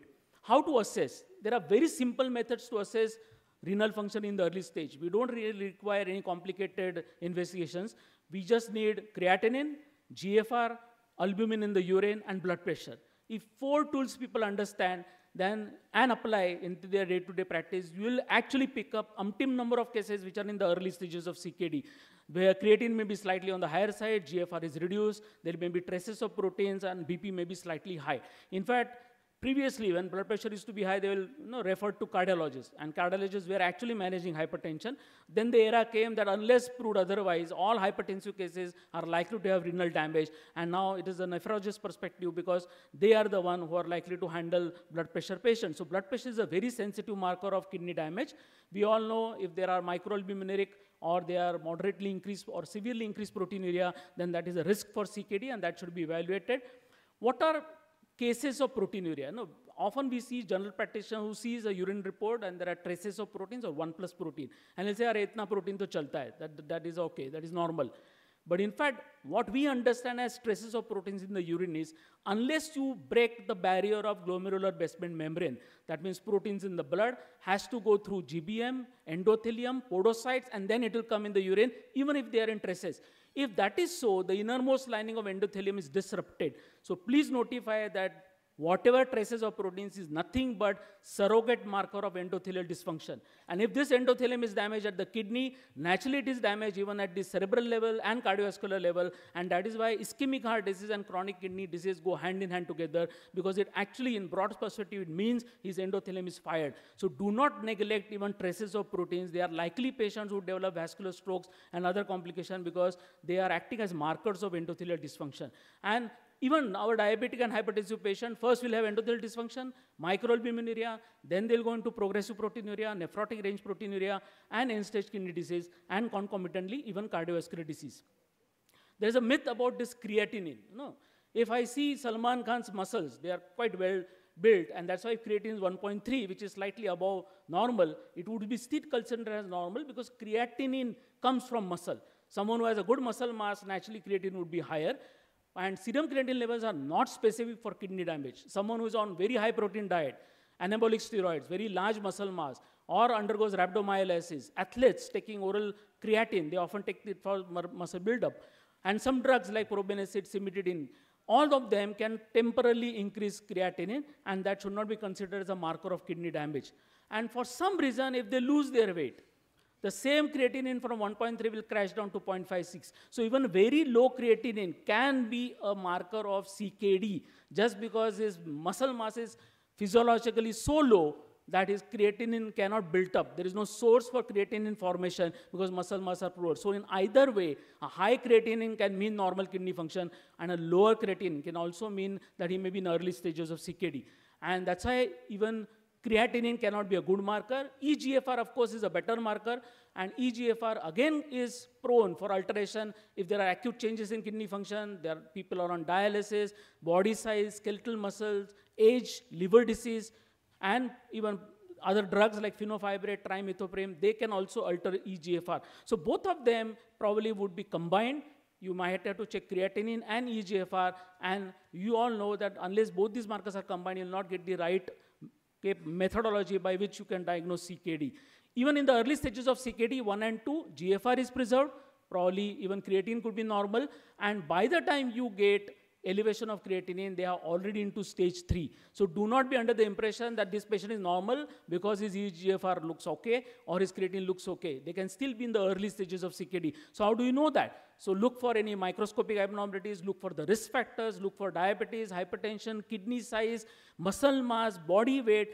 All those perspectives are kept in mind, and then only you can finally give a judgment that he has no kidney disease. Otherwise, there are most likely cases where they will be in the early stages of CKD. In fact, this is an example, 22-year-old black man, 58-year-old white man, 80-year-old white woman, all of them have say creatinine, 1.2, 1.2, 1.2. But GFR is variable, 98, 66, 46. In fact, 98 means he could be hyperfiltrating. He can also be CKD. If 66, he's already in stage 2 CKD. And 46, stage 3 CKD. That means even creatinine is not likely to be an ideal marker, and unless all the factors are kept in mind, you probably would be able to miss. So how to evaluate? So you have to actually rely on creatinine and eGFR, which is the current method. Also look for the history, look for any genetic association. There are some family cases which will run in the family. You are still in doubt, then don't rely on eGFR, go on MGFR. MGFR is a measured GFR where you are actually calculating 24 hours urinary creatinine and calculating creatinine clearance, because that would be a more ideal marker than relying on muscle mass and the other factors. And UACR again is combined. You don't rely only on creatinine and eGFR, because microalbuminuria per se would indicate or at least raise the suspicion about kidney damage. Transgender, again, GFR estimation is a problem. Geographical area, because there are CKDU, which will be having the cluster of cases in one community. So all those factors are kept in mind for the CKD evaluation. And once you diagnose, what will be your methodology of monitoring? Check their blood pressure routinely, UACR, maybe 3 monthly, 6 monthly or yearly, depending upon the risk factors. HbA1c if they are diabetic. Calcium phosphorus parathyroid hormone to know CKD-induced bone damage called as renal osteodystrophy. At least good assessment for common cases like urinary outflow obstruction, hematuria, polycystic kidney disease, they should be ruled out. In fact, we often feel sorry that there are stones, there are obstructions which are never addressed for decades, and now they come with shrunken kidney and elevated creatinine.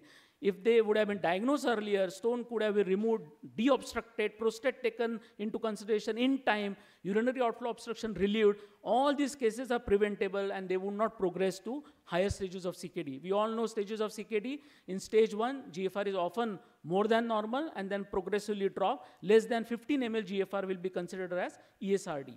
Now we rely on this heat map. On one side there is GFR, at the other side there is proteinuria, that is microalbuminuria. And unless you take both these together, you will not get the complete understanding of the patient. So someone by only GFR can be G2, but then if he's A3 proteinuria, naturally he comes into a orange zone, which is high risk. He might be only microalbuminuric, but GFR is well preserved, can be still in green zone. So unless you combine the two, you'll not get the idea, and that's called as heat map, and that probably is the best method. Finally, we come to the therapy, that once you have been over-vigilant, you'll be able to diagnose these cases in time. Even the preserved GFR or microalbuminuric patients or weight, muscle, when all those factors into consider, probably there'll be a thinking in the mind that he is not all that normal and probably some more intervention should be done. Once that is done, at least treat the treatable. Take care of urinary outflow obstruction, lower the BP. In fact, there is so much apathy to get the BP normal. There are often patients who would say that my BP is 220 by 140 and I'm perfectly all right. Moment you give me a drug, it becomes 130 by 80 and I'm feeling giddy or I have a syncopal episode. Naturally, his body is tuned to maintain perfusion only at high pressure, and naturally he may not be symptomatic, but internally this high blood pressure is going to kill his organs and he'll soon come with major end stage organ failure of either heart or stroke or kidneys, and that's why it is important to gradually get the BP in the range which is been safer to him, and that is around 125 by 85. If you lower the BP, even the proteinuria comes down, because it is nothing but that third on the glomerular basement membrane which is going to push more proteins in the urine. If you bring down the proteinuria, the tubulointerstitial damage and the progressive renal damage and the fibrotic changes in the kidney will also come down. Lifestyle interventions are extremely important. Just reduction in sodium would almost dissolve 50% of his trouble.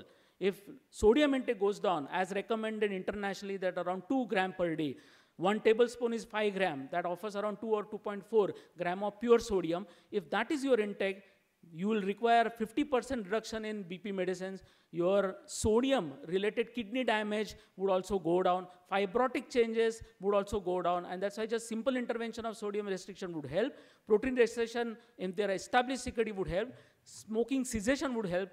Importantly, obesity being the major factor now, if their BMI comes down, even someone loses 10 kg, even if they may be 140 kg, but the first 10 kg weight loss is associated with improvement in almost all basic parameters like blood pressure, creatinine, proteinuria, etc. So weight loss is of great importance. And not that this is all left to primary care physician. There are markers at which you have to refer to a nephrologist. If there's already a known genetic linkage, ACR is more than 70, eGFR is less than 30, rapid progression has been observed, definitely they should be referred to a center where nephrologist is available. So CKD is largely preventable.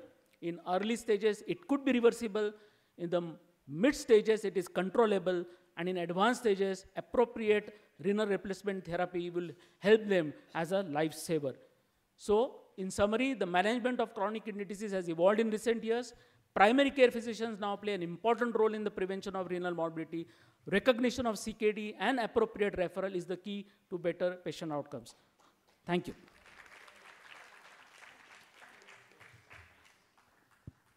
Mukesh, I remember my days when I was in school, 10th standard. Because in 10th standard, we used to get some book, Angrezi Do Dino Mein. Like that, nephrology 15 minute mein. Jabardast. Real comprehensive. Thank you. Yeah.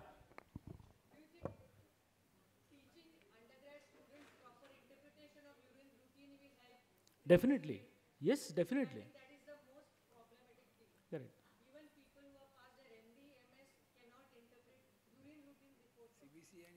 Right.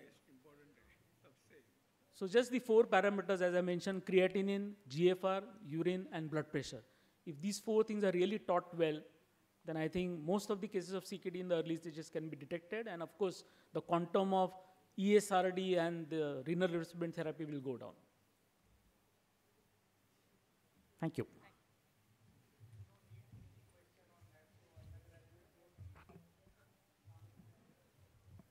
Thank you, sir, for the valuable presentation. I would request our chairperson to felicitate sir, please.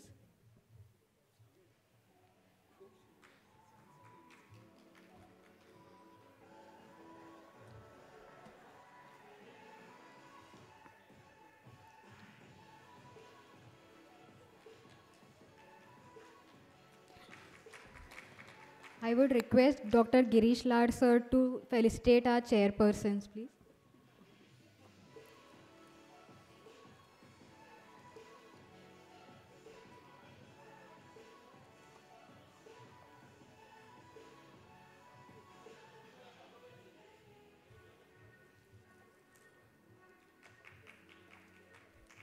Thank you, sir and ma'am. Moving on to our next topic, adverse drug reactions. The chairperson for the respective sessions are Dr. Aparna Nirurkar, Madam, Professor of Department of Anesthesia, LTMMC SION, Dr. Kanchan Rupavati, Ma'am, Professor, Anesthesia Department. And the speaker for the next session is Dr. Sudhir Pawar, sir. I would like our chairperson to kindly introduce our speaker. Thank you.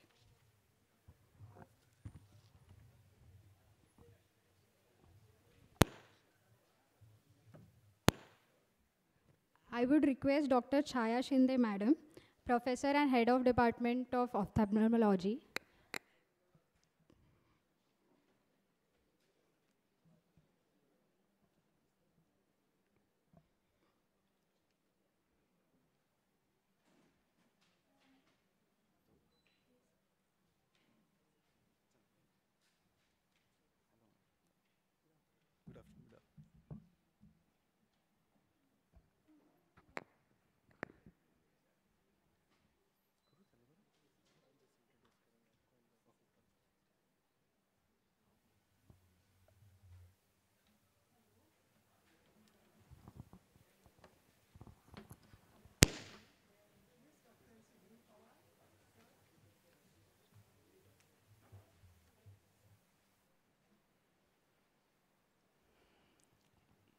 Hello.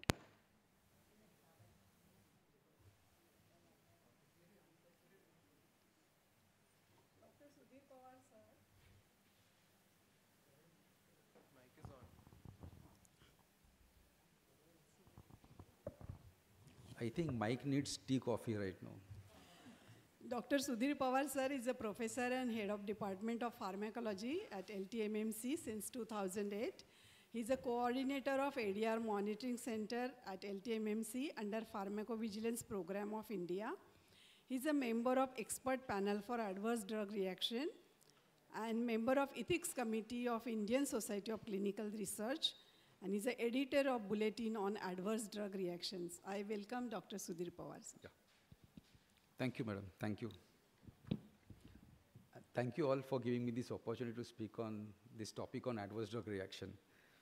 Okay, so listening to the clinical people like Bhavin and Mukesh, I think this is a very dry topic, but I will try to explain the term and the topic as simple as possible.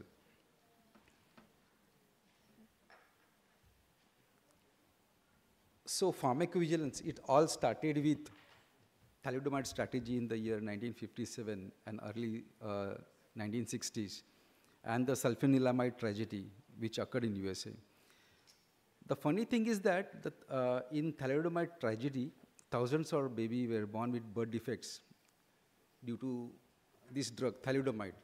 They had multiple birth defects, mostly the limbs, even eye, ears, heart, kidneys were affected with this thing. But if you see, everybody is using drugs nowadays. New drug is there in market. We try, as per the literature which is available to us, we prescribe to our patients. But in this particular case, this drug was used in European countries. And all this tragedy, it occurred in the babies in European countries. More than almost 10,000 to 20,000 babies, they had this birth defect. And almost 40% died in this tragedy. This occurred only in European countries, but this never occurred in American countries because of the Kelsey, Frances Kelsey. She was the one who did, she was pharmacologist and physician. She denied of entry of this molecule in American countries because the data was not available to this molecule. What we need is the animal data whenever we take drug to the clinical trials. So we see only this thing in the European countries and not in the American countries. That makes this any drug molecule to go rigorous clinical trial and the safety regulations. So what is pharmacovigilance? It is science and activities relating to the detection, assessment, understanding, and prevention of adverse effects or any other medicine-related problem. You should know what is the difference between AE and ADR. AE is the adverse event does not necessarily have a causal relationship with the treatment. For example, patient took a drug, he met up with an accident. Patient took a drug, he had fever. So there may not be any causal relationship with the drug, so we can label it as adverse event. Whereas adverse drug reaction is a response to a drug which is noxious and unintended and which occurs at doses normally used in man for prophylaxis, diagnosis, or therapy of disease, or for the modification or physiological function. So whenever we do adverse drug reaction relation with a particular drug, we do what is called as causality assessment. So there are different methods of causality assessment. The methods are WHO assessment scale. We have Narango scale, European ABO system, Karg's and Lasagna system, and many more. And as per the causality, we label them as certain, probable, possible, unlikely. The most commonly what we use in clinical trials and in practice is the WHO assessment scale and Narango scale.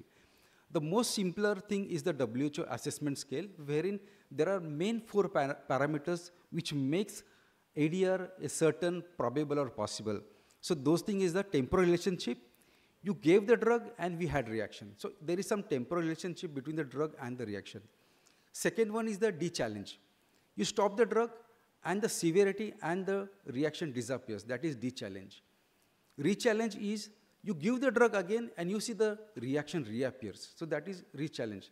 And fourth one is the any other drug or disease causing this reaction.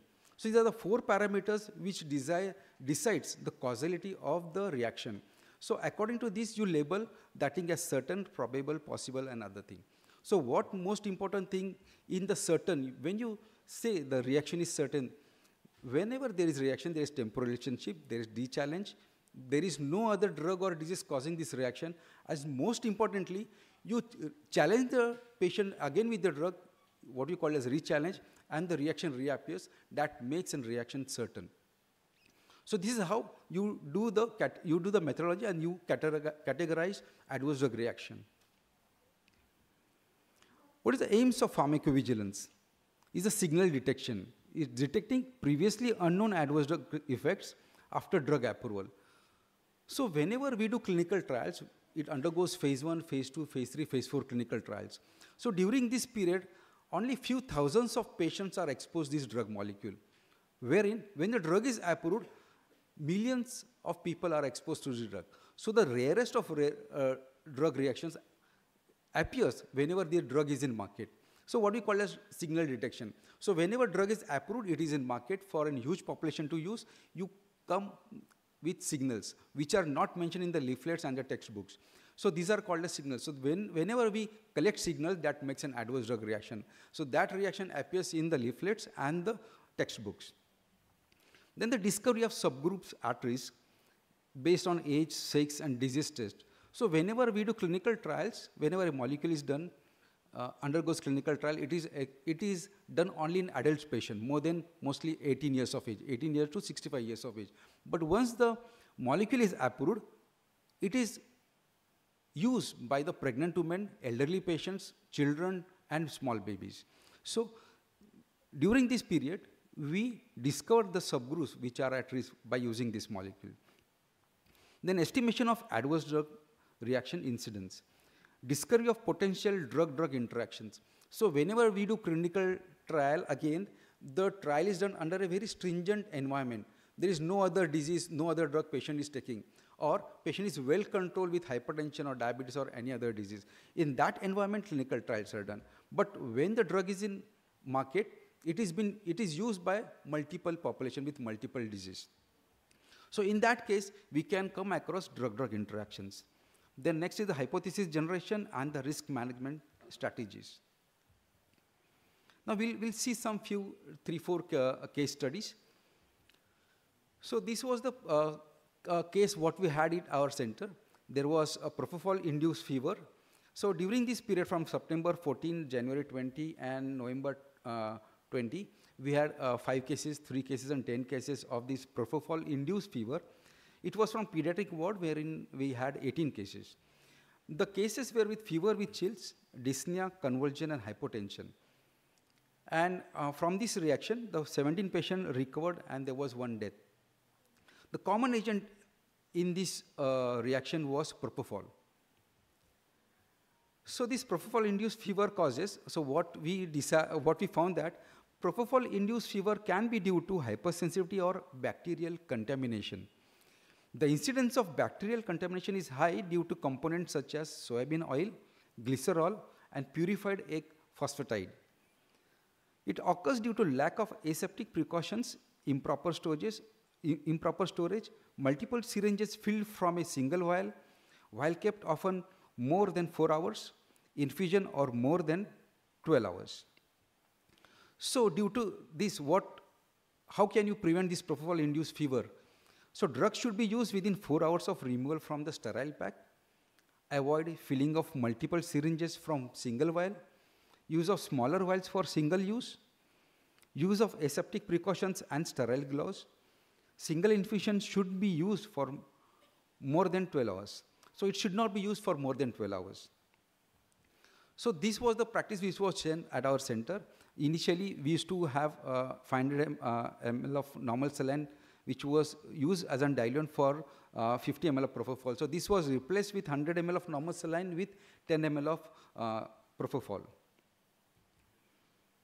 Second case what we had is then SGLT2 inhibitor induced euglycemic ketoacidosis or ketoacidosis. So here we had one case of dapagliflozin induced euglycemic ketoacidosis. Here a female of 70 years with past history of diabetes mellitus for more than 10 years. She was on vildagliptin 100 milligram and dapagliflozin 10 milligram orally once a day. And the laboratory investigations were heme glucose test was 118 milligram per deciliter and urine ketones were present, almost 30 to 40 milligram per deciliter. So here the ADR reported was dapagliflozin induced euglycemic ketoacidosis. So here the drug was stopped and de-challenge was done. So it was positive. So that means that it is probably related to the dapagliflozin. So the reaction is probable. Second one is empagliflozin induced euglycemic ketoacidosis. So here 74-year-old female with past history of diabetes mellitus for more than 16 years. The medication history was tablet empagliflozin 25 milligram once a day. And the laboratory investigations were heme glucose test was 235 milligram per deciliter, urine ketones were positive, ABG suggestive of metabolic acidosis with partial respiratory compensation. This ADR was reported to our department, and it was labeled as empagliflozin induced euglycemic ketoacidosis. Here the drug was stopped. Again, the D challenge was positive. So again, this reaction becomes positive or probable. It becomes probable. Here the recommendations with this reaction is that identification of key risk factors, avoiding SGLT2 inhibitors in patients with compromised oral intake or acute illness. During acute illness and infection, hold SGLT2 inhibitors, monitor ketones, ensure hydration and carbohydrate intake. SGLT2 inhibitors be discontinued for more than 3 days before scheduled surgery or procedures. Another case is bupivacaine-induced ASI. So here, a 24-year-old male patient admitted for acute appendicitis, where there were no other comorbidities were present. Within 5 minutes of injection of bupivacaine for spinal anesthesia, patient developed pain in perineal region, had myoclonic jerks along with hypertension and tachycardia. He had atrial and ventricular premature contractions. Patient was intubated and ventilated.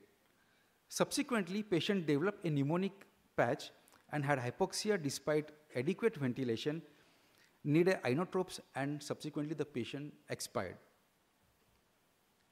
So, in this, the summary of this case is that a serious adverse event to bupivacaine administered for purpose of spinal anesthesia, a possible batch problem or ampule expiry date problem. However, the used ampule was not made available for the inspection committee. The spinal drug bupivacaine was administered by a wrong technique, that is intravascular administration. Could procedure be about ASI? Administration of wrong drug. However, the used ampule is not available for verification. So these were few of the observations of this reaction. So whenever you get a reaction, we have many physicians and clinicians here. So whenever you get a reaction, how to report an adverse drug reactions? So we have Pharmacovigilance Program of India, which is in almost all the medical colleges in India and the corporate hospitals. So we have toll-free helpline number 1800-180-32-3024. So you can directly report adverse drug reaction on this number. Or we have email iscr.nccpvpa@yahoo.com. So you can email adverse drug reaction at this email address, or you can report via ADRMS. This is a software adverse drug reaction monitoring system.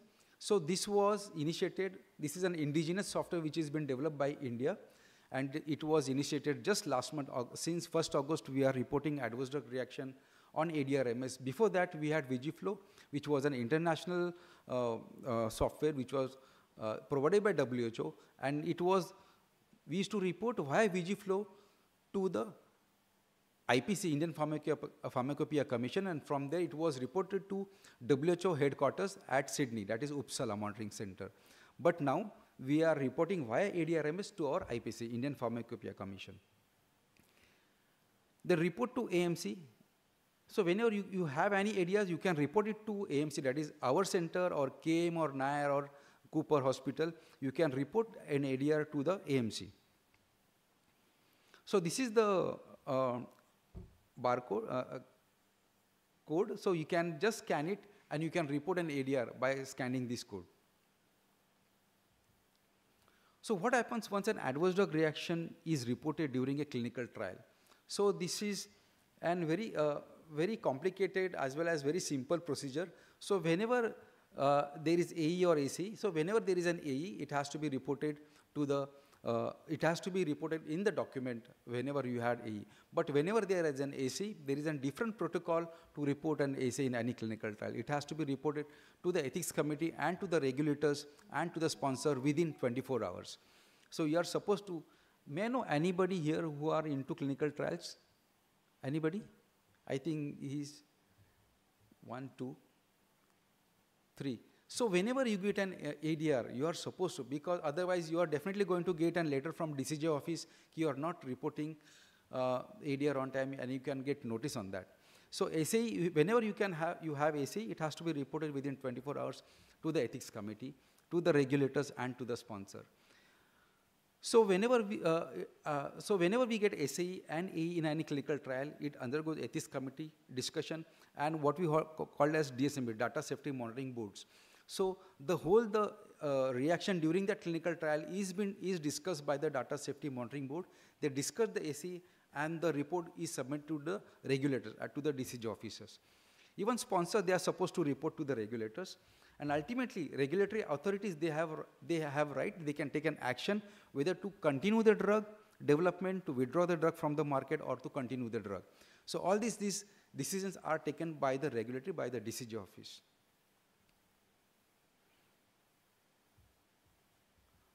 So again, whenever there is an AC, there are particular formulas to compensate that particular patient for an ACE. So whenever there is an AE, there is no issue with the AE. But whenever there is an ACE, if the patient is admitted in hospital, the formula is 2 by WN. You have to multiply 2 multiplied by W. W is the wages, which has been decided by the Delhi, which changes every day to day. So that is what normal laborer gets in Delhi. That is the W, wages, and N is the number of days he is admitted in the hospital. So 2 by W by N is the formula that is compensation given to the patient with any ASA admitted in hospital. But if there is any death, there is the formula which is BFR by 99.37. So B is the basal amount is 8 lakhs, F is the age factor, and R is the risk factor. Risk factor is the minimum is 0.5 for the patient where the life expectancy is less than 6 months in patient with cancer therapy. And it is multiplying factor is 4 for an healthy volunteers. So we do clinical trials in healthy volunteers like vaccines. We do in healthy volunteers. So here the multiplying factor is 4. And R is the age where, F is the age wherein the multiplying factor, if the children, if you do clinical trial in children, the multiplying factor will be 216. Whereas if do in elderly population, if the patient is of 75 years of age, old and above, the multiplying factor again will be 99.37. It's the same as denominator.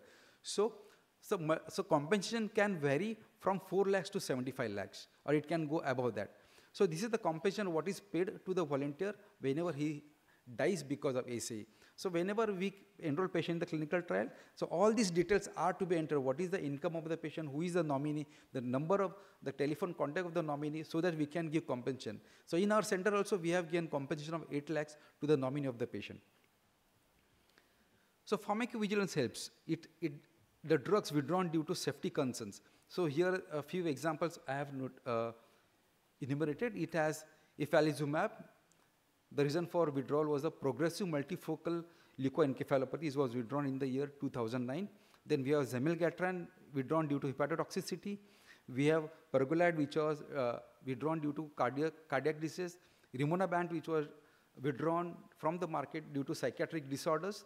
And we have limerick oxy, which was removed from the market because of hepatotoxicity in year 2007. So can spontaneous reporting have an impact? So whatever we are reporting in pharmacovigilance, it is a spontaneous reporting. You report to us, we collect the data and we send that data to PVPA. And because of this, these are the few drugs which are withdrawn from the market. We have trofloxacin, which was withdrawn because spontaneous reporting because of hepatotoxicity. Tolcapone was withdrawn again because of hepatotoxicity. We have cisapride, which was withdrawn from the market because of QT prolongation and cardiac arrhythmias, that most of you are aware of that. Bupropion, it was withdrawn because of seizures and drug interactions.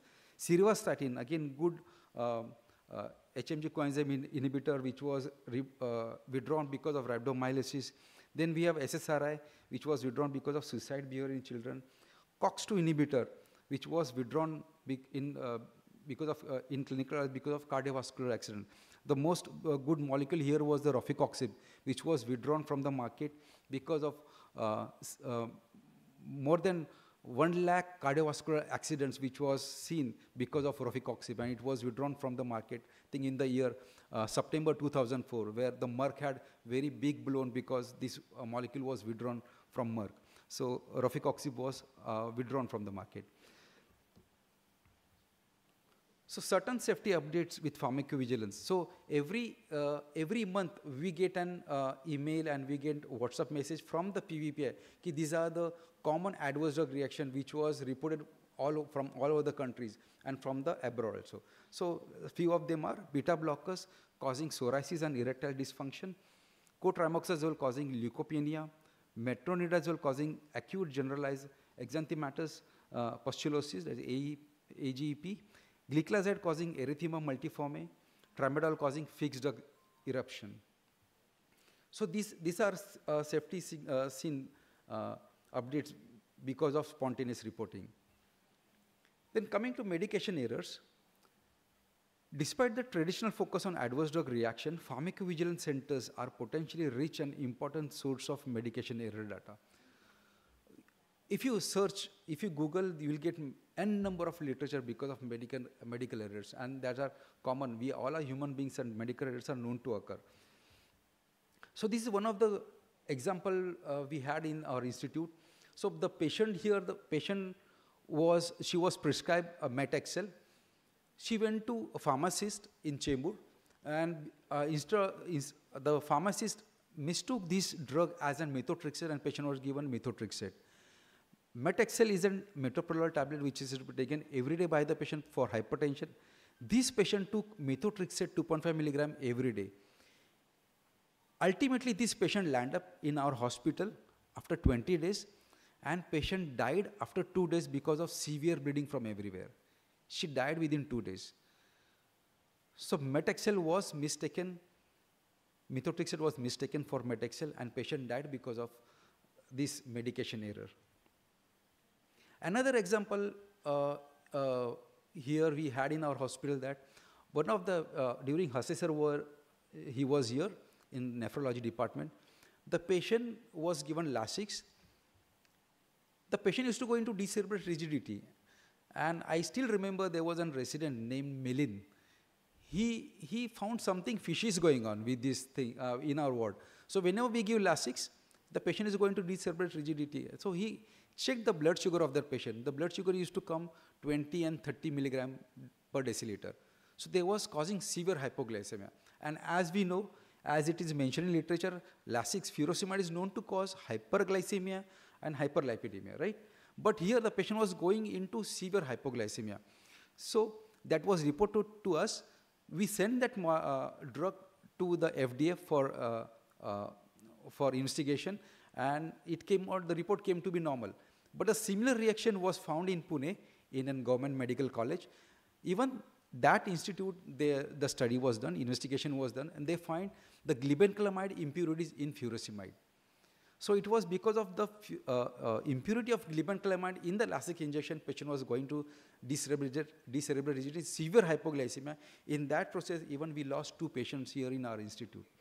So this is all what happens, and we should be aware of all these things.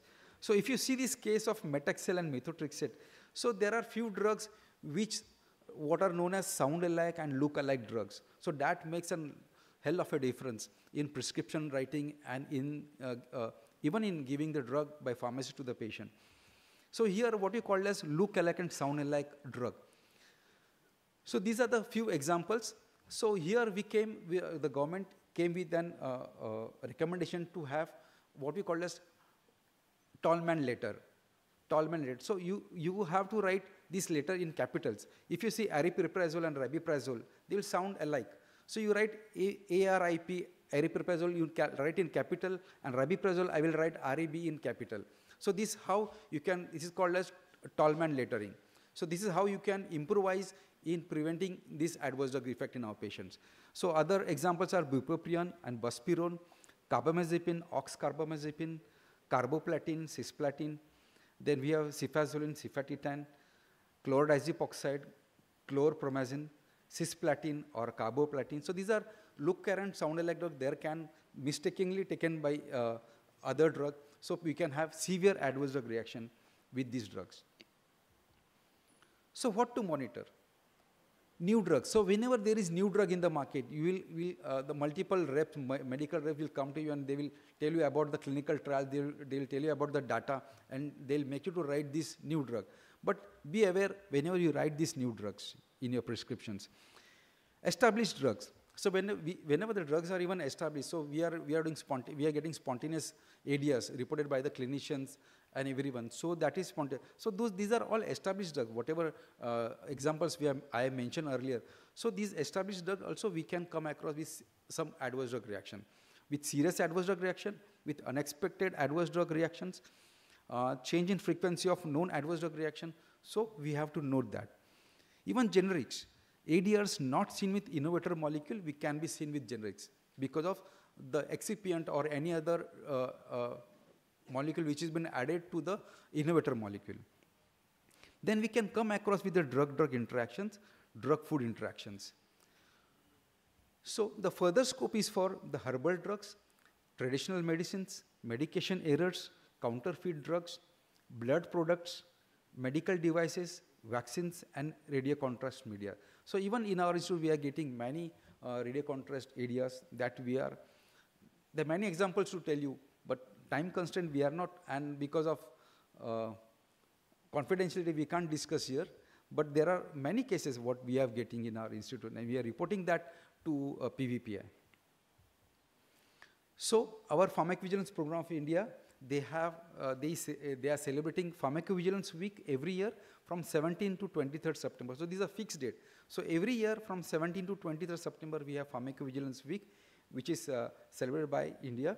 So the theme this year was your safety just a click away. So that was the QR code which was published this year. So you have just scan the code, anybody can report. Even nowadays, now patient also can report adverse. We are getting areas which are reported by patient directly to the AMCs. So the patients are reporting us, peripheral corporate hospitals, they are reporting areas to us. We are getting huge number of areas from our clinicians. So we report, we collect the data and we send it to PVPI. So this was the theme this year. So this is the last slide wherein we celebrated this with slogan competition, we have poster competition, we have paper competitions, we have community awareness program, and there was guest lectures. We have eminent speakers and clinicians for this guest. So this year we called Prashant Burade as a speaker for adverse drug reaction. So this is how we can make our clinicians aware of adverse drug reaction so they can report more and more areas.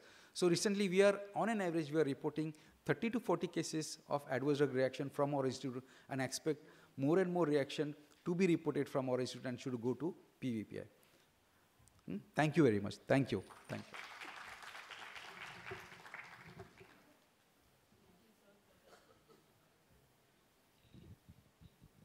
Thank you, sir, for this most comprehensive talk on adverse drug reactions. As anesthesiologists, we have the fortune of using many life-saving potent drugs simultaneously in a very short duration of time. And many of these drugs, as you are aware, as sir said, can produce a lot of adverse drug reactions. So we are extremely thankful for your support in identifying these adverse drug reactions. I remember some of these reactions also be eliminated by changing the drug itself. Propofol or the drug, the molecule that was available, the preparation that was available, we changed that also. Similarly, other cases of bupivacaine which had some infections, again there the drug, the brand that was available, we changed. But we are extremely thankful, sir, for your support. And this was, I think, the most comprehensive lecture, and thank you so much for it. Yeah, I am very thankful to our medicine department and especially to Trupti Trivedi. She is the member of our causality assessment committee. So we discussed these adverse drug reactions, and we have discussions with the clinical department also, right? So we got first prize, our NSA department, which was the study was done by both of us. So that paper got first prize wherein we discuss about this adverse drug reaction. Thank you very much. Thank you. Thank you. Thank you, sir. Request chairpersons to kindly felicitate, sir.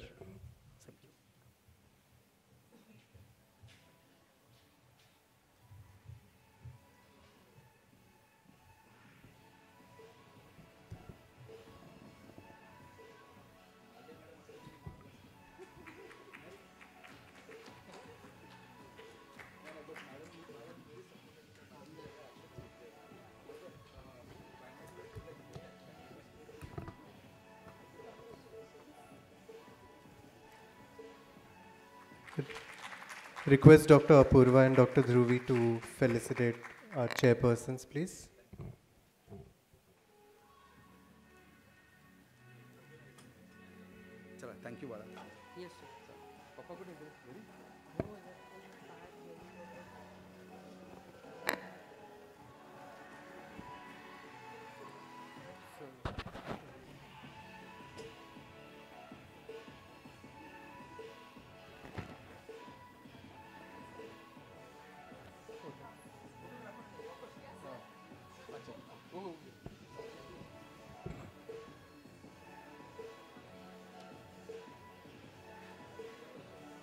Thank you, sir. Thank you, chairpersons. Moving on to the next topic, autism and emerging epidemic.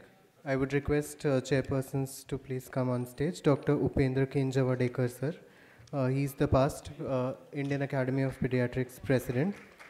Dr. Alpana Kondekar. She is a professor pediatric neurology at Nair Hospital. And Dr. Vijay Atle, sir, senior consultant pathologist.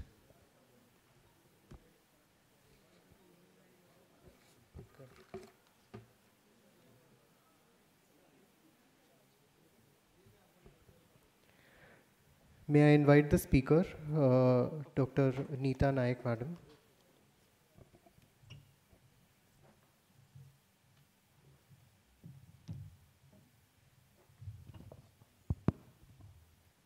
So good evening, friends. It's an honor and always a pleasure to be back to our alma mater, SION Hospital. We were here from 81 to 90, and I'm very happy that Neeta is also my classmate. So many others are also sitting over here. So we are talking about autism, emerging epidemic. I'm very happy the organizers thought of keeping this topic, not because it's just a neurodevelopmental disorder of multifactorial etiology, but it has been sensationalized. As you know, the only pediatric topic, not only talk of the town, talk of the state or country, globe. Because of one man, the president of US made a wonderful, disastrous statement, very irresponsible, unscientific, talking about intake of some medicine by mothers during the antenatal period, Tylenol specifically, resulting into, it's so easy, stop doing that, and autism is not there, and also something, because he has promised that after September, from October onwards, there won't be any autism in the world. That's how the president of US is there. So I'm very happy that Neeta would be here to tell us, give more insights and practical training. And many of us may not have, they are not pediatricians, but remember, everyone is going to be a parent, grandparent, and then somewhere you need to understand what can be done, because it's a really emerging epidemic, and who better than Neeta to tell us more about it. Over to you. She is a qualified pediatric neurologist. After doing MD Pediatrics, she has gained more insights into the various facets of neurology. And over to Neeta for further deliberations.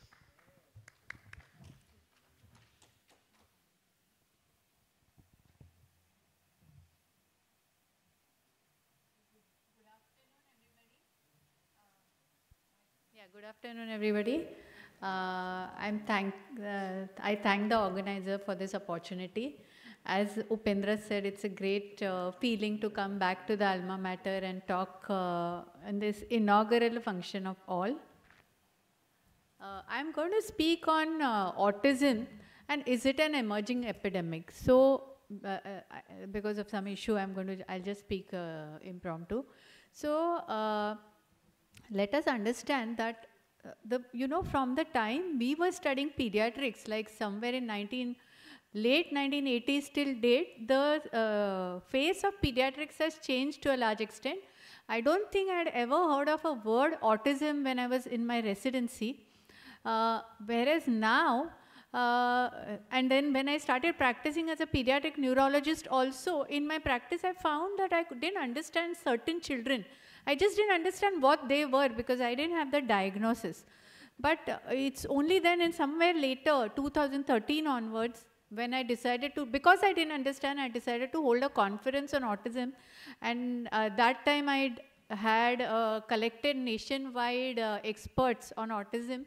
And I did a conference. It's only after that that I understood what autism is all about.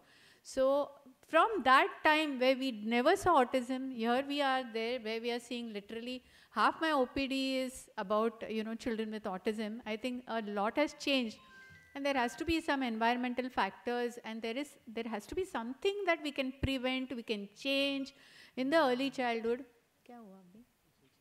that because of which I took this lecture, because I thought now it's no more a pediatric problem, it is a community problem.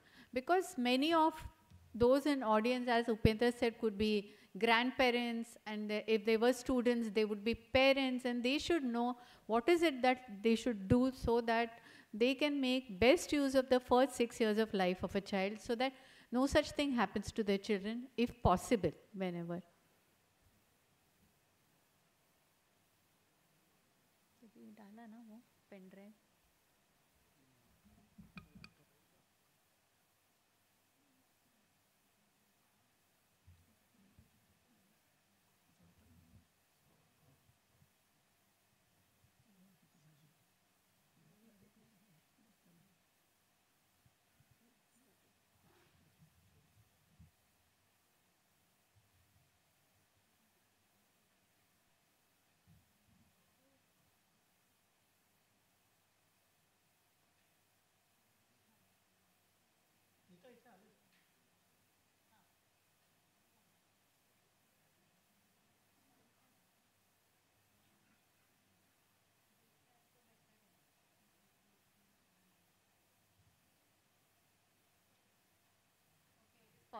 Possible, because we have changed the device, we may not be able to play some videos.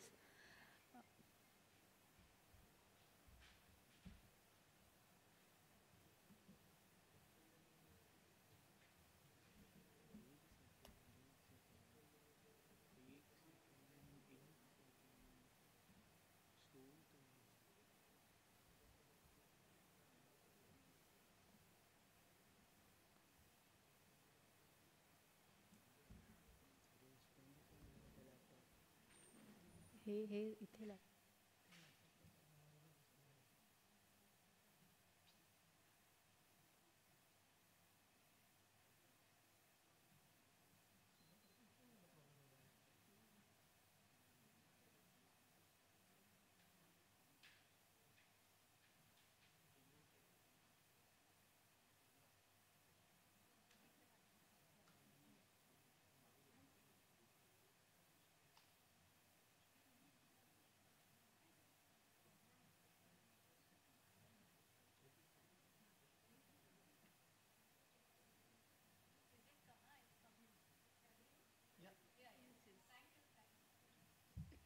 Apologies for that. So this is what my talk is going to cover, that what is autism, what is the etiology, is there anything we can do to prevent, what are the intervention strategies, and what are the future directions. Autism was earliest described by a Swiss psychiatrist called Paul Eugene in 1911. Later, the exact definition of autism was given by Leo Kanner in 1943 and Hans Asperger's in 1944. Initially, it was thought that autism is because of refrigerator mothers, means it was blamed on mothers, that the mother is very cold and therefore the child has become autistic, and eventually that was debunked. What is autism? So the key criteria is persistent deficit in social communication and social interaction across multiple contexts. The child does not have social emotional reciprocity, reduced sharing of interest, emotions, affect, failure to initiate or respond to social interactions, deficit in non-verbal and verbal communication. Though this is not the most important thing, the most important is inability to do social interaction. Even today, the parents don't notice at 6 months or 1 year or 1.5 years that the child is not having social interaction. They come to us only at 2.5, 3 when the child does not speak. So they lose a lot of period. Deficits in developing and maintaining and understanding relationships, restricted repetitive patterns of behavior, and all these symptoms should be present in early developmental period.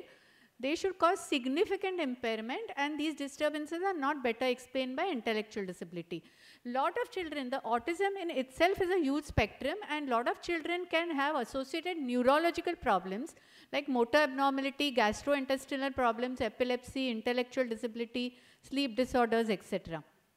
This is with due permission, this is a video of a child. Just a small clip, but it shows that the child is self-absorbed. She's playing with her fingers. She's not being able to answer questions. And she has some abnormal mouthing of the object. So that is the sort of classic kind of picture of a child who comes with autism. So what is it really increasing? So my answer in one word is yes, it is a matter of global concern. In US, the incidence in 1 in 31, maybe we don't have anything to do with it, but even in India, it is 1 in 68, which is a very significant number. We don't have incidence data, and based on this, IAP has recommended routine screening of children at 18 months, 24 months, and 30 months to improve early identification. Initially, the etiology was not known, but now it is known that it's a highly heterogeneous and extremely complex genetic condition. It's highly heritable. Twin studies have shown that 50 to 80% of genetic contribution. The inheritance could be monogenic or it could be polygenic. The monogenic inheritance, which is due to rare high impact mutation, is responsible only for 2 to 4% of cases. So these are syndromic cases like Fragile X syndrome, tuberous sclerosis, Phelan-McDermid syndrome, but these are cases which are very few. So when we are talking about a community level, this is not what we see. There could be a polygenic inheritance which is probably responsible for 40 to 60% of the cases, and there could be de novo mutation. But this is not all. In etiology of autism, epigenetics is also supposed to play a strong role. So what is epigenetics? It is the mechanism that influences the gene expression without altering the DNA sequence. It could be DNA methylation, histone modification, or non-coding RNA silencing. So these are the things which work on the DNA and therefore changes the DNA expression, and this happens usually in the antenatal period. There are other etiologies. There is an entity known as maternal immune activation, or MIA, which is maternal infection or sometimes inflammations during pregnancy, which can lead to altered fetal brain development, synaptic changes, and ASD-like behavior.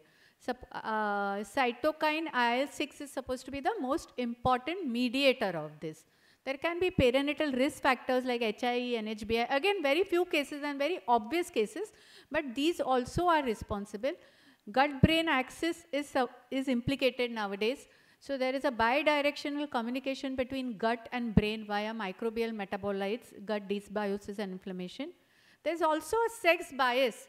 Males are supposed to be 4 times more affected than females because the females of ASD usually have some kind of hormonal protection and they need a higher genetic load to cause actually manifest autism.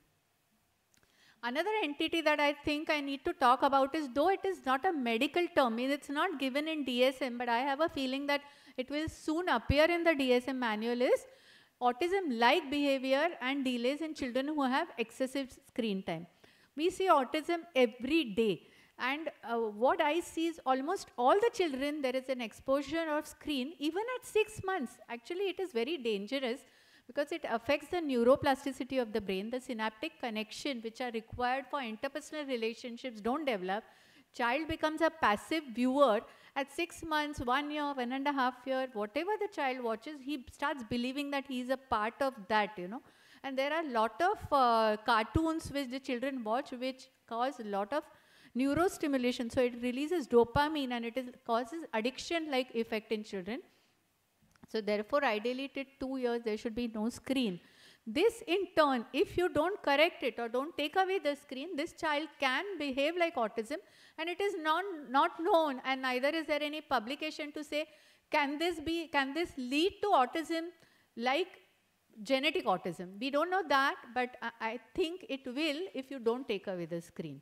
Because we see a very large number of children who see a lot of screen at a very early age, and therefore they start behaving like autism. Although this is supposed to be reversible, but again, we don't know how much time duration, till what time duration if you show screen, it will be reversible, and when will it become irreversible. So, based on this, what do we want to do? Basically, the idea is what can we do to prevent autism? We can do early genetic diagnosis of monogenic inherited children. We can do prevention and treatment of MIA or better maternal health. We can avoid drugs like SSRI, valproate early pregnancy. We can give good perinatal care, but all 4 put together is only again 2 to 5% of, or maybe 10% of autism. But what we can do, what is in our hand is limit screen and encourage responsive parenting. So this was actually a video which showed, but somehow it will not play.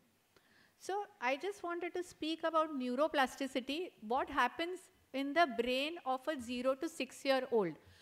Baby is born with 86 billion neurons, that is 25% of his adult brain volume. And what the synapses, infant is born with 50 trillion synapses. At 3 years, this 50 trillion synapses come down to 1,000 trillion synapses. Increase, and in adult they go to 500 trillion. This is known as synaptic pruning. So basically it's a concept of use it or lose it. The synapses which the child uses will remain, and the synapses which the child does not use will go away.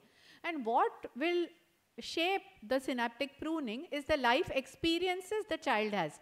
They will activate certain neurons and they will create new neural connection.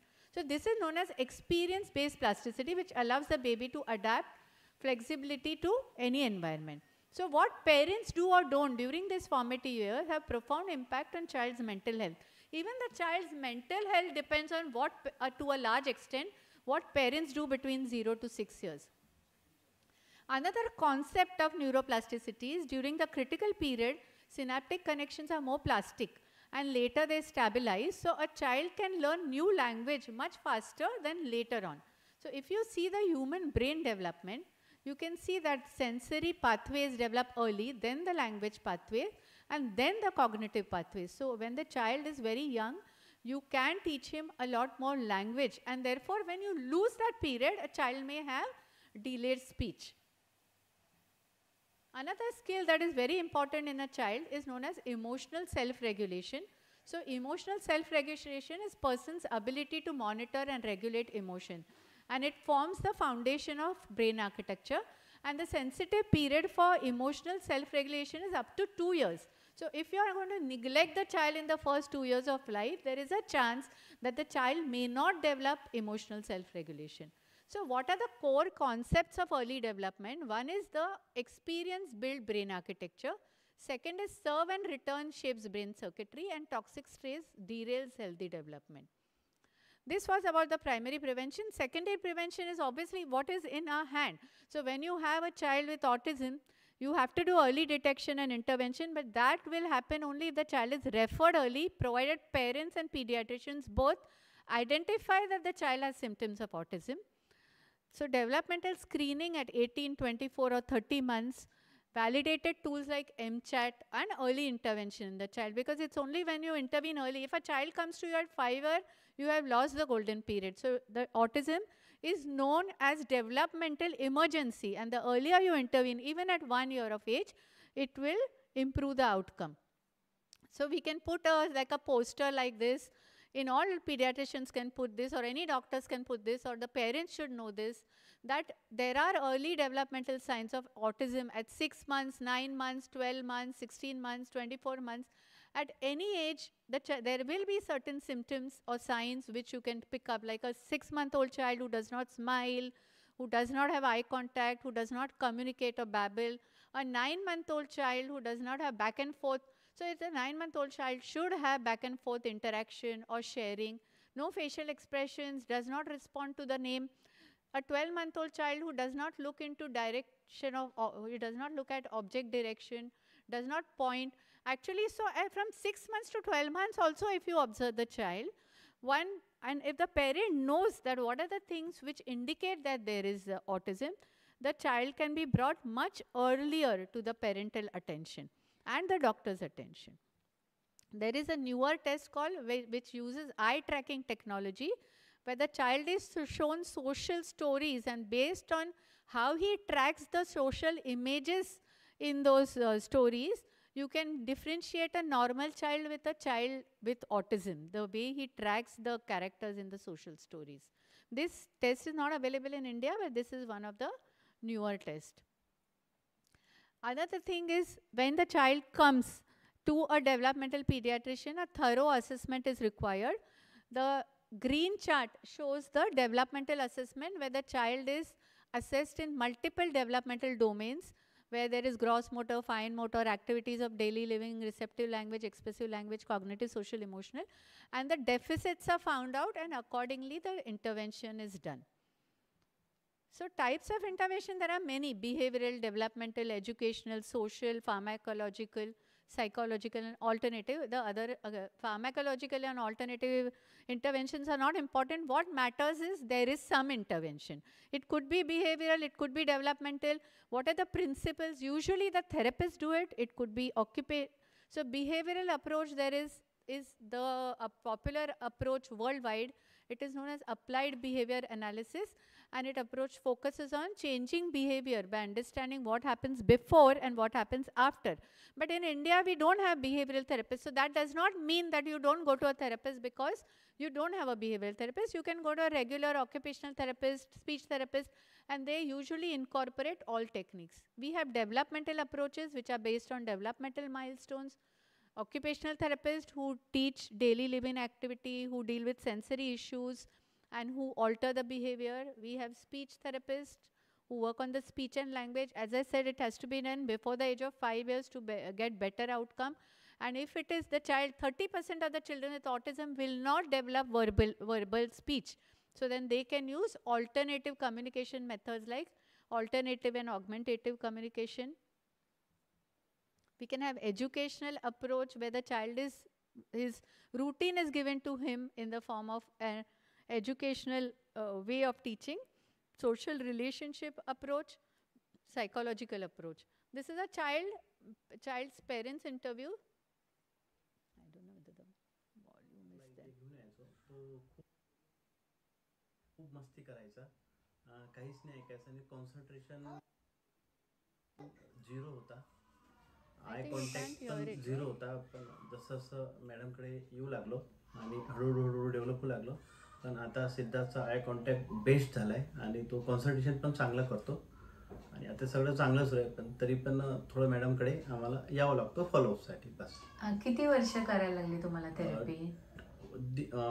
2.5 years. अच्छा. आणि आता तो main school मध्ये जातो का? Proper जातो. The most important thing about these children is you have to try to mainstream them by the age of 6 years. If you don't mainstream them by 6 years, then it is possible that you may have a lifelong disability. So the approach to autism is not about, identify it as disability. It is about preventing disability and making them normal functioning individual of the society. And if you are going to have one in 68 or 1 in 31 children with autism, it's like having every third child will have autism in near future, maybe 10 years or 20 years down the line. त्याचे symptoms कधी सुरू झाले? कुठल्या वयात सुरू झाले? 3 years पासून. I just want to show you end where the child is smiling and has developed emotions. But here I'm not being able to fast forward it, so maybe we can just wait for a minute. This child, the parents are saying that the child was actually never spoke till the age of 4 years. They brought him to me. Till then, child did not have speak. But today, in spite of bringing him late, between 4 to 6 years intervention, the child has developed speech and then now has started going to mainstream school. नाव सांग. मम्मीचं घेतलं. हां, मम्मीचं घेतलं आता तुझं. चल नाव सांग. सिद्धार्थ. शाळेचं नाव सांग. राजी शिवाजी. Very good. आवडते शाळा? हो. अभ्यास करतो? नाही. नाही करत का? He even cracked a joke actually. This child was not speaking, no eye contact, nothing. So then the last is tertiary prevention, and we should not be focused on tertiary prevention. Tertiary prevention is nothing but integrating the child if the child is already disabled. So take home message is it's a global health burden with increasing incidence. It's a multifactorial inheritance, primarily genetic with environmental influence. Early referral detection and intervention between 1 to 5 years are key to mainstreaming these children with autism with integration into society. And responsive parenting focused on giving positive experience to sculpt the brain. You can actually sculpt the brain and build the brain architecture is valuable. And there is a very key line in early childhood development which is known as serve and return. That shapes the brain circuitry. I have a small TED talk, and I think I have some time. So I'm going to show that TED talk by a child about serve and return.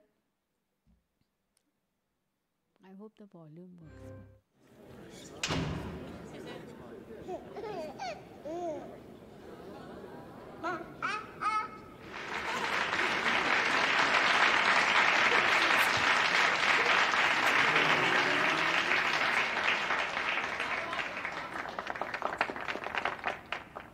What if I was to tell you that a game of peekaboo could change the world?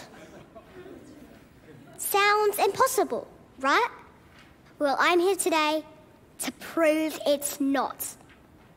Hi, I'm Molly, and I'm 7, and this is my little friend Ari. Say hi, Ari. Hi. Oh, and this is my neighbour, Amajot. He has to take Ari away now to get ready for our experiment. But don't worry, they'll be back. My talk today is about some powerful things you grown-ups can do that shape us as children and the adults we become. How do I know? Because my parents and people around me did them, early and often. I know not all kids are as lucky. Some of my friends, some kids at my school, and many around the world. And I would really like to help change that. Thanks to scientists, we now know just how important the first 5 years are for our health and development, especially our brains. Ari started learning long before he was even born, from inside his mummy's tummy. When Ari was born, he was tiny, and he cried all the time. He was always hungry, and he pooped a lot. Now, he laughs and giggles and makes funny noises. But those are just the changes we hear and see. There's way more going on inside. So, let's talk more about our brains. The blue bag is the rough size and weight of a healthy baby's brain at birth. The red one is a baby's brain after the first year. It almost doubles in volume. And by my age, it's almost 90% the volume of an adult brain. Our brains develop faster in our early years than at any other time in our lives. It can create up to 1 million neural connections every second. But we need your help. Our healthy development depends on these top 5 things. 1, connecting. 2, talking. 3, playing. 4, a healthy home. 5, community. All of this helps our brains and does reach our full potential. So what's something you can do that can really make a difference? Scientists call it serve and return. That's just a grown-up way of saying connect, talk, and play with us. And here's the really big news. Amajot, Ari, you ready? Ready? Copycat games build imagination and empathy. And? Naming games build vocabulary and attention. Is it Daddy? Ari, Daddy, Ari. And games like peekaboo, yep, peekaboo, actually build memory and trust. Each time you talk to us, play with us, make us laugh, it not only builds and strengthens our relationships and mental health, it actually teaches us some of the most important life skills. From making friends, to taking a test, to getting a job, to one day maybe even starting a family of our own. Interactions early and often matter. Take it from me, the 7-year-old up here, talking about brain science. Okay, now, let's see what happens when the connection is taken away. So now he's trying to get his dad's attention again. He's reaching out like, that was fun, why have you stopped?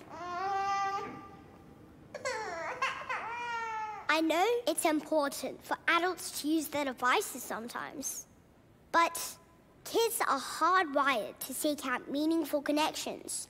Not receiving them causes confusion and stress.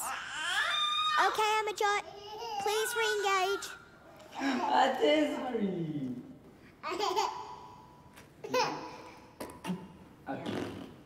Now, what if a whole childhood was like that last 30 seconds?